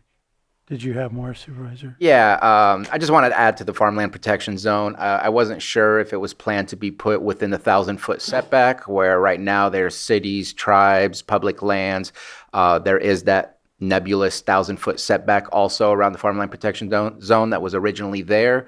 It seemed to have disappeared a little bit on the last iteration that we saw. I didn't see it specifically here, and I just want to make sure that it's added in that list with the 1,000-foot setback. We will add that to that section of the ordinance. Yes. I was looking at the list of the table of code amendments. Just being picky a little bit on page 2 at the bottom where it says type 5. Minimum acres is greater than 20 acres, but that type 5 is for anything more than 5 acres, so that minimum should be 100 acres. Type 5, the first one, is less or equal to 5 acres, so I get it that the minimum is 20, because in order to do 1 acre, you have to have greater than 20, or 20 or more. But the next type 5 Right. is for anything greater than 5. If we can turn that to a minimum of 100 acres, that would make sense. Will do. Then it goes down to B underneath that table, and had to look it up because it was a little confusing. AAA is, or Section 27.13 AAA is for processing. Yes. I mean, I want to make at least a comment regarding odor, because obviously this is why right now we're looking at a 75-foot setback, which I think was always the case. I don't think that changed. Correct. But then a 1,000-foot setback. There is no reason a processing plant should stink, period. It is not outside, it is inside. If you're doing indoor, if you're doing processing, if you're doing manufacturing, there are tools and there are equipment to ensure that there is no smell. So I think we need to hold folks accountable to making sure that they are investing in their facilities to ensure that that doesn't happen. There may be a momentary lapse where you open up the gates and you drop off stuff, but I know my experience that I experienced, that should not be the case. There is technology to reduce the odors coming out of a facility. There's ways to do double door systems so that you can enclose a little bit more of the building. But I think that I have not seen my expectations met, and I don't think we need a 1,000-foot setback. I think we need to say you're in violation, period, and you're going to be paying a fine until you fix your facility and make sure that the smell doesn't smell. 1,000-foot setback just seems ridiculous, and that shouldn't be the case. There was a further comment on the review of the annual report. Sorry, I'm trying to find it here. Where it still says it's supposed to go to the Planning Commission. And I forget specifically where it was. What page was this on? There it is. I guess page 9 of 12. C section, it's at the very bottom of it, C section 2713 AT5ID or 1D of chapter 21 of the Lake County Code, by June 1st of each calendar year is bolded for review by the Planning Commission. That needs to be the same as everything else. And then afterwards, I'm happy to engage and have the, sorry, I'm going to go back to AU, which I think is manufacturing. 2713 AU. Because AT is cultivation. I think AU is manufacturing. It still says that we're doing background checks on employees. I thought we were getting rid of employees and only doing background checks on property owners and applicants. We are. Okay. Thank you.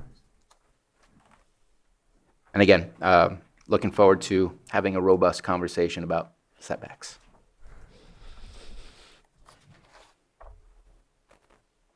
Right, I think that was all the questions for now. Thank you. No, one more. I do. Do you have a recommendation of setbacks? Because it makes it very wide open, and I'd like to know from the perspective of a planner, what is the recommendation for a setback? Because you have numbers on your memo, but it doesn't identify what you believe would be a good way to go forward. I found the Yolo County Odor Management Plan and proving a less than or no greater than 7-to-1 ratio of impact a very compelling one, because it puts the responsibility of proving that using these studies by certified professionals to establish that the impact would not be there. And then given that, hypothetically, maintaining the setback where they are currently should work if they're proving that. Because if they're establishing that there will be no greater than a 7-to-1 ratio impact, and therefore there will be no impacts to the offsite residents, then when we start getting complaints, we go back and we do the testing there, because the applicant has established that they will not have an impact, even with outdoor cultivation.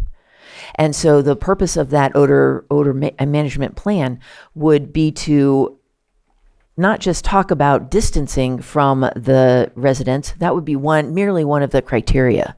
It would also add in, these are the wind studies that we've looked at. This is why we think that we can support that there will be no more than a 7-to-1 ratio when it hits the border of the project parcel.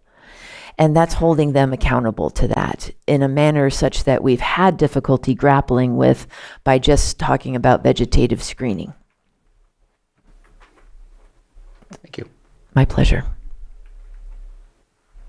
And I like that. I think because my biggest concern is, and I'm not an expert on figuring all that out, but the complaints on the odor impact is what I get the most of. So I just want us to do the best job that we can to try to figure out how to make sure that they have the appropriate systems not to have these impacts on the neighbors.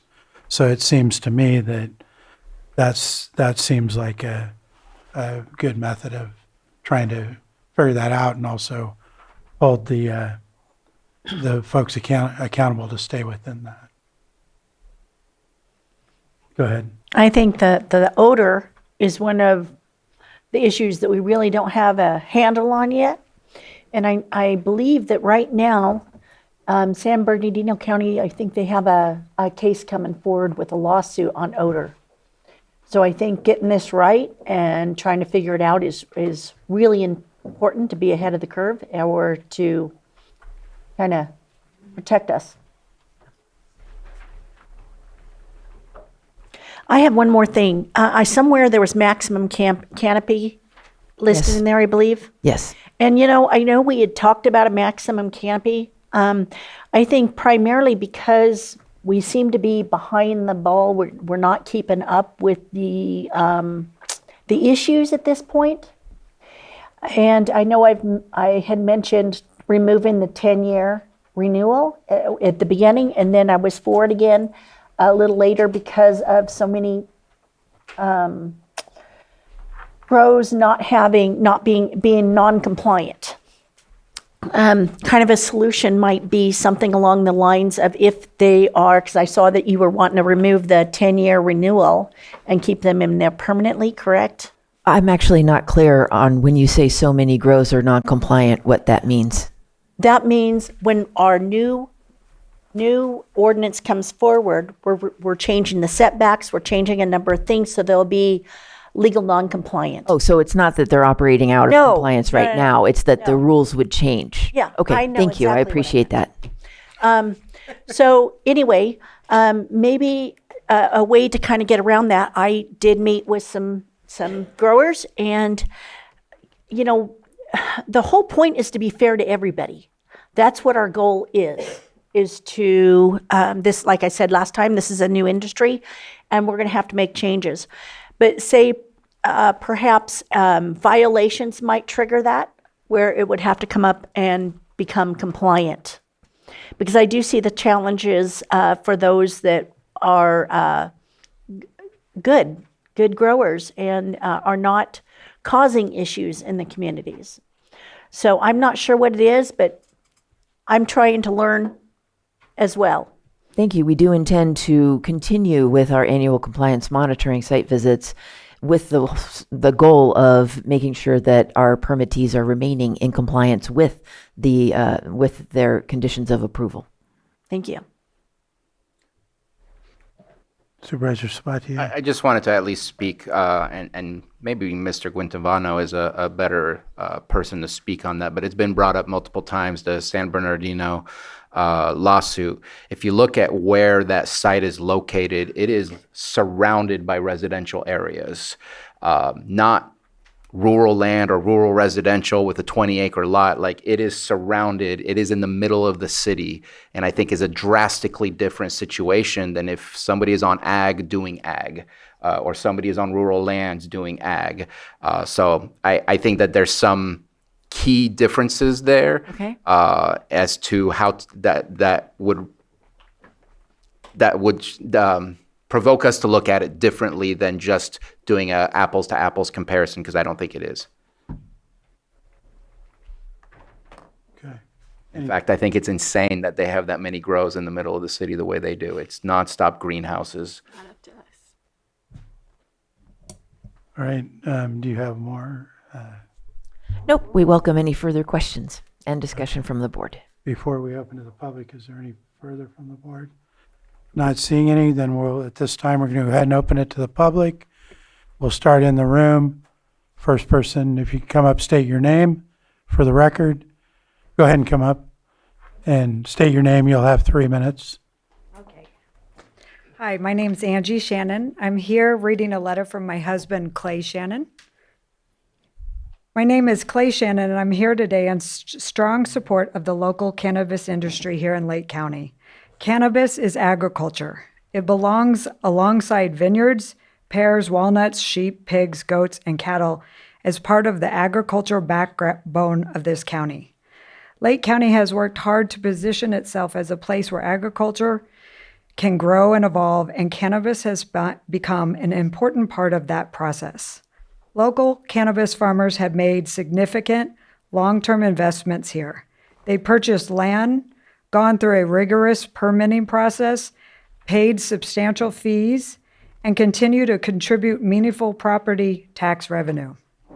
These are committed agriculture operators who choose Lake County because the rules were clear and the environment was stable. The proposed increase in setbacks from 200 feet to 1,000 feet plus puts that stability at risk. Changing the rules after the fact reduces plantable acreage and places an unfair burden on farmers who have already complied. It sends message that investing in Lake County agriculture comes with uncertainty, and that is something we should be very careful about. I also want to address the primary issue driving this proposal, odor. The lands being discussed are agriculturally zoned. That zoning comes with an expectation that normal agriculture activities will produce odors, dust, and noise. In many cases, traditional agriculture uses such as cattle operations, dairies, or pig farms can generate far stronger and more persistent odors than cannabis cultivation. Yet those uses are permitted and protected because they are part of agriculture.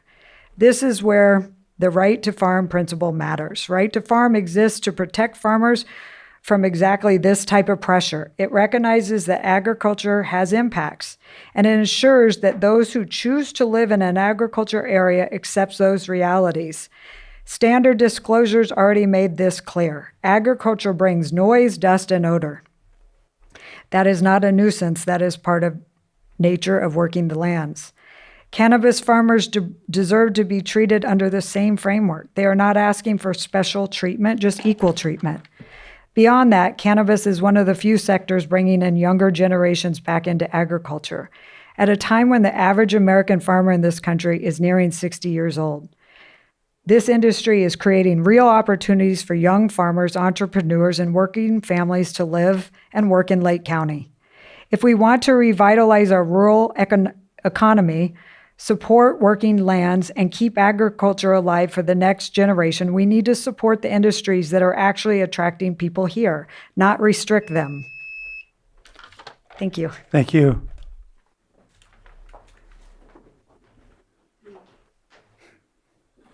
Hello, board. My name is Richard Durham. I'm a realtor, and I'm also a cultivator.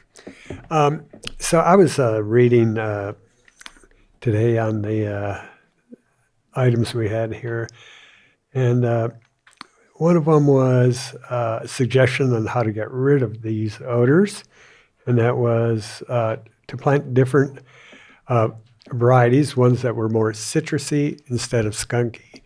Well, cannabis has like 30-some terpenes, so only one of them is the skunky one. So that would be kind of difficult to ask somebody to do that. And the other one is a smaller cultivation area. God, we put a lot of money into our gardens. Now you want me to make it smaller so it doesn't smell. That should have happened up front. And the other one was to change it to indoor to reduce the air. Well, you know, that's asking a lot of a grower. The other one was design or other technology. I mean, other technology would be grapes use air movers. We could move the air. Maybe get a contract with Febreze, and then we could just hook up and spray a little Febreze behind the air mover, and everybody likes that smell. And then vegetative barriers. Well, if they're natural, I agree. But if you have to put a vegetative barrier in, now we're affecting the water table. And we're already dealing with that. And so there's no real effective way to stop the odor, but when they speak of cannabis odor, it always seems to be negative. You know, most people that come to my farm really love the smell of cannabis. So I think we should take a countywide poll and find out how many people actually like the smell of cannabis and how many don't like it. But most of all, you know, during the day, there's thermals coming up off the ground. So all the odors go straight up. You know, in the evenings when it gets cold, and if you live in a canyon, sure, the odors will go down. So it's very transient. So it's really hard to put the onus on a farmer of where the odor is going to go, how long it's going to last. So I suggest that we limit the time that a grower can create odors. And out of a 12-month period, I think 2 months, they should be able to create odor. That's like from mid-September to mid-November. After that, you shouldn't be creating odors. Thank you. Thank you. Hello, board. Hello, board. Forrest Nicola Ellie here. I'd like to read a letter that I sent in. My name is Forrest Nicola Ellie. I've been involved in agriculture for 20 years. I'm a farmer, rancher, father, and also a licensed real estate professional. I've farmed cannabis in Humboldt, Trinity, Mendocino counties, and today I operate under a small use permit here in Lake County.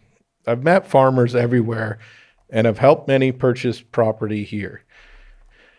They chose Lake County for one reason. The rules were clear, the permits were long-term, and there were no proposed changes to the ordinance that would affect farmers. That stability brought investment. The proposed increase to off-site resident setbacks of 1,000 feet or more puts that at risk. It affects nearly every farm I've worked with and sends one message: uncertainty. And when uncertainty comes in, investment leaves. Cannabis is agriculture, and Lake County is pro-agriculture, to my knowledge.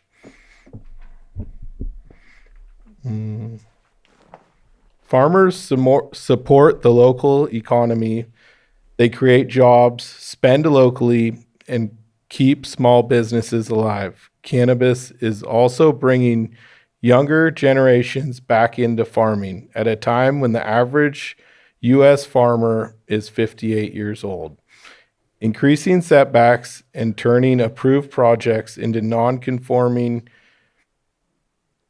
use permits doesn't strengthen agriculture, it weakens it. When I started here in 2017, Lake County welcomed farmers. It supported agriculture, including cannabis. I encourage you to stay focused on that vision. Support agriculture, don't restrict it. Standard California real estate disclosures clearly state that properties near agriculture may experience noise, odors, and dust. Agricultural comes with impacts. That's understood. So the question is simple. Do we want to support a growing agricultural community in Lake County or slow it down? Cannabis is agriculture. Please continue to treat it that way. Thank you for your time. Respectfully, Forrest Nicola Ellie. Thank you.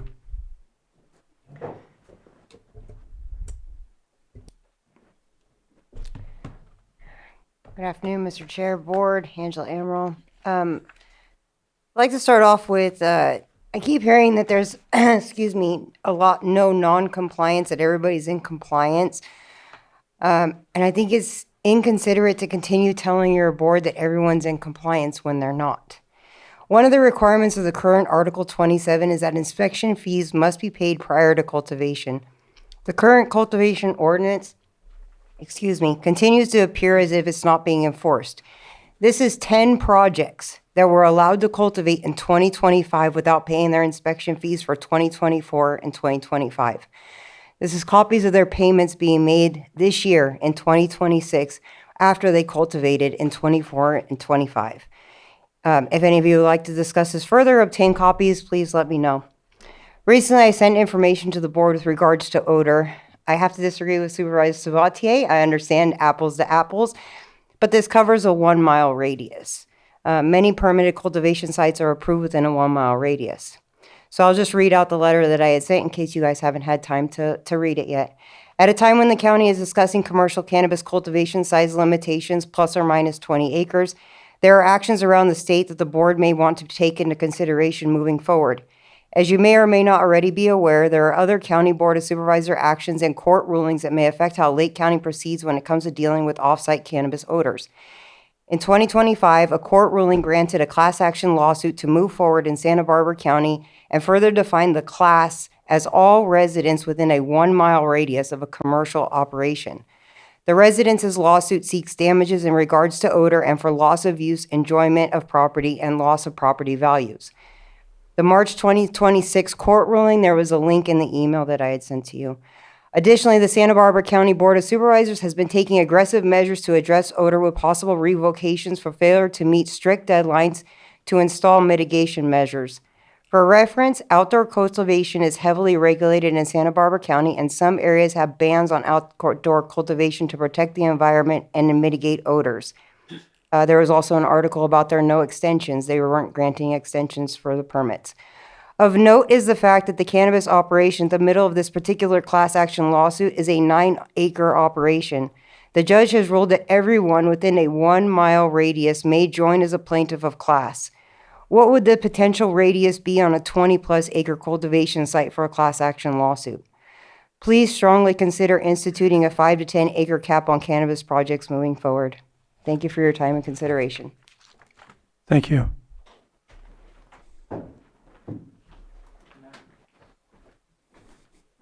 My name is Bill Wilson. I'd like to personal experience with, we live in an exclusion and a farmland protection zone, 800 feet from a greenhouse, which is supposed to be mixed light and filtered. The record here for completed greenhouses or cannabis grows says we're 1,360 feet away. I'm not sure whoever checks the records to vet the actual growth, but if we're getting significant odor that runs us out of our house, it's a greenhouse, so we're getting it at least 3 times a year. It's not one grow, there are multiple grows, 3 to 4 grows.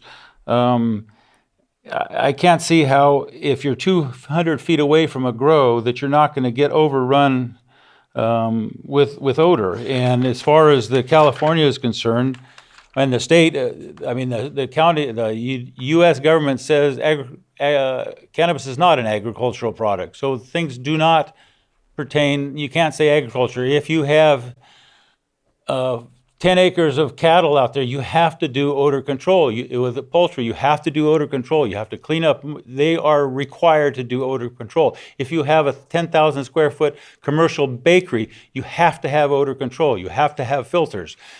But it doesn't seem like cannabis in an open grow that is maybe 4,000 to 5,000 plants has the same recommendations.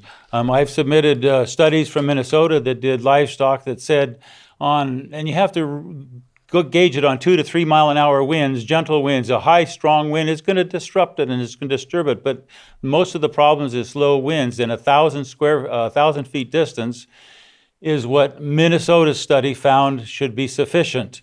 If you are also going with the distance by the size of your grow, if somebody's at 8,000 square feet and they are required a certain distance, does that mean they can no longer go to 10,000 square feet? Would they not be allowed to, or would the whole unit have to be moved further away? That would be a certain question if you go with the inverse square idea. And again, like that poor man down in Middletown, that his property is 200 feet away from 4 or 5 acres, outdoor grow. The California State Rule number 402, which is a nuisance law, and the California Health and Safety Code says no person can discharge air contaminants that cause injury, nuisance, or annoyance. There's no doubt that there is an annoyance from the odor. We personally have had problem with somebody recovering from surgeries and radiation that have to move out of the house because it causes headaches, it causes nausea. That's a health problem. That is not allowed. Thank you. I see my time's up. Thank you.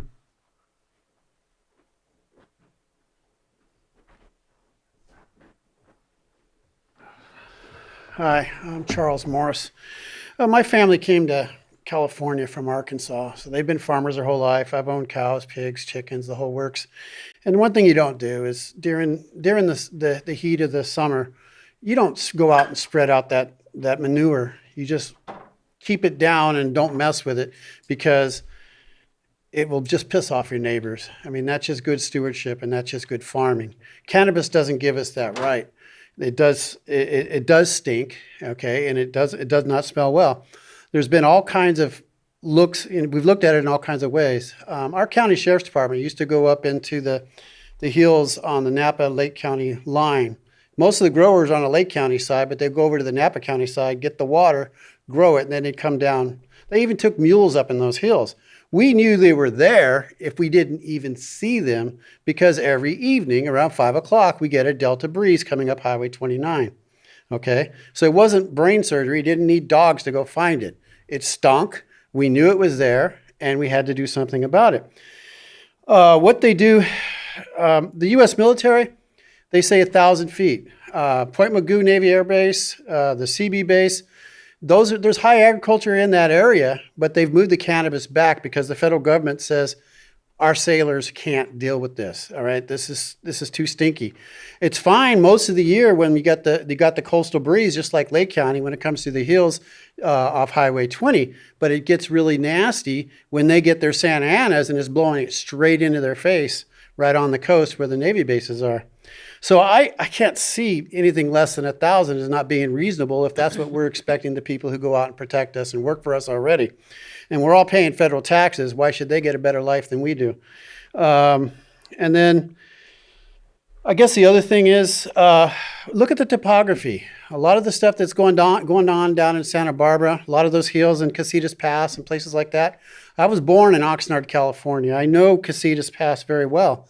If there's no place for the air to go, it's going to be bad. We are not the Central Valley. YOLO is a no-go. YOLO is a flat place. It has a whole different climate. It's a Sacramento Valley climate. We have something that's closer to a mix between that and a coastal breeze, coming off the ocean. I know near my house, we have a saddle in the mountains, and we get plenty of air coming through there. We used to be known for the cleanest air in the country. We know that Calpine has remedied this, and they've created filters to stop that kind of rotten egg smell that was coming from the geysers. It just makes common sense that we adjust accordingly. But I would say nothing less than 1,000. If the federal government's doing it, we should do it too. If we host federal bases in this country, that's it. Or in this state, we should do it. Anyway, that's all I got. Thank you.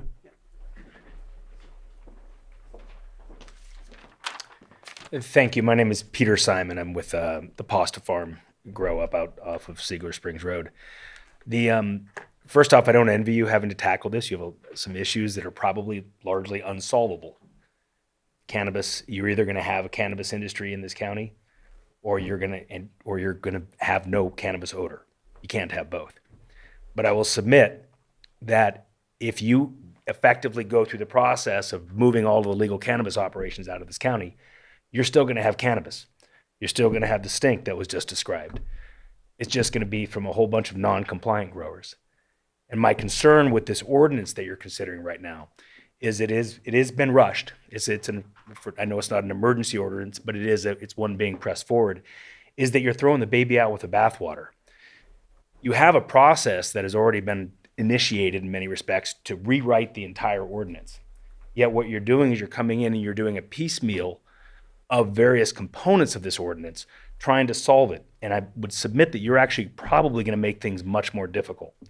When you're passing these ordinances, the only people that they're going to impact are the compliant, good stewards of the land. The people that are not, if I may, almost every response that you've heard today that was kind of suggesting 1,000-foot setbacks, all of these things, what they talked about were non-compliant grows. You heard people talking about the failure to enforce the compliance requirements. We applaud that. We applaud the effort to try to keep people into compliance, but that can only be done if you have compliant growers. When you pass laws that are then going to effectively drive farms out, and mind you, most of the requirements that you're contemplating here will shut farms down. Our farm would be shut down. Millions of dollars of tax revenue that we've already paid will cease to come in. Hundreds of people, both direct and indirect jobs, will be lost. These are not small, these aren't threats, these are just facts, because under the ordinance that you have been considering, our farm would not be allowed to operate. I don't think that's your intention. I don't think that's what you're trying to do. What I would suggest is that you take some time and try to do this in the big overall operation of the rewrite of the ordinance. Trying to push it through right now, what you're doing is you're creating scenarios that I don't think you are intending to do. The impacts, for instance, of the setbacks have not been fully studied. You don't know who you're going to be pushing out. You don't know where they're going to be pushed out. You're applying setbacks in all of the same zoning areas. You need to be more careful. I would suggest that you should be more careful about how those are applied. I'm happy to help you in any other way, but I would really encourage you to tackle this with the big overarching rewrite of the ordinance. Thank you. Thank you.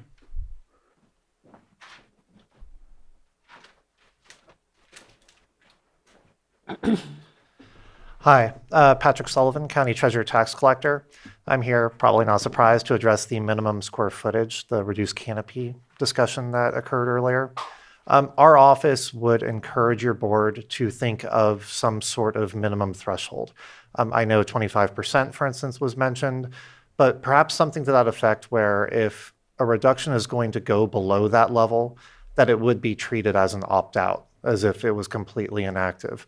We have had multiple people express that possibility that you can reduce square footage down to 10 square feet or 100 square feet, some minimal amount. And so if your board's going to consider that 2 years of inactivity as an opt-out would ultimately deactivate that permit, I think you need to have some mechanism in place to ensure that that minimum canopy is not used as a workaround for that. I would also point out that the minimum reduction or the minimum canopy reduction is an increased workload on our office. The way our tax ordinance is structured, there's basically activity or there's not activity. And if there's any activity, whether it's simply planting, digging in the ground, that's enough. Drying, harvesting, anything counts towards our cultivation tax. So when it's inactive, it's a bit easier for us to see that. Or when it's active at its permitted level, that's fine too. But it's everything in between that really takes up a great deal of our time. And it's the area that poses the most difficulty for us with audits and other investigations.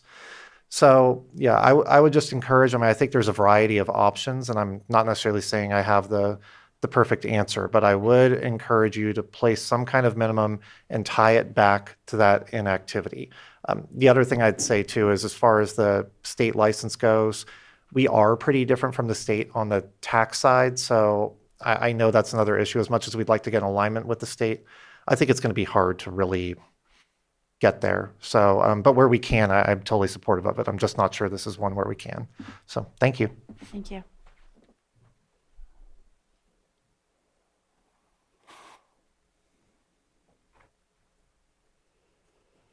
Malcolm Dunshee. It seems like such a red herring. It was never an issue before, and suddenly it's an issue. I heard last time I was in these chambers that there'd been one complaint about odor on an ag-zoned property. As a lifelong vegetarian, I take umbrage at people who have cattle and think that's nothing. And we tolerate their stench. And it's year-round, this stench. But our stench is a problem. Seems a little inequitable. And we're just trying to make a living. Just like the cattlemen. I used to live in Pupaluma. And we just made jokes about it. We didn't attack people. We didn't have hard hearts. We just went, okay, it stinks. It's their smell. We tolerate. We live together. But this seems so hard-hearted. We just want to make a living. We don't want to hurt anybody. And we don't want to be attacked maliciously. That's it. Thank you.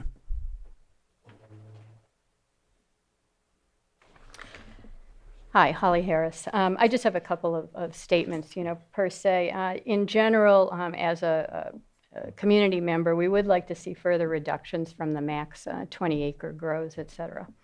In terms of increased setbacks, we would like to see increased setbacks based on size. One thing I did want to point out, we've heard a lot of people talk about ag is ag and you have to live with the smell, et cetera. But I wanted to point out that on the spreadsheet that community development submitted, I think only 16 out of the over 100 permits were actually on ag land. Most of them were on rural lands, et cetera.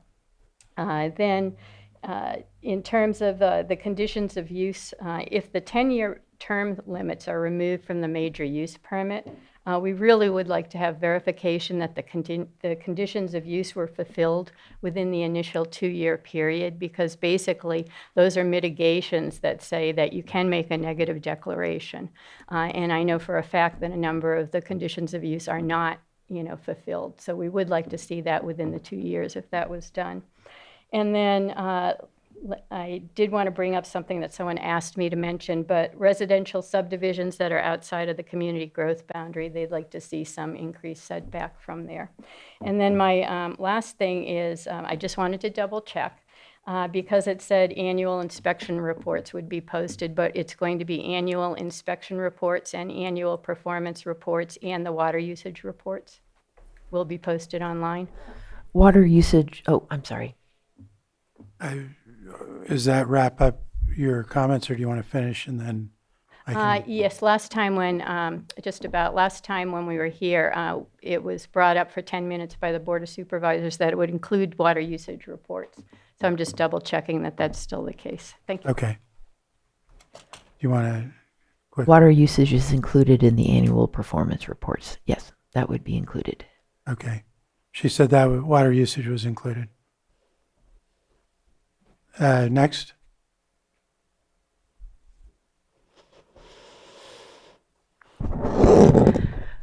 Good afternoon, Mr. Chair, Supervisors, Margot Kambara.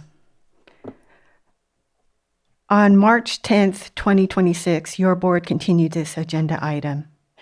Attorneys for Tom Lasik and Margot Kambara submitted public comment on their behalf in a letter dated March 6, 2026, and addressed to your board. In this letter, the attorneys explained that the cannabis ordinance amendments are not exempt from California Environmental Quality Act review, as the county claims. Environmental review is required. Thank you. Thank you.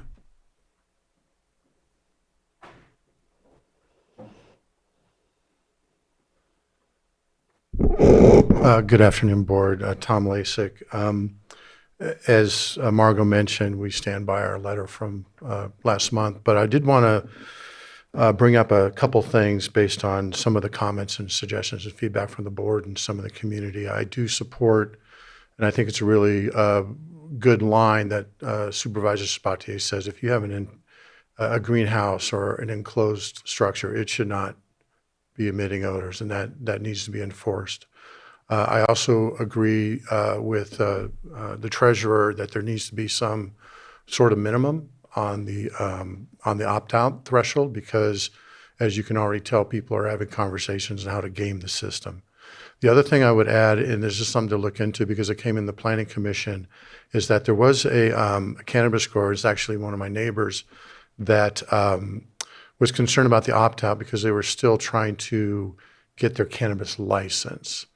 I think it was sort of revised that if they had their license, then the opt-out would continue or be, the timing would start. But it turns out in their situation, I don't think they have any intention of getting that license. They're just trying to sell the property. I would also agree with a couple comments by a recent member, I think he just left, and another public comment that said that, dairy smells and cattle smells and pigs smell, and they should be treated the same way. And I do agree with that, but I don't think what they realize is that those odors are regulated. And those are CAFOs, so Consolidated Agricultural Feed Operations, and there are standards that have to be met.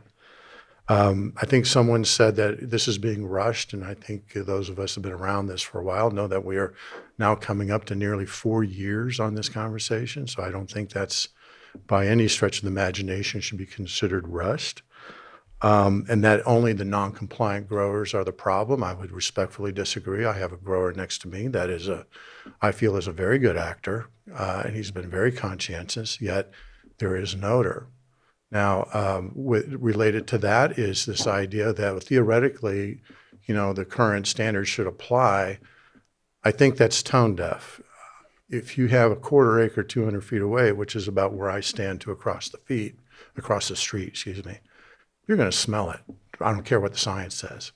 I'm a big fan of doing the math and doing the research and studies, but I still think there should be a minimum, a by foot threshold based on size. And then if they can show that they can get closer based on the science, then that should be allowed. But I don't think it's proper or appropriate to say, well, we'll just let the science figure it out and we'll go with that, because we know there are certain, you can't put 20 acres across the street and think it's going to be fine. Thank you very much for your time. Thank you. Do we have anyone else in the room?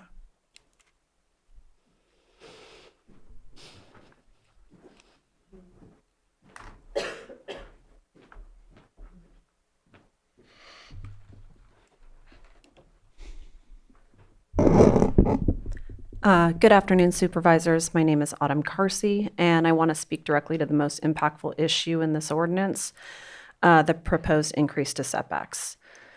The jump from 200 feet to 1,000 feet from residence is not grounded in clear objective science. There isn't even a general hypothesis considered here. This is a knee-jerk reaction to complaints based on the opinions of a few residents that does not consider supporting or support existing stakeholders. It is largely based on subjective perceptions of odors, not standardized thresholds, and certainly not a demonstrated public health impact. We do not regulate other forms of agriculture this way. Vineyards, cattle operations, and fertilizer all use and produce strong odors, yet they are not subject to 1,000-foot setbacks from homes. If we applied this logic across agriculture, much of our Lake County farming would not be possible. Cannabis is considered an agricultural product. It is regulated by the California Department of Food and Agriculture, the CDFA. As such, it should be regulated with parity to other agricultural uses, not singled out with disproportionate restrictions based on public perception. If odor is the concern, then the solution should be performance-based standards that are measurable, enforceable thresholds that are achievable by farmers, not blanket setbacks that effectively eliminate viable parcels, license holders, and applicants. Applying this change to already approved projects would be devastating. These projects were permitted under existing rules after years of process and millions invested. Changes in setbacks now would retroactively undermine those approvals and cost stakeholders and the county millions. I strongly urge the county to implement non-conforming uses for all approved projects by eliminating the 10-year permits, reevaluate the 1,000-foot setback in favor of science-based performance standards while maintaining the current 200-foot standard. I also urge you to reject adopting YOLO County-style ordinance control requirements. That framework requires expansive engineered systems, certified professionals, detailed wind studies, and ongoing technical compliance, just to attempt to meet a subjective threshold. The result of that program had been increased cost, operational burdens, and it ran a lot of farmers out of that county. Third is the opt-out provision. The proposed expiration of the 2 years of non-cultivation does not reflect economic reality. Operators may need time to pause or sell in a challenging market. The rule risks forcing the loss otherwise a viable farm. Property sales in Lake County for cannabis properties can take years, or properties in general here. And then finally, the ambiguity and setbacks from public lands. I know we brought it up before, but it wasn't mentioned here today. I think the ordinance should clearly define what setbacks mean with relation to public recreation areas. That was your timer. Got it. Thank you. Thank you. Appreciate your time. Do we have anyone else in the room? Not seeing anyone. I'm going to go to online. iPhone 13 Pro, please identify yourself and you'll have 3 minutes. Sky Lewa, Pillsbury Family Farms, and I want to talk today about what it's like dealing in this department in practice. What do you do when the Director of Community Development refuses to answer questions? Not delays them, not works through them, refuses to answer. What do you do when follow-up questions are ignored? It's not transparency and it's not accountability, it's control. When a department is ran that way, word spreads. Contractors talk, farmers talk, and investors talk. And what they're saying right now is simple. Don't come to Lake County. It's too difficult to work with community development. And it's not the public's fault, and it's not the cannabis industry's fault. It's a leadership issue. And now let's talk about background checks, since that's clearly where this is heading. If this board is going to allow community development to act on criminal matters, if you're going to allow the director to become aware of warrants and pause application, let's be honest about what that means. You are no longer operating a planning department. You are expanding this department into a potential law enforcement role without the safeguards, authority, or Let's accountability. stay on the ordinance, Sky. What we have is a system where decisions need to be made based on the information and not defined process, and no transparency and no accountability. And right now, the operators are left with experiencing is not a clear regulatory framework. It's a single interpretation that is being applied as the path forward. Meanwhile, the rest of California is moving forward. Just yesterday, the DCC reported that there is 6,419 provisional licenses that have transitioned to annual licensing, including 977 equity retail licenses, 3,614 cultivation licenses. Other counties are building pathways and they're creating a process and growing their markets. And what are we doing here? We are making it harder to operate, harder to comply, harder to invest. And you ask why revenue is down. Maybe it's because there's less access, less clarity, and less fairness. And that doesn't grow an economy, it shrinks it. And trying to make up for it through the tax collector doesn't fix the problem. It shifts the burden onto the people who are still trying to survive it. More stores equals more revenue, more participation equals more economic activity. So the question to this board is simple. Do you want a system that the people can work with, or do you want one where they want to avoid? Thank you.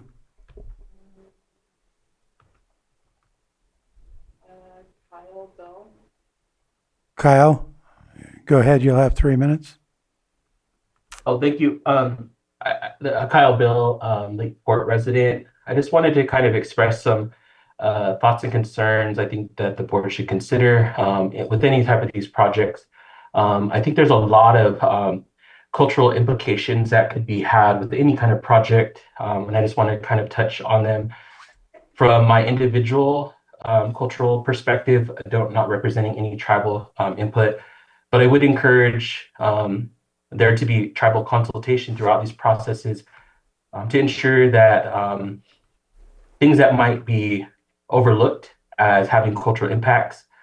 One thing, even as what could be minimal as odor, can also have ceremonial impacts when it comes to disrupting traditional plants that might be used in ceremony. Those are just one area that kind of could get overlooked from a Western perspective, as Some of these things are more of a nuisance or an annoyance, but for tribal people, it could be a disruption to our cultural practices. Also, noise. This was something that was brought up in some other previous conversations around any kind of development close or nearby cultural sites where we may continually are actively participating in ceremonies. Noise, lighting, all of those things could serve as disrupting elements when it comes to cultural practices. So I just wanted to share that perspective and those thoughts with regard to not just this topic in general, but I think it does kind of hit home on some of the areas that I wanted to touch on. But I appreciate everyone's conversations and the opportunity to provide input. Thank you. Thank you. Next. Timothy, go ahead if you can identify yourself. You'll have 3 minutes. Hi, good afternoon, Chair and members of the Board of Supervisors. My name is Timothy Kasuni. I represent Rancho Lake LLC. Rancho Lake received approval from the Planning Commission for its project on January 8th.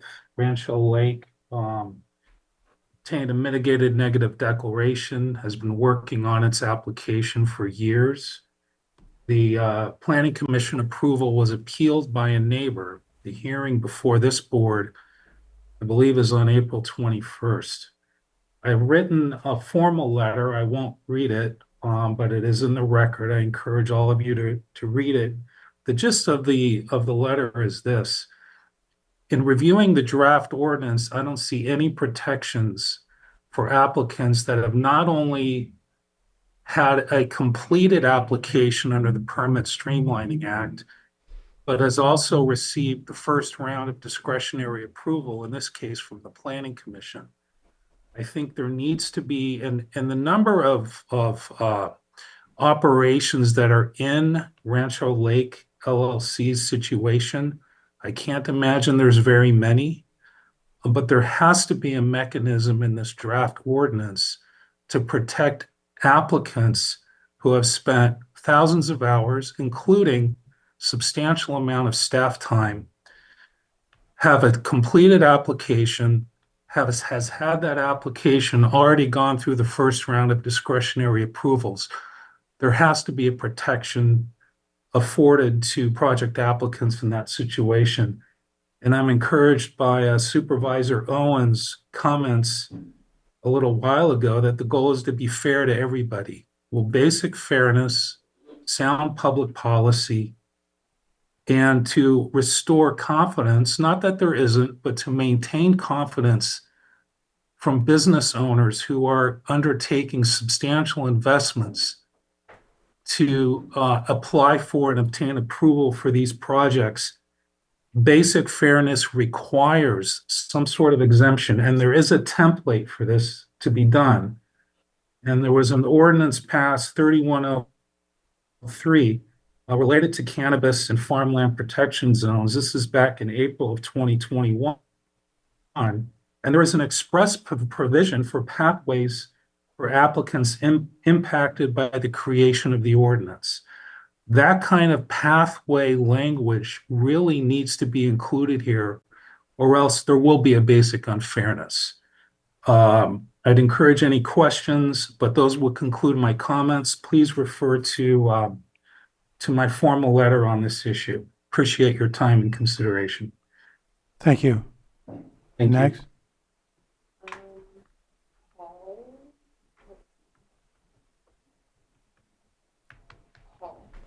Paul, go ahead and identify yourself. You have 3 minutes. Hi, my name is Paul Bernaccio. I submitted a letter to you guys before the meeting, but just something I forgot. 2 things. One, I would ask the board to consider looking into the inspection fees, because right now the inspection fee is about $1,000 per permit, regardless of the permit size. So even like a 5-acre farm is paying the same inspection fee as like a 5,000 square foot farm, when it takes under 30 minutes to inspect one and it's going to take hours to inspect the other. So I would encourage us to look into ways that maybe the larger farms could actually subsidize some of the inspections for the equity grant holders inside the county, and just kind of make it a little more fair. And the other thing is about the odor.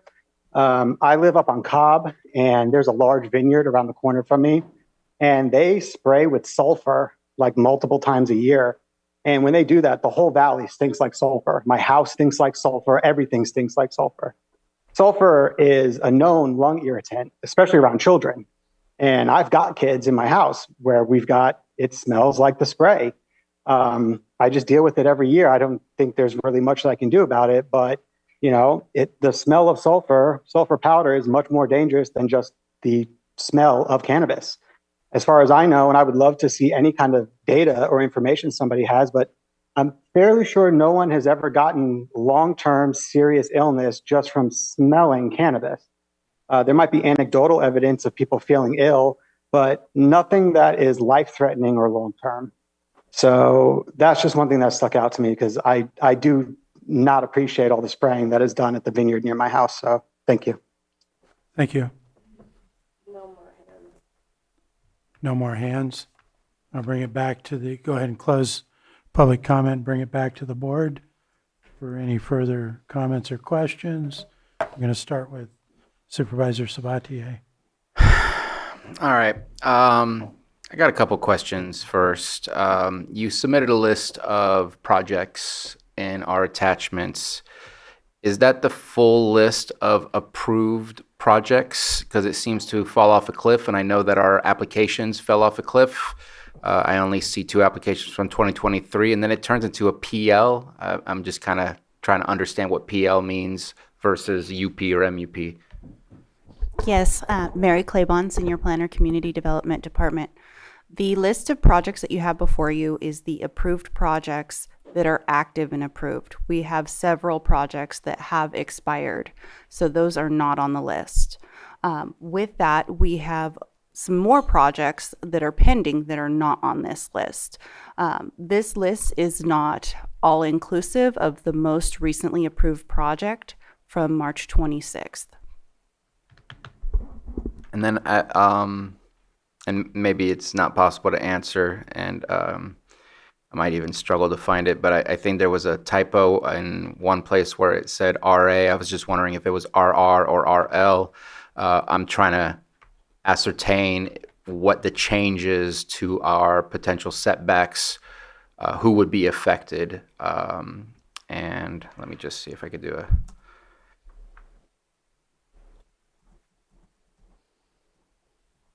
Yeah, right here on UP 1840 and Holden Reed. Is that RR, RL? I'll take a look and confirm that. Okay. Just because, again, I don't mind having a conversation where we can go back and forth and look into it. So I guess I'll provide my thoughts. I see zoning as being the answer to the issue that we're discussing, which is odor. I think the idea of an odor professional is kind of funny to me. And the concept of what we're asking on top of all of the studies that have already been done in order to get our current use permits, like the cost is already very high, prohibitive for new applications, hence the lack of new applications or the reduction in new applications. But by adding all these other studies, I mean, what are we asking, and do we even recognize or understand what it is that we're asking for? So I'm just gonna I'm gonna ignore the split zone because it's hard for me to identify on the split zone. There's about a dozen or so, and there's more than 20 or more projects here that are on this list that are within ag. And actually, that brings me back to one of my other questions before I start talking about setbacks. I feel we need to have a conversation about APZ and TPZ. Those should only be for those that have a reduction in their property taxes because they are on timberland or ag land that have been deemed available for the Williamson Act. I'd like to know, are they still doing farming on that land outside of cannabis? Because cannabis is not an available crop for the Williamson Act. So I think that's a question that I think we should be getting an answer for. And it sounds like there might be an answer, or at least some comment on that. But that was one of my remaining questions. Is I see we have close to a half dozen or more grows that are on APZ, and does it affect their APZ status? Are they still doing cattle grazing, or other types of agricultural activity, or is it just cannabis? Because cannabis is not covered. We do not monitor them for Williamson Act as part of annual compliance monitoring for APZ. The state did rule a number of years ago that cannabis cultivation for commercial licenses was an acceptable act on Williamson Act lands. As far as TPZ, it's been a number of years since we've had any significant commercial forest harvesting in any TPZ property. But those properties remain in TPZ for the preservation of our forests. So I don't have it right in front of me, but I know that I appreciate it that you shared the like the rules and regulation of Williamson Act or something along those lines. I forget like the uniform rules of the Williamson Act for Lake County. And it speaks very specifically about commodities and not ag product.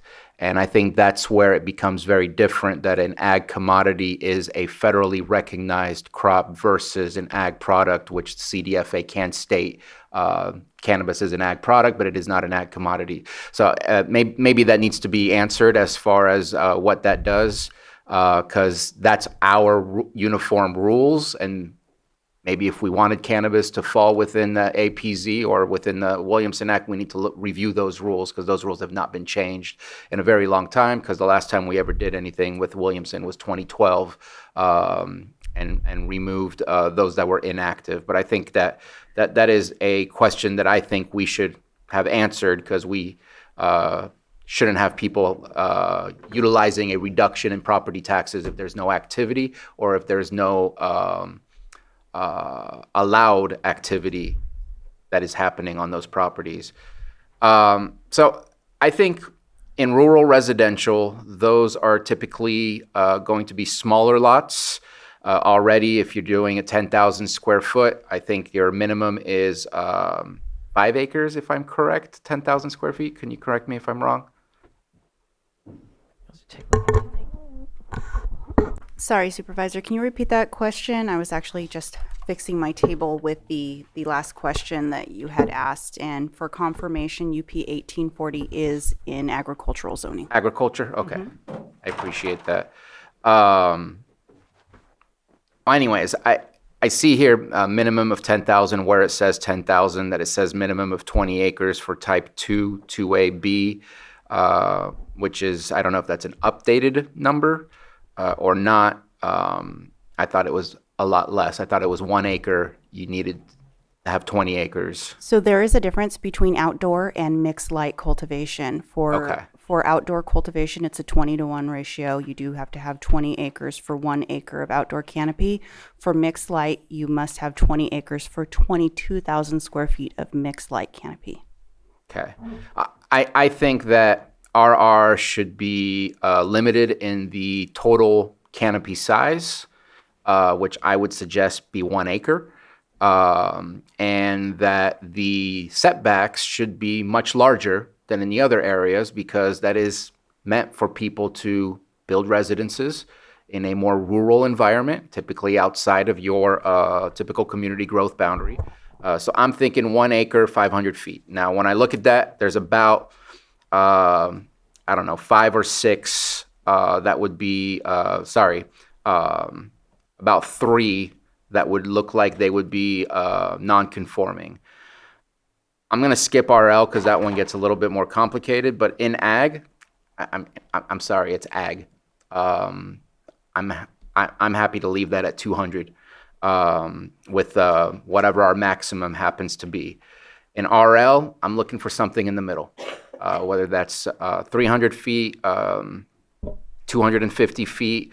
But RL is designated to be for agricultural commercial. And I would limit that to And even though there are some in RL that are higher, there's 22 acres, there's 25 acres, one that's 39 acres. I think ag should be the one that's somewhat unlimited. It's ag, not unlimited. We have a maximum. But I think that saying, here's ag, grow ag, let me share with you your restrictions on doing ag, I'm just uncomfortable with that. If you choose to live in an ag environment, then you're going to have to live with what ag environments are. I keep bringing up sours. I had issues with the fact that people live in an agricultural area and are complaining about ag. But for the RL, it's going to have to be something in the middle. At least that's what I think it should be. I'm the 1,000-foot setback. I think somebody put us to the comment. It's basically, here's this law. No one's going to be able to meet it. So therefore, it's a law that just tells you you can't do the things that you want to do, or it'd be very, very limited in who can do those things. And I just don't agree with that. I want to go back to mixed light. Is mixed light supposed to be an engineered greenhouse? Mixed light is required to be an engineered permanent structure greenhouse equipped with odor filtration systems. So I'm going to reiterate what was reiterated in my last statement. I'm going to reiterate a public comment. It should not smell. Don't open up the windows. Figure out how to air it through a filter. Use whatever technology is available, and it shouldn't smell. And we're done. Moving on. So I think mixed light, if it smells, there's a violation. If they don't fix it, there's a fine. And we need to work in those ways. And then I do want to pose it. I know I have a white paper from our county council, and it was mentioned earlier, the right to farm. The right to farm is not automatic. The right to farm has to be the Board of Supervisors that decides to change, I believe it's Article 4, to add cannabis into the right to farm. It is not decided by the feds. It is a state rule for right to farm. The feds don't decide which state have the right to farm, but it is up to the locals to make some of those decisions. Now, maybe in some of the awkwardness and the conversations we're having where we're looking at some non-conforming, some conforming, does it make it easier if we also have the conversation simultaneously about the right to farm, saying, look, sorry about the non-conforming, but we're trying to make this be a permanent fixture of the future. Now you have the right to farm. You do 3 to 5 years worth of activity, like you're in. I don't know. But I think that if we don't have that conversation simultaneously, we're also ignoring the elephant in the room, where why is agriculture treated so differently than agriculture? Because that's what it is. It is a plant in the ground that you water, that you harvest, and you sell as a commercial product. We have to figure it out, and we can't ignore certain topics because they're uncomfortable. So, I mean, I'm offering that we look at potentially I'm looking at less than 2 to 3% that would be non-conforming, and that sucks. But I also don't want to completely ignore the fact that it does smell, and we need to reduce that smell. But zoning should be what matters most, not this professional odor expert that's going to walk around with a giant nose telling us what's right, what's wrong. So hopefully that helps to start the conversation. All right, go ahead, Supervisor Pyska.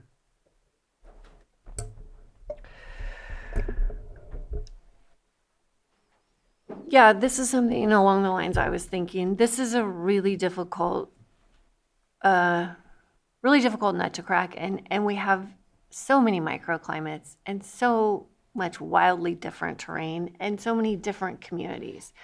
And I think having the smaller grows in the RRs makes sense because it is residential.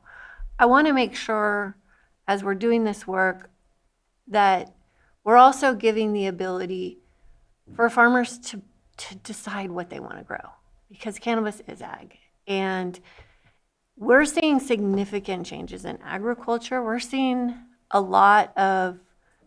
to see a lot more shifting.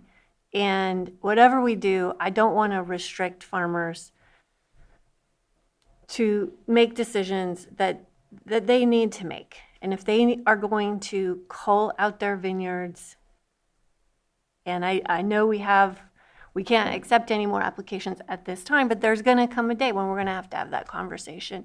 And the more work that we do now is going to make it easier if we decide to open this up again. Because if we've got a lot of ag land that goes fallow and can't be used for anything because farmers don't have the ability to grow what they want, we're going to have another set of problems.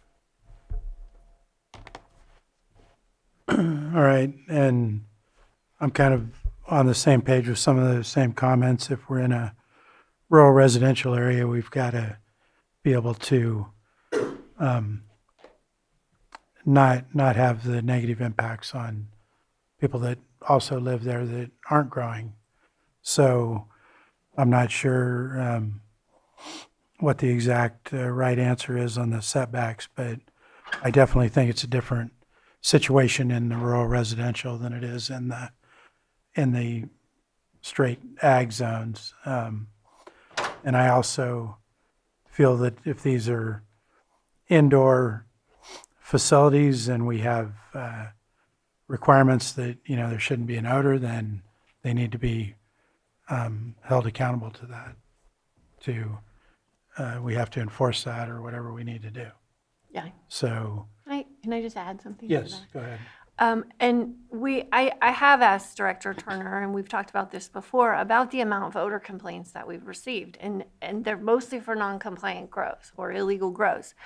And I know, Mr. Wilson, you have this ongoing complaint with your neighbor. I know staff has been out there visiting. That is a situation that needs to be rectified because it is in a greenhouse and it's not compliant if you're being subjected to the odors there.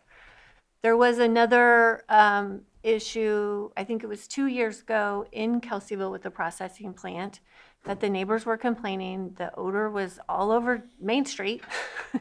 And so code enforcement went in there, they made changes. I don't think we've had complaints there since, correct? No, so there is a way to mitigate. And we do have these processing facilities, and that one was an old pear shed that's been converted. And it's very close to town, but within all the reasonable setbacks. So there is a way to do this. There's a way to handle it, and that these facilities and these greenhouses aren't going to be affecting neighbors. Yes, thank you. Supervisor Owen? I have a question. As just listening to everything and been listening to it for a while, it appears to me that a number of these issues that we have are actually written. I know that you had stated no because it was EIR on the odor at some point, but it does state that the odor should not be a nuisance. It's obviously a nuisance in some areas, and it's not being addressed. So compliance seems to be one of the bigger issues. So I'd like to ask, do you have the ability to monitor and enforce our already requirements that are on the books? Because, for instance, Mr. Wilson, he's a perfect example, and I don't remember how many years he's been putting up with this, but it's been a long time. We'd had one down in Middletown, the same thing, where they were running him out of water, and that he had went clear to the Supreme Court and got a judgment, and it still wasn't being taken care of. So do we, as community service department, have the ability to monitor and to enforce the bad players?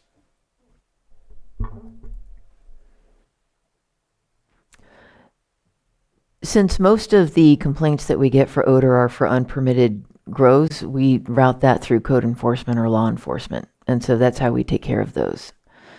We don't get a lot of complaints, if any, on our permitted outdoor grows. The indoor, or the ones in greenhouses, actually, the discussions that we had with the air pollution control officer were very helpful because he reminded us that air filtration requires an air quality permit.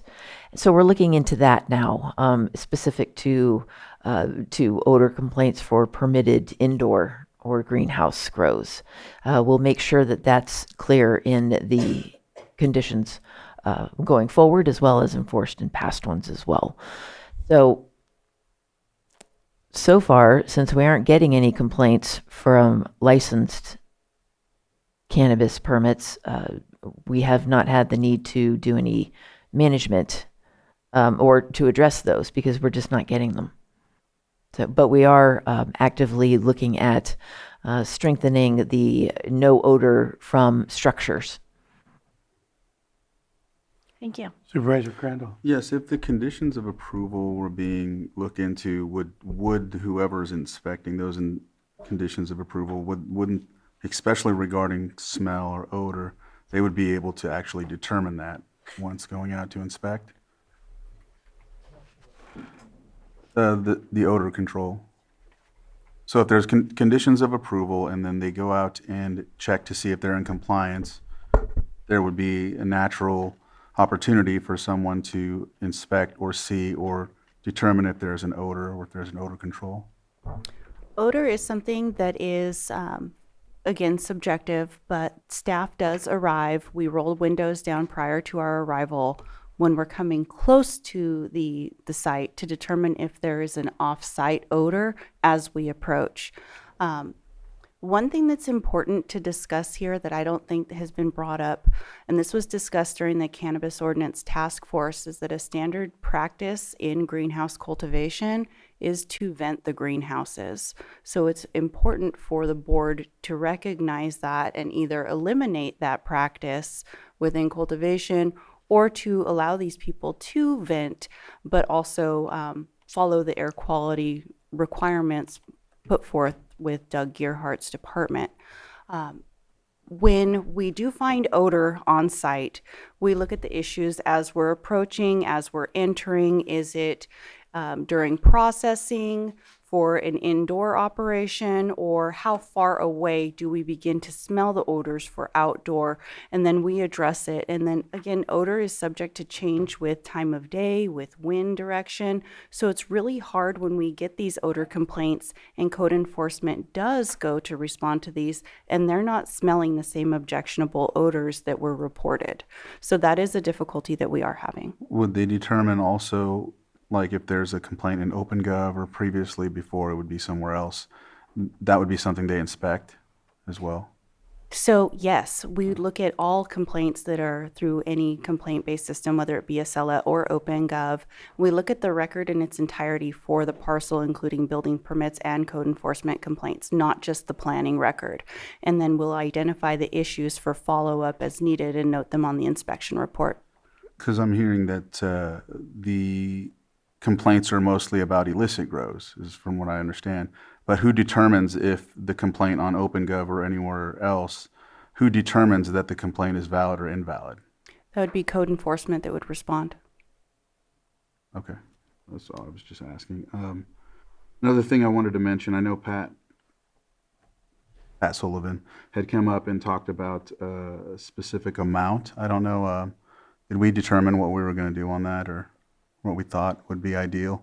Haven't talked about it yet. Okay. I mean, am I jumping out of, because I don't know where are we going in chronological order? Or I just felt like asking you that question as well about odor since we're talking about it. And I do like the idea about zoning as well. I do appreciate hearing that, because when you were talking about the San Bernardino instance, I was like, yeah, San Bernardino is a different area, but at the same time, we have such a smaller type of area when it comes to some of the communities, especially in my district. But then there's also areas like in Witter Springs and those areas where it's a little more, it's less inhibited with different living quarters, whereas you have like community growth boundaries in other areas. So I do like the zoning aspect. I think we'll probably have our own thoughts about the distance, but I'm willing to look at that. I think for me, you mentioned 25%? No, I did. She did. You did? And then I know Supervisor Pyska, you mentioned that as well, or is that the state? You said something like that. I said something about the state, but the tax collector didn't agree with that. So No? I'm okay with looking at a percentage. It's fine. I think we need to establish something so that his office isn't overburdened unnecessarily. I'm on board with 25% or whatever we can compromise with. Well, we'll talk about the distances when you're ready to go through each zone, I guess. All right. Supervisor Spatier? And just to be argumentative, the percentage, I mean, should we also put a minimum number of days that Airbnbs are working so that the amount of time our tax collector is working to figure out who rented what and that it's worth their time? Like, I just, where do we go with what we force on businesses? And if we're forcing it on one business type, then why aren't we enforcing that on all business types? That's where I struggle. So I'm going to continue to struggle to say that you must, or else you lose your permit. It's a big struggle for me. Well, they can opt out. So for 2 years and then you lose your permit. Right. But anyways, I just want to mention, so I put the whole spreadsheet that you provided as a PDF in a spreadsheet so I can go through it and see what happens. There is one split RLRR that is 280 feet, is the closest residence off-site.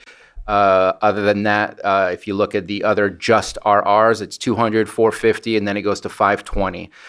So at this moment, potentially, if we said 500 feet, there would be 3 plus one that is more than an acre that is only on RR that would be non-conforming. If we get rid of the 10 years, that means you can remain.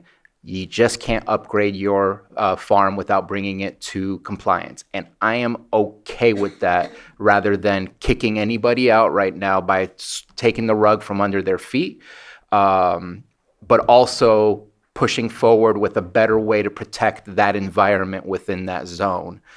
And again, the split is going to be something different that I'm just not sure which property we're looking at. Was the RL added into the total acreage and everything's happening on the RR or on the ag?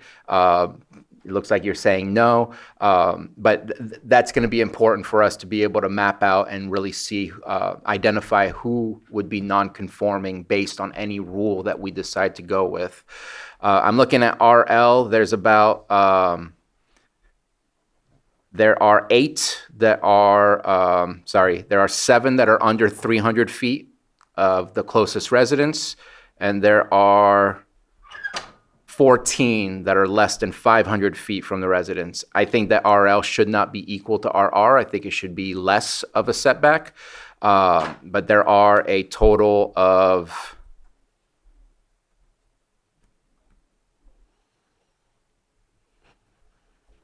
74 projects solely in RL. I'd like to offer 300 feet and just see what that looks like. And go from there. And again, our largest grows are in RL. I think that that puts me a little bit uneasy to start limiting the acreage on RL because RL is your starting point for full-on ag until you get to A or APZ. I think that leaving it at 200 on ag is okay with me, but we need to see fines for those that don't meet our requirements for odor control when there's an odor control that is required. I think zoning is the only way to respond to odor control for outdoor, because any given day could be a new complaint because we have 100-mile-an-hour winds. We have super hot days where it's just falling down on the ground instead of flying in the air. Like, there's just such a minute-to-minute scenario on outdoor that if we don't zone it correctly, we can't put a what do we say, an olfactory meter type of thing.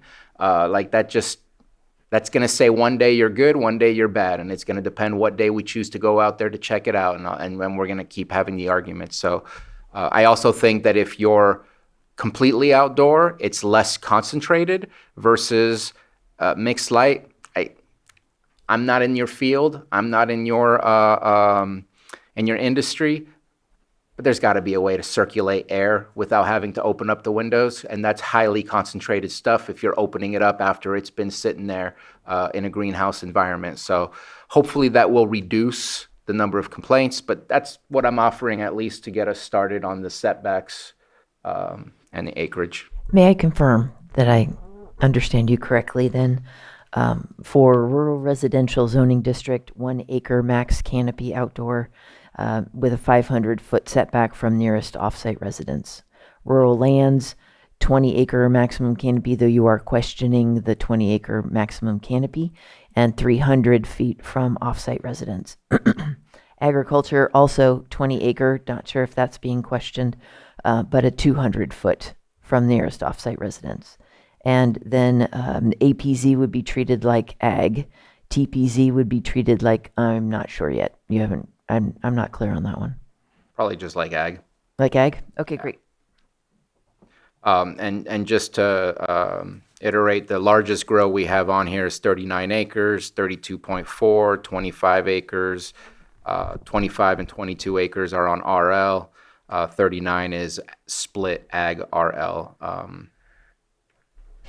And then minimum canopy, 25% of overall total canopy approved on any reduced canopy year. I heard 2 supports on that one, but I haven't heard a third. State that again. What was that? 25% of total approved canopy being the minimum amount to cultivate during a reduced canopy year. I think that's high. I guess it depends if you have the 39 acres or if you have the 5,000 square feet. Yeah, I think 25% is high. I'm okay with the percent, but I'm 10% would be fine with me. It seems high. If someone's making that decision to reduce for a lot of reasons, that's still pretty high to require somebody to grow. What you don't want is 1 plant, right? Is that What I don't want is 1 plant.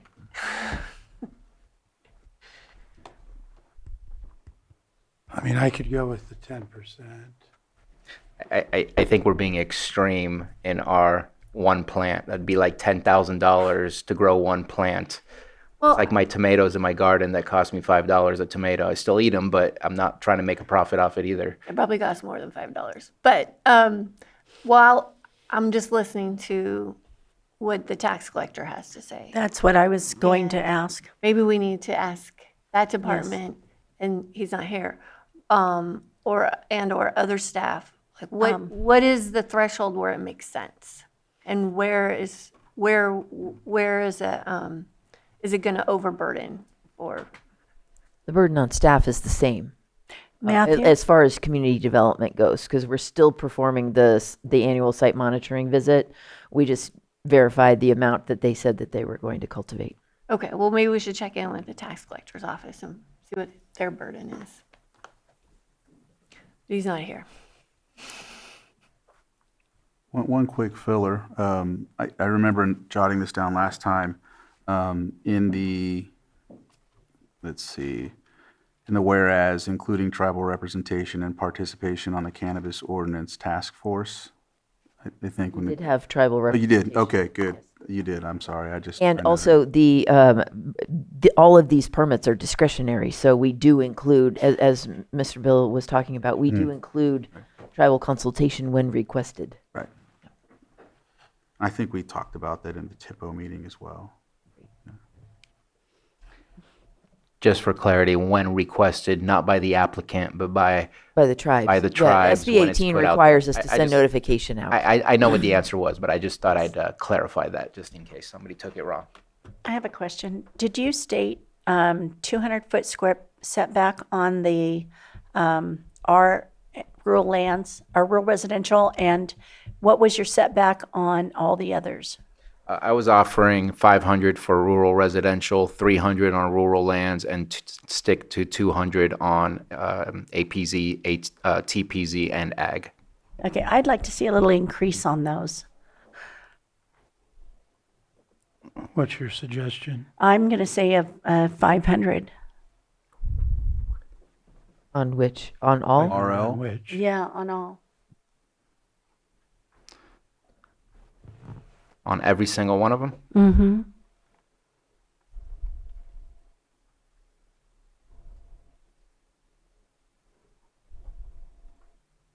I know that there's going to be some non-compliant, legal non-compliance.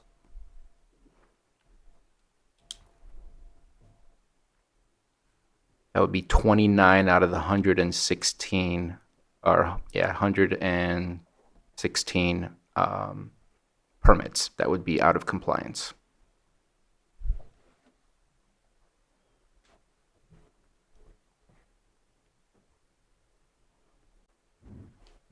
And that includes some that are as small as 3,600 square feet to much larger. So those would be current. That's what we had talked about earlier on when we first started dealing with this. We were saying, I remember the board kind of had consensus at that time, 500 to 1,000 feet. So I'm kind of going with the lesser of those two options. And that's what I recall us talking about at that time. I would be uncomfortable on, again, the places that's where ag belongs, to actually increase it to that much. Yeah, I agree on the ag. That would be a little too high for ag zones. I didn't think I was going to win this. I'm just telling you what I want. I'll meet you halfway. I'm good with it except for ag. I'll compromise with the others on ag, but I'll go with you on the other two. On rural lands? Yeah. I'm willing to compromise in that too, but I mean, I'll stand with her so she's not alone. I'm kind of used to being alone. Thank you, EJ. There's Pat. Yeah, can we ask you a question, Pat? Perfect timing. Yes. We're trying to, so there's a discussion on if they reduce and what percentage it would be. We're not really sure what makes sense on that. Can you weigh in on that, or would you have any advice you could offer? If you had a recommendation. Yeah, I mean, I think I think I've heard of 50% before, but I realize that may be too high. I think 25% of the permitted area might make sense if that's a happier medium, but I guess I'd hope it would be a substantial amount. I wouldn't want to see people reducing down to 5% of their total, permitted values or 10%. Then it does feel we are aware of parties who are basically keeping the permit and the license active for the purpose of real estate gains or transactions. And though these ones do trigger work, like I said, there is a basic amount of work that goes in, whether someone's growing 10 square feet or 100,000 square feet. So I would just hope it would be a substantial amount, a meaningful amount. Okay, thank you. Go ahead, Supervisor. Well, you can stay right there if you could. Okay, sure. I'm not in favor of that, but what I would suggest is it should be a minimum square footage, not a percentage. Because, 5% of 39 acres, you're still getting 1.45 acres out of the whole thing. That's not a small piece of acreage at all. But if you're talking about 5% of 5,000 square feet, all of a sudden that's very small. So maybe a minimum of 1,000 square feet or a minimum of, as was mentioned earlier, 25. I'm not in favor of it, but I think it's ridiculous to do percentage when we go from 0.2 acres all the way to 39 acres, and a percentage of that is forcing 50% would force somebody to still grow 14 acres, or sorry, 39 divided by 2, 19 acres. Not good at math on the fly. That's a substantial amount to force somebody to continue just so they don't practice a real estate game with us, which I still think we get paid for the process. I do understand your point there, especially because a flat rate, frankly, is probably easier for all departments involved to monitor, I would think, rather than dealing with percentage. I think the concern I have is that there can be such a variance, right? Like a 40,000 square foot, a 1 acre farm, or, somebody with a 20,000 square foot approved grow that drops to 1,000 versus someone with 1 million square feet that's authorized and drops it down to 1,000 square feet. I know we don't have caps yet, but I can also imagine there could be an impact in, certain areas. Whenever we get to the point where there's all this unused square footage and we don't really have a picture of what things are really going to look like, that may come into play later. So I would be in favor of percentage simply because I think we probably wouldn't have to revisit it again. But at this point in time, a square foot cap, if that's easier for everyone, I would say that's probably okay. Something's better than nothing. But for me, I would want it to be a substantial or meaningful amount for the permit. And my fear would be on the larger permits, it just wouldn't be a meaningful amount, and people would potentially be gaming the system. But I understand the perspective. Okay. Anything further? That was helpful.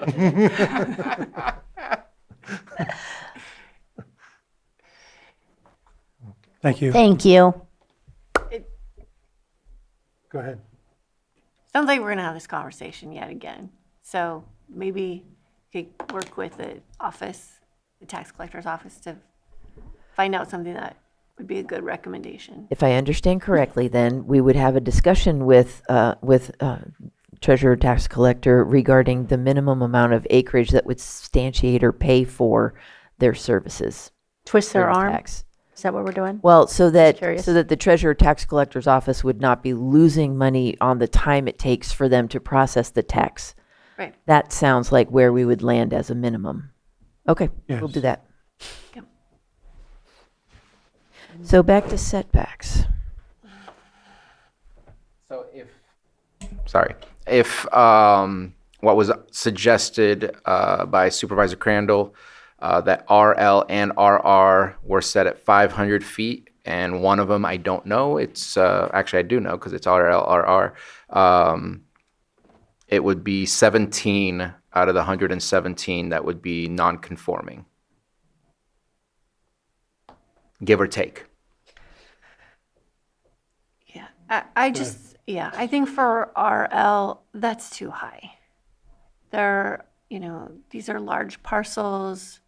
They're out in rural areas. And I think that impacts the right to use their land. I don't think all of them are in rural areas. The RLs? The RLs, not all of them are in. Maybe the ones that are on here, but not all rural lands are out in rural areas, is what I'm saying, right? I don't disagree. There's some that are, yeah. So you were okay with the 300 feet that was up? I think that was the number that you offered, Supervisor Sabatier. I'm good with 300. Well, starting with the first one, I think we had consensus on the 500 On the RR. for RR. Is that? Yeah, so we're good there. Great. So let's go take them one by one. So now we don't have consensus on the RL. We've got between 300 and 500 feet out here that we're trying to figure out. Well, we can do it by vote. I can offer the 500 and see if we get 3 votes. And if we don't, then we can offer the 300. Well, for consensus, Thumbs. yeah, so you're 500. asking for 500, and I don't see. And this is consensus. RL. Oh, yeah. This is RL. Put your thumb up. I'm just, So we Me have, too. Get your thumb. There you go. I didn't hear you say that. I thought you said something else. so we had two on that, so the other number was 300, which I feel more comfortable with on that piece. So your supervisor offered it, so he's good. So we have consensus there. So now we're down to the ag land, which the original number out there was 200. I agreed to that earlier. I said it, so I don't want to crawfish. Okay. I don't want to go backwards. I said I'd agree to that, but I'll go with the 5 on the other two, so I'll go with that. Crawfish We'll go like a with turtle. 200 It's on going that. backwards. Sorry. I learned it from Tombstone. Sorry. So I think we have consensus 200 on ag. Super. And then outstanding are a couple things. 1 acre maximum canopy for RR.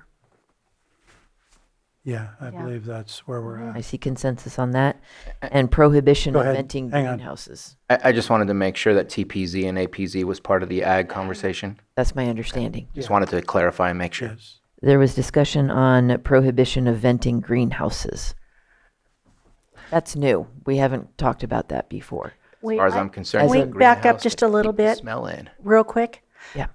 The ag preserve and then timber preserve, is there anything in the law for those zonings that would prohibit this? No. Or The would state has made, put a monkey wrench? in fact, I'd be happy to furnish that to the board if it would be helpful in the Williamson Act conversation specifically, the decisions by the state regarding cannabis cultivation in APZ. Okay, that's what I was asking legally. Okay, thank you. Certainly. Supervisor Pyska, Oh, we were talking about the venting. Yes. you had a question. And so now we've learned that the greenhouses need a air quality permit. Is that right? Structures that use air filtration systems require an air quality permit for their air filtration system. And so if they're venting, is that venting? gonna No, go that's not the through? same thing. Okay. Venting just means you're opening up the windows on your greenhouse. Right, and that's impacting people. We are not getting complaints Is that on our the permitted issue with grows. Mr. Wilson? We're not sure yet.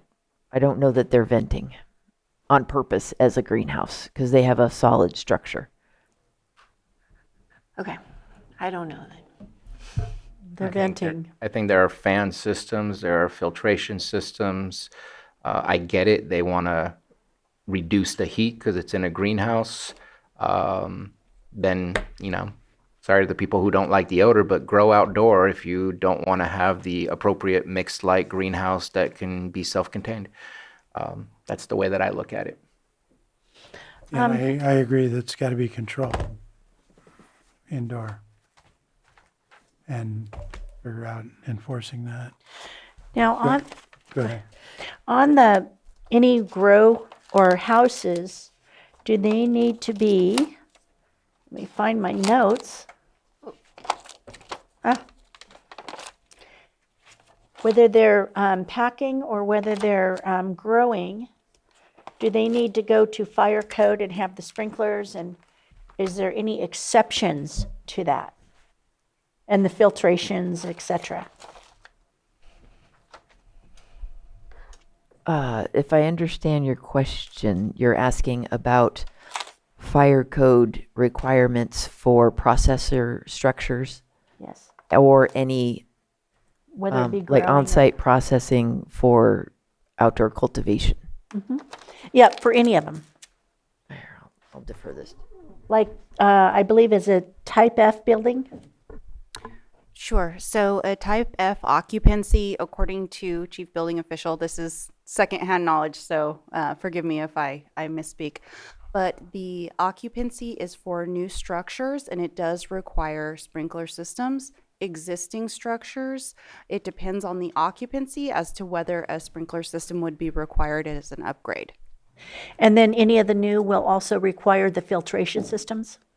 The air quality? So it really depends on how projects are proposed to us. The only requirement for odor filtration system is within the farmland protection zone. That is the only requirement for that. Now, processing facilities, we would anticipate they would have air filtration because they do have an odor management plan that would control odors, and they do. But the only written requirement within the specific black and white regulation is odor filtration within greenhouses and farmland protection zone. And should that be expanded to all of them rather than just be in farmland protection? That would be up to the board. Thank you. Supervisor Pyska. Yeah, going back to the greenhouse venting, if the greenhouse is in the middle of nowhere, no one's around, and there's no offsite residential buildings, then why does it matter? So maybe there's a setback. So this was actually brought to staff's attention during Cannabis Ordinance Task Force. I am not a cannabis cultivator, so I was not aware that venting is a thing. Going out and, responding to odor complaints, the greenhouses are closed, the vents are closed. So we're not experiencing the same odors at the time that they're being emitted by the venting. So it's kind of hard to track. With that, we've requested any type of odor logs that could be helpful in us pinpointing timeframes in which these activities are occurring. That way code enforcement can respond.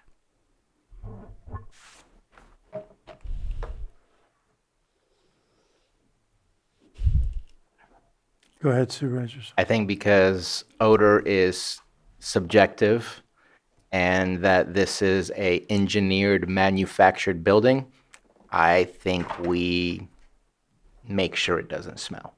And venting obviously will lead to a smell. And if we start dissecting where you are, how far back the next house is, we're probably still going to get a complaint at one point or another. And I just think that we have an amazing climate for growing cannabis here. And if it is too difficult for you to do mixed light in a completely enclosed building, then maybe that wasn't the wise business decision. Perhaps the board would like to table that particular issue to Article 73, given that that was not part of today's agenda. So the public has not had time to really prepare a response for that public input. I'm fine with that. I just don't know enough. What And I'd during like, that time, we would gather more information. and I'm not really all, I mean, I know it's 4 years in the making, I know. But I would like to come back, not necessarily for a first reading, but really showing us who's non-conforming, who's conforming based on all these discussions that we've had, because mapping it out and really seeing what the impact will be, I think is a vital part of what we're doing, because that is walking on eggshells on someone's potential livelihood. And so I just think it's an important process to step by step, let's see who's getting impacted by any of our decisions before we really bring on a first reading that kind of potentially forces us to say, yes, move forward. That sounds great, because now that we have more solidified setbacks, we can take a look at also our pending projects.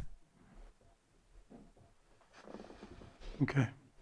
I would request a continuance on this item then to earliest May 5th, which would give us a week to confer with the treasurer tax collector and finish our staff report Not May 5th. for next week. After May 5th. After, Go ahead, CAO. Yes, the two, am I on? Yes, okay. So May 5th, we are missing a board member. 28th, we're missing a board member. The next available date would be May 12th. Works for me. Yeah, that works. if Johanna could give us a time, that would be awesome. Yes, it's going to be this long. Always. Great. 1 o'clock on May 12th. Thank you very much. This has been very helpful. Thank you. Thank you. Further? And we're going to take a short break. Mr. Chair, Go ahead, CAO. just on this item, Yes. thank you, Mr. Chair. Just on this item, just to confirm, this would be a continuance of the public hearing for the still technically first reading of the ordinance. Is that correct? Yes. And so your board would want to make a motion to that effect because it is, usually it's done by, so it would be a motion to continue the first reading. I'm actually kind of uncomfortable with what I just heard. There's no way this was close to a first reading, so we're not really continuing a first reading, and I would prefer that the notification to the public is with the full ordinance of what it would be, because that's not what was submitted to the public. Only going by the caption, other option for your board, because right now it's captioned as public hearing consideration of an ordinance. Granted, the ordinance actually was not posted, but the substance of the ordinance, of course, was referenced in the memo. Now, as an alternative to your board may just vacate, withdraw the first reading, the public hearing itself, the public hearing aspect, so that no notices will need to be sent out for the May 12th date, and just provide direction to staff to come back on May 12th with whatever they have to present pursuant to your board's direction today, May 12, 1 p.m. And that can be done by direction to staff. I would prefer it that way. That way the notification is very clear as to what the first reading is, because what was submitted now, I'm not sure would be clear at all unless you're following the bouncing ball of all these meetings that we're having where changes are being made. Thank you, Mr. Chair. If I may, so just to clarify, May 12th at 1 p.m., that would not be a first reading. It's basically presentation and consideration of what staff has pursuant to your board's directions to them today. Correct. I'm good with that. Okay. So it looks like we have consensus. Yes. Okay, we're good then? Get out of here. All right, we'll be in a short recess. I'm going to call our meeting back to order. We're going to handle our 6.11 item, which is a 1:45 p.m. item. Consideration of an update from the Energy Policy Ad Hoc Committee, and we're going to start with our Chief Deputy. Good afternoon, Supervisors. Matthew Rothstein, Chief Deputy County Administrative Officer. As you are aware, your board established an Energy Policy Ad Hoc Committee during your January 6, 2026 meeting. The committee consists of Supervisors Pyska and Owen, Department Heads Maria Turner and Lars Ewing, Treasurer Patrick Sullivan, and Benjamin Rickelman, and myself of the Administrative Office. The work of the committee remains in relatively early stages at this time. However, as noted in the memo to your board, members have expressed interest in developing a standard process and identifying a single point of contact for prospective projects to ensure a uniform approach is taken. Policy concepts likewise will benefit from being submitted to a single point of contact to ensure the committee can review in full. Positioning committee member and economic development focused Deputy County Administrative Officer Ben Rickelman as the initial point of contact for energy project and policy proposals is sensible and supported by the committee. We're seeking your board's concurrence and/or discussion with that point. Mr. Rickelman is also present to provide a brief overview of topics considered by the committee thus far. And following that discussion, we invite members of your board to discuss preliminary conversations had thus far with energy service providers and/or policy concepts introduced. And as previously raised, moving forward, staff recommends that such inquiries be routed through economic development-focused Deputy County Administrative Officer Rickelman and considered by the Energy Policy Committee as needed. Your concurrence with that sense of direction would have value. Mr. Rickelman? Thank you. Good afternoon, Board. Ben Rickelman, Deputy County Administrative Officer. As Mr. Rothstein indicated, there's been preliminary conversations regarding potential organizations the county could join for both reliability and to try to address cost concerns regarding energy. So there'll be further discussions with the ad hoc committee and then coming back to the board, we believe fairly shortly with some recommendations. There's a few different models we're exploring and talking through both the financial implications and then what potential timeframes could be for that. There's been a decent amount of interest in Lake County with energy projects. I would say, though, that there's only 2 projects at the moment that are going through permitting. That's the wind project in Morgan Valley, and then the reactivation, the Open Mountain geothermal project at the Bottle Rocket site for about 8 megawatts. So there's possibilities of others, but we will see what happens. And then also there's been strong community interest for community energy projects. So continuing to explore that and see what's possible. Thank you. Thank you. Does that conclude or anything further? Mr. Ben. And that concludes our introductory remarks and invite your board's discussion at this time. We'll start with Supervisor Owen. I'm sorry, what was the geothermal project that you mentioned? Sure. It's the company's Open Mountain, and it's at the Bottle Rocket site near Cobb. Okay. Supervisor Sabatier. First off, a comment. I guess I should turn on my microphone. A comment would be that just to at least bring the group back up to date. I know that Supervisor Owen and myself did meet with NCPA. Have not spoken to her about my comments that I'm going to make today, but I know that without ownership of infrastructure, NCPA is waiting for us to own infrastructure in order to be able to make a move. I know that I've brought that conversation to the city of Clear Lake in case there's interest there, because I think that with their urbanized area rather than their very high fire risk area that the county offers, that might be a better place to start. And I think that also purchasing and obtaining infrastructure is rather difficult, expensive, and high liability that carries a lot of risk. So I think that they provided us an idea of how it is that we could engage if we wanted to engage. But at this moment in time, that engagement probably would not begin until infrastructure was owned, which is probably not necessarily on our radar at this point in time. And I think that's it for that. I wanted to at least offer a suggestion for potentially the group, the Energy Policy Ad Hoc Committee, to review. I know that it's possible that we can be completely ignored, but if we don't try, then we won't get. But I want to see if it's possible for the group to work on updating our geothermal setbacks. Our geothermal setbacks is kind of solely related to the lake. And a little bit of Canocti Mountain as well. But to me, I feel like right now we just had a really long conversation about cannabis with 1,000-foot setback from city limits, from tribal land, from public lands.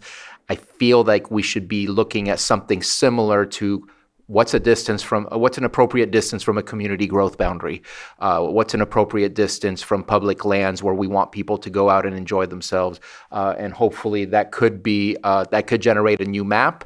I know they can overrule that with AB 531. Somebody was talking about AB 531 earlier today. But at the same time, if we don't have those setbacks and somebody wants to respect those setbacks, then they're going to respect the ones we currently have and not the ones that we probably would prefer. So that would be something that I would like to see the group work on, because I think it's important to protect our community growth boundaries from the potential impacts. And I'll leave it at that.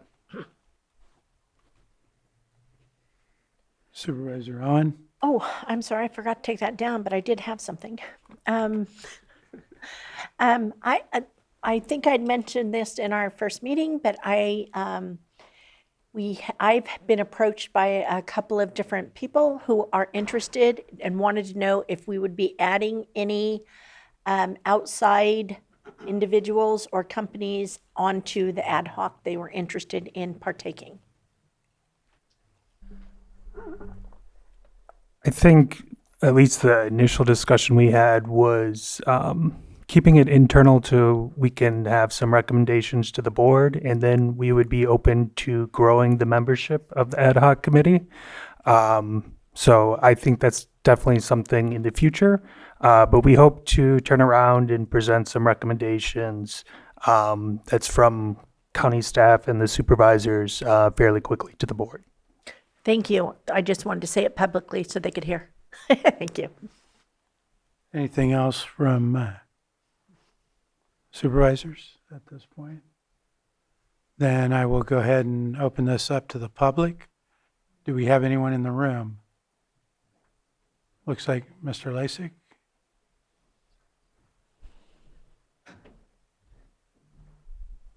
Good morning, Supervisors, Mr. Chair. Timer. On the ad hoc committee, there's some things that, based on the conversation back with Sonoma Clean Power back in the fall, we were talking about the lack of policy, and I'm hopeful, and I didn't hear it heard, and I'm hopeful that people are working on it, is to come up with a policy so that our assets are protected, our resources are protected, so that we get, I have some things here written down that I had submitted a while ago to some people, but we know that was AB 531 is sort of looming over our heads. And I think we need to make sure we have the ordinances in place and the legal framework in place and the policies in place so that we can have better control over our assets and our resources. So that if someone does want to, say, do geothermal or wind or hydrogen or something like that, our county gets a cut of that. Right now, we get frankly, a very modest royalty fee. And I think we can do so much more. If you know that if you're going to drill in Lake County, you're going to have to pay the county a franchise fee. If you know if you're going to generate electricity in our county, that the county would have, say, right of purchasing that power at wholesale to be redistributed through a CCA or some other entity. And there are other aspects that I was hopeful that would be considered so that it doesn't really matter what kind of energy that comes, whether it's a solar farm or whatever. If you're going to do business in Lake County, the county gets a piece of the revenue at several steps on the way. I have provided a paper on that in the past. I'm more than happy to resubmit that. But there are several things that we can do that are great opportunities for our county. But if we don't have anything, then we're sort of at the mercy of someone that wants to charge ahead. But if we say, yeah, we're welcome to have you here, but by the way, you need to make sure that, for every megawatt that's generated, we get, 1 or 2 cents. And that goes into a sovereign fund or into a fund that deals with our infrastructure. So I would encourage the ad hoc committee to really seriously look into that. If you would like, I can, Madam Owen, Madam Pyska, members of the committee, I can resend that. Thank you. Thank you. Anyone else in the room? Can we angle it so she can see it? Hi, I'm Charles Morse. It's kind of my first meeting, and I'm kind of surprised by all this. But when and if we do another power plant, you always got to figure out where the water comes from. The Middletown area, there was over 1,200 holes that were drilled, and by the Department of Interior, Union 76, PG&E, they never found any water. For all these geothermals, you're going to have water because it's basically fracking. You're going to shoot the water down there and come back. There's nothing up on that hill that can meet that kind of capacity. Now, I mean, if you have a desalination plant and a pipeline from the ocean, I would say great. Let's be like Alaska and give everybody in Lake County a dividend check just for living here. But otherwise, we're always back to the same thing. We don't have any water, but we live near our lake that's 3 million years old. And it's only 8 feet deep. That's all I got. Thank you. Anyone else in the room?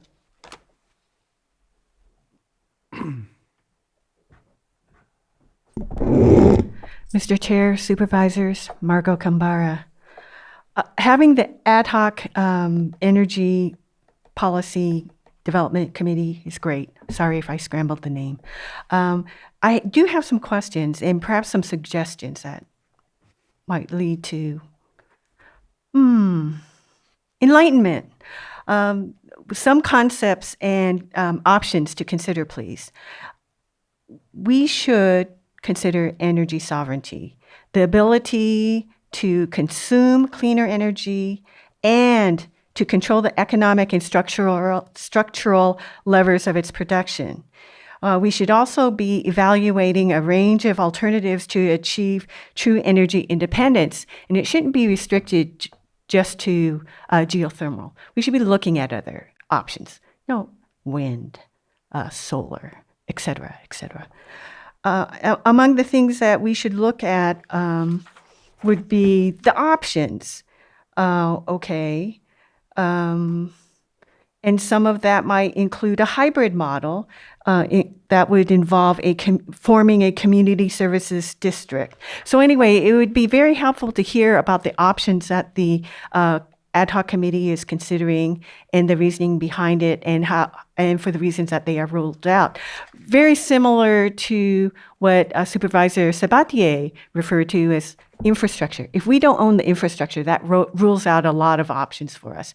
It may not be feasible, it may not be desirable for Lake County to go into owning its own infrastructure because of liability, the risks are high. So anyway, having those informed discussions and informing the public of where the committee is on those decisions would be very helpful so we make good decisions together. So other things that the ad hoc committee should it would be great if they consider is, take a look at the resource portfolio optimization. Look at things, like I've said, geothermal, solar photovoltaic, battery storage, market power / natural gas, and definitely strategy. We should also be considering, as the previous speaker said, look at feasibility and legal discovery. Define the price of independence. And then what about economic modeling? We need to compare ratepayer bills under all scenarios. And ultimately, what we want for Lake County, our residents, we want reasonable energy prices and costs. Right now, we're paying the highest utility rates in the state. That does not seem reasonable. So we should be looking at energy in terms of providing the most benefit for our residents. It's one thing to bring in a Sonoma Clean Power and partner with them, but that is not giving us energy sovereignty. Thank you. Thank you. Anyone else in the room? Not seeing anyone online? Sterling, you'll have 3 minutes if you can identify your name. Yes, my name is Sterling Wallman. I did email Johanna to have something add to the agenda of what we should have on our energy policy. I'm pretty sure everybody's seen that. Again, I am definitely bringing up AB 531 multiple times as we are in the middle of our general plan. If this is who's going to be putting together our energy policy, I highly suggest that this energy policy get put together before our general plan is done and add it to our general plan. Because with the AB 531, by adding that in there, the state most likely will go by what our general plan says and won't override us. So basically, by getting these things put in there and done, and I guess a pretty fast time now since our general plan is coming up for August and September, we kind of need to get this put in there because if we don't, with the AB 531, we'll be shooting ourselves in our own foot. We will basically be handing away resources. They'll come in and put it where they want. They will use as much water as they want. They will frack as much as they want. I don't know how much more clear I could be about this with the board and the rest of the community. I have been talking with the rest of the community members in Lake County about this to inform them that this is something that is coming. This is something that we do need to fight. And you guys as board members and the ad hoc committee, I really think that you guys need to look into this and the benefit and the well-being of our county. We've already sold our water rights. We got Clear Lake going there. We have Indian Valley Reservoir going to Yolo County. So let's not do that with our geothermal at this point. Let's make Lake County a beautiful sunny spot to be at and not have to worry about finances or we have this homeless person walking down the street or this person has nowhere to live or we don't have the funds to be able to put evacuation or another bridge over areas that have one way in and one way out. By putting these terms and conditions into this energy policy and having it done by the time we do our general plan, this could actually benefit our county in a major way. Thank you. Thank you.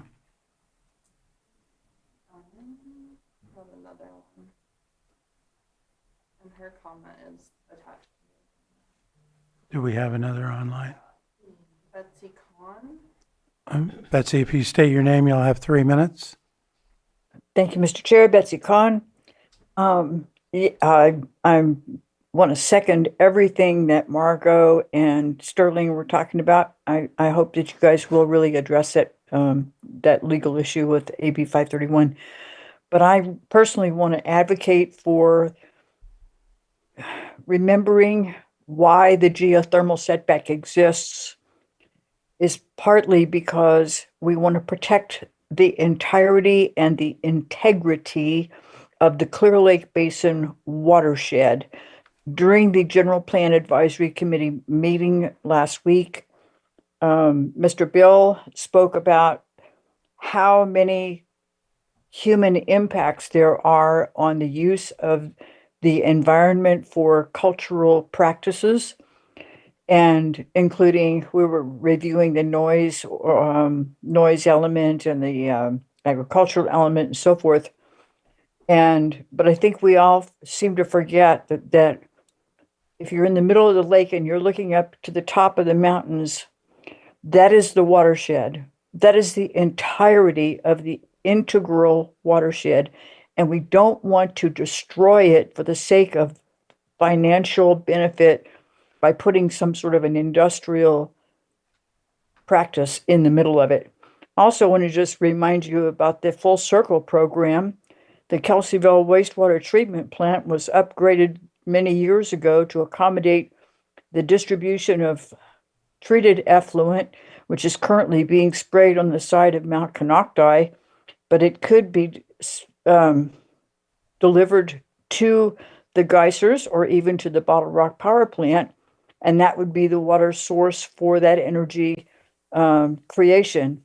If you add the Mount Konocti subdivisions, which is part of the Full Circle program, into the agricultural disposal or the treated disposal from Kelseyville wastewater, you might be able to re-inject those steam fields that are now lying fallow. Thank you so much.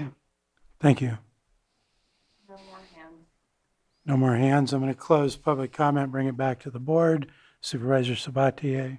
Yeah, since there's the opportunity to make suggestions, I think it's something we don't do enough. I know we did it with Maha Project, is developer agreements. And if there was a template for a developer agreement for any kind of energy development that occurs here, that it would at least provide a standard of what they should expect our relationship will look like, and of course, negotiated relationship. But I think that if there's not a standard or a template created, that it could easily be missed, or we may not get exactly what we're looking for as we scramble to create that in the first place. So if it's possible to get a template pre-made, I think it would be helpful. One thing you could also do with that, done in other jurisdictions, is have like guidelines. So if you hit certain thresholds of capital investment or whatever, there's some relationship there, because then that provides transparency for interested parties to, and it doesn't lock in anything, but it here's kind of how the community will operate with an agreement. I think that could be useful. Indeed. Okay. Any other comments from boards? I have a clarification. Supervisor Sabatier, you made a request that we consider, if I understand it right, assigning this ad hoc committee to also review our geothermal setback ordinance and bring back potential updates to that. So do we have? I just think it fits in the ad hoc committee. Yeah. Do we have any further comments from board, or do we agree with that? I'm okay with assigning that, because I do think it makes sense to look at that for a bigger, from a different view than just what it was back around the lake in the day. Yeah, and getting it in GIS, because I don't know that I've ever seen a shape file on GIS that has that specific layer on it. So we have consensus from the board to assign that task to the ad hoc committee. Any further comments from the board? Not seeing any. Do you have anything further, Mr. Rothstein or Rickelman? So I'll just resurface my recommendation that we're seeking your board's concurrence with the concept that for energy projects moving forward, Mr. Rickelman would be the initial point of contact. Is there consensus among your board for that direction? That was the consensus We have, before we got here. yeah, we have consensus for that. Great. Thank Thank you. That's it. We'll conclude this item. And we're going to move on to our 5.16 item. And while the director is coming up, I'll read it off.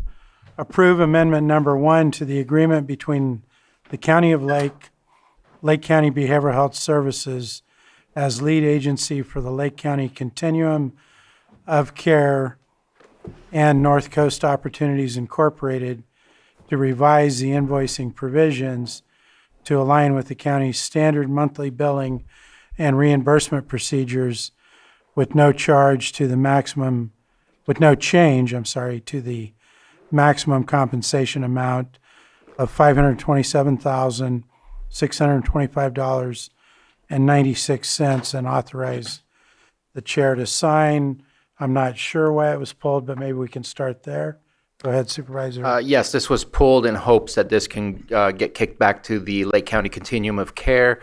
We did approve the original agreement to this, but I made a mistake, and this was not put back in front of the Lake County Continuum of Care before bringing this to the Board of Supervisors.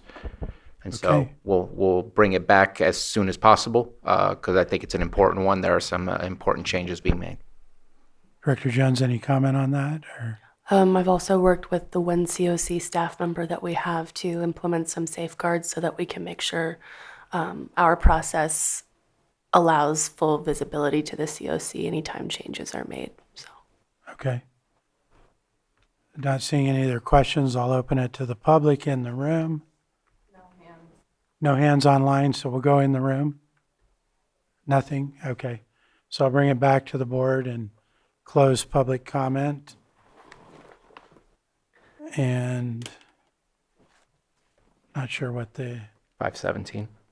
okay, so we don't need any further on that. Sorry. We'll move on to our 5.17 item, which is approve agreement between the County of Lake and Lake County Office of Education, LCOE, for the provision of specialty mental health services for fiscal year 2025-2026 in the amount not to exceed $1,200,000 and authorize the chair to sign the agreement. Go ahead, Supervisor Slack. So I pulled this because I had a few lingering questions, and unfortunately, our days are long, and I apologize for making you wait for this. One of the things that I noticed was changed, because this is, as you stated, this is a slightly different alteration from the prior contract, which is still confusing to me that we have two different contracts happening simultaneously, but one I don't believe has any funds that's been allocated to it. This was the SMHHS, something along. There's two contracts. One was to create this, and one is to provide the. If you can correct me, please. Yes, so to level set, we've had a contract with the Lake County Office of Education for the provision of Medi-Cal reimbursable specialty mental health services for many years, beginning at the Creativity School. A few years ago, we applied for and were awarded a Mental Health Student Services Act grant through the Behavioral Health Services Oversight and Accountability Commission. I believe the amount of that grant was, I'm not going to say, it was in the millions. And this is actually the final year of that grant. At the time, the grant was designed to expand the provision of specialty mental health services to all school districts in Lake County, not just the Creativity School. We have since site certified all those districts, and we are finishing out the remainder of the grant funding and are transitioning to the specialty mental health Medi-Cal contract as the primary funding source for these services. Thank you for that. And one of the things that I was concerned about was the contractor shall provide specialty mental health services to clients under the age of 21 referred by county. In the previous one, it was referred by the schools. I just, for the sake of the students who are in need sooner than later, what is the process for that? It just seems like it's an additional step in the process that may delay the services provided. If you can explain why that was changed over to the county. The county must play a role in determining the appropriate service pathway. However, students, families, teachers may refer to the program at the school. The program will work collaboratively with the county to determine whether or not they're best suited to serve that student or whether they should go to a more specialized provider. So effectively, there is no delay in accessing services, and actually that would be not permissible under any wrong door, or no wrong door, pardon me. So it could go from directly staff to then LCOE, which then lets you know of what's going on. Okay. My other concern was the time frame, and I understand that some of that was just through negotiations of the contract. Where in April, this is only going through the end of June of 2026, and it's 1.2 million. I'm concerned about services were being rendered during that time period. What's the status between us and LCOE for the services that have been provided since July 1st all the way to now? And in the prior contract, which was through August of 2026, it was at 65% reimbursement, and now it's at 55% reimbursement, but it looks like it's being backdated to July 1st. If you can discuss the status on all that, please. Absolutely. We have spent the past portion of this fiscal year working with LCOE to develop a contract that allows us to be in compliant with all of the Medi-Cal AIM requirements. It's a significant lift, and it took us a long time to get through that, back through LCOE's council as well as ours. In the interim, of course, we all agreed that services would continue. It is unusually late to bring this late in the fiscal year. However, all of those services remain well within the reimbursement timeline. We don't anticipate any issue with clearing those services. And as soon as the contract is executed, we can begin batching up and processing invoices for July 1st. As regards the contract amount, that was one of the things that was renegotiated this year after a thorough fiscal analysis. We are not able to afford to subsidize a pass-through rate of 65%. And LCOE obviously signed, so they're amenable. Do you know approximately how much is owed for the services since July 1st? I do not, but I'm happy to follow up with that via email if you have more questions about service delivery and claims billed to date. Thank you. Those are all the questions I had. Okay, thank you. I'll go ahead and open it up. Do we have anybody online?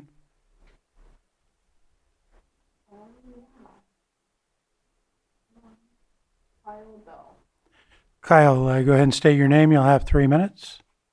Thank you, Kyle Bill, Executive Director, Kanokatai Native Wellness. I appreciate that this coming before the board. I just wanted to take the opportunity to state that Kanokatai Native Wellness, in reviewing the contract, noticed that there's an opportunity for the Office of Education to subcontract some of this work. And I know that we have worked previously with Director Jones in exploring Kanokatai building its capacity to become a specialty mental health, but we're just kind of starting out new. And I just wanted to kind of put it out there for Director Jones and the board to know that we would like to potentially look at ways that we could work collaboratively with the Office of Education to provide some counseling and our therapy services to tribal youth specifically that are within the school districts. We've been working locally here in Lake County with some of the school districts around suspension and expulsions with our Native American students. And a lot of what we're seeing is a lot of the Native students are in a lot of need with behavioral health support. And, we're able to provide it, but we're limited in our capacity as far as, our program development. But we look at this as a possibly unique opportunity for us to collaborate with the Office of Education to help deliver these services, both from a Western practice standpoint, but also weaving in cultural practices. So I just wanted to see, just kind of put it out there that we would be interested in looking at ways to collaborate on this. And we would fully support the Board of Supervisors approving this contract so that students throughout the lake and also tribal youth can benefit from the services that are delivered, because we do know that young students need a lot of support in the schools, and I think a lot of it is rooted in mental health. So we're in full support of this agreement being signed and would love to explore opportunities to collaborate with the Office of Education and Lake County Behavioral Health to help deliver these services. Thank you. Thank you, Kyle. Anyone else online?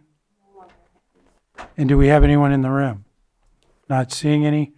Bring it back to the board. I do believe we need action. Mr. Chair, I move to approve the agreement between the County of Lake and Lake County Office of Education for the provision of specialty mental health services for fiscal year 25-26 in amount not to exceed $1.2 million and authorize the chair to sign the agreement. Second. A motion and a second. All in favor? Aye. Aye. Opposed? That motion carries 5-0. Thank you, Director Jones. And next, I'm going to move on to our 7.3 item, which is consideration of the following advisory board appointments. Hartley Cemetery District is the first one. Second one is Redevelopment Successor Agency Oversight Board, starting with the Hartley Cemetery District, which is in my district. There's 2 openings right now, and we have 2 qualified applicants, Eileen Koch and Sandy Rose. I'm in favor of both of those candidates. So I'll go through, we'll talk about the next one before we open it up and do a final appointments. The next one on the RDA, we have 1 opening and we have 2 applicants.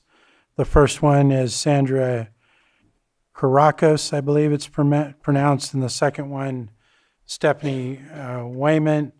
I will comment that because I know Stephanie and had talked to her about applying for this, but at this point, Sandra appears to have more qualified experience for that board. That's my 2 cents. That's not a board that I sit on, but go ahead. I know maybe you can help me with Ms. Karakis, but I know that Stephanie is well-versed in finances due to her expertise and experience at the bank. Not sure. She actually she's a principal at school districts. Is that the wrong Stephanie? I think you have the wrong one. I thought it was. Stephanie, this particular Stephanie is currently a principal at Upper Lake, and she just got hired to transfer as the principal at Kelseyville High School. Well, congratulations, Stephanie. And she Never mind. approached me because she wants to get on a committee to be more involved in what's going on, but she'd be happy with any other committee. Go ahead. They're both District 4, so I think we can take your recommendation. Yeah, I think that Sandra is the most qualified for this particular board based on her past experience as a county tax collector and also working in a county finance division. So she's very well versed on the kind of questions that the RDA is going to deal with. So that's where I sit. So with that, is there any other questions or discussion or concerns? Then I'll go ahead and open it up to the public. Is there anyone in the room? Not seeing anyone online? What's that? Genevieve, oh. Yeah, sorry. Genevieve, do you want to speak? Oh, sure. I just wanted to be here to support the item. It's not my decision. I just want to make sure you know I was here.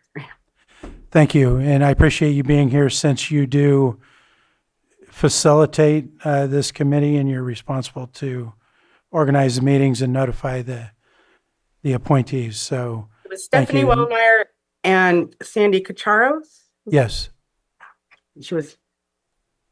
thank you. Did we have any other public online?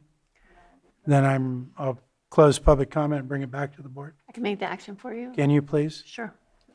Mr. Chair, I move that we appoint to Hartley Cemetery District Eileen Koch and Sandy Rose. Second.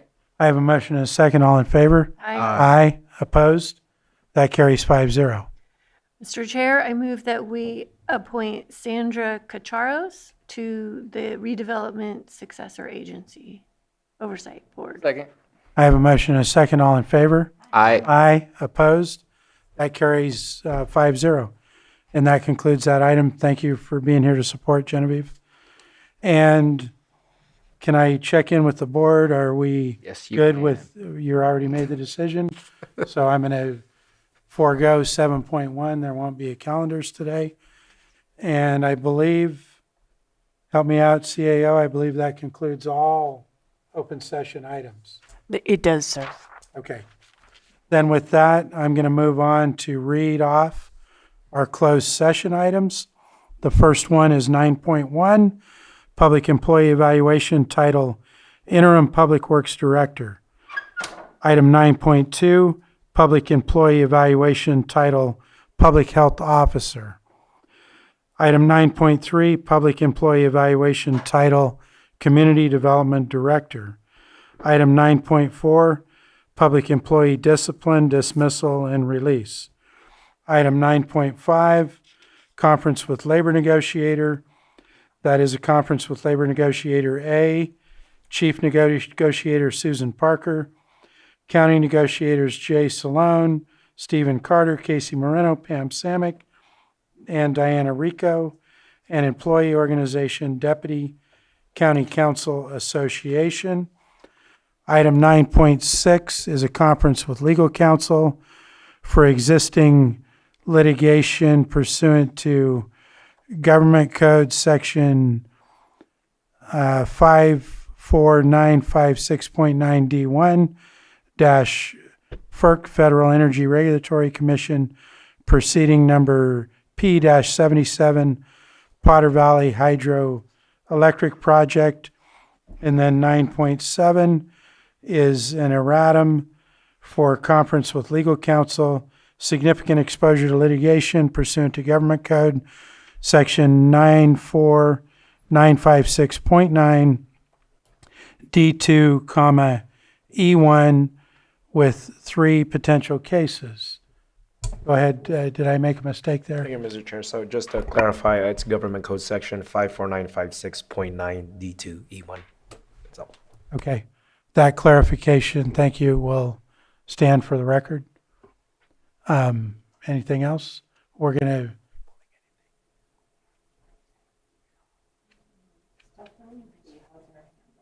What was that?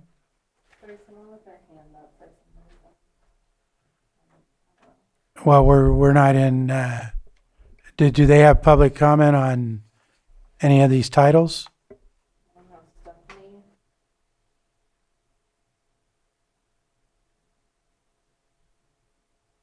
Hello? Yes, Stephanie, do you have a public comment about the titles of the closed session items? Actually, I wasn't able to speak earlier. Okay, we're closed. Unfortunately, could you send us an email? It's gonna literally take a minute, but I can if you'd like. Yes, because I can't take comment on items that were not in front of us right now. So Okay. you could send that to the clerk of the board, please. Okay. Thank you. Was there anything further, County Council? No, so we're going to be in recess until we have partial shutdown. So we'll be moving into closed session, partial shutdown, Sam. So we're live, Sam. We are live, and it is 8:23. We're returning from closed session. The first thing I want to announce is that item 9.1, which was Public Employee Evaluation, Interim Public Works Director, and 9.6, which was conference with legal counsel, existing litigation pursuant to Government Code Section 54956.9D1, FERC proceeding number P77, Potter Valley Hydroelectric Project, were continued to a later date. Was there any further action from closed session? Yes, Chair. I move to terminate Public Health Officer Robert Bernstein effective immediately. Second. I have a motion and a second. All in favor? Aye. Opposed? Hearing none, that motion carries 5-0. And this meeting is... No. Oh, sorry. One more. Mr. Chair, I move to appoint Dr. Andrew Goyle Goyle as interim public health officer effective immediately. Second. I have a motion and a second. All in favor? Aye. Aye. Hearing none, that motion carries 5-0, and that concludes action. Thank you. Then this meeting is now adjourned.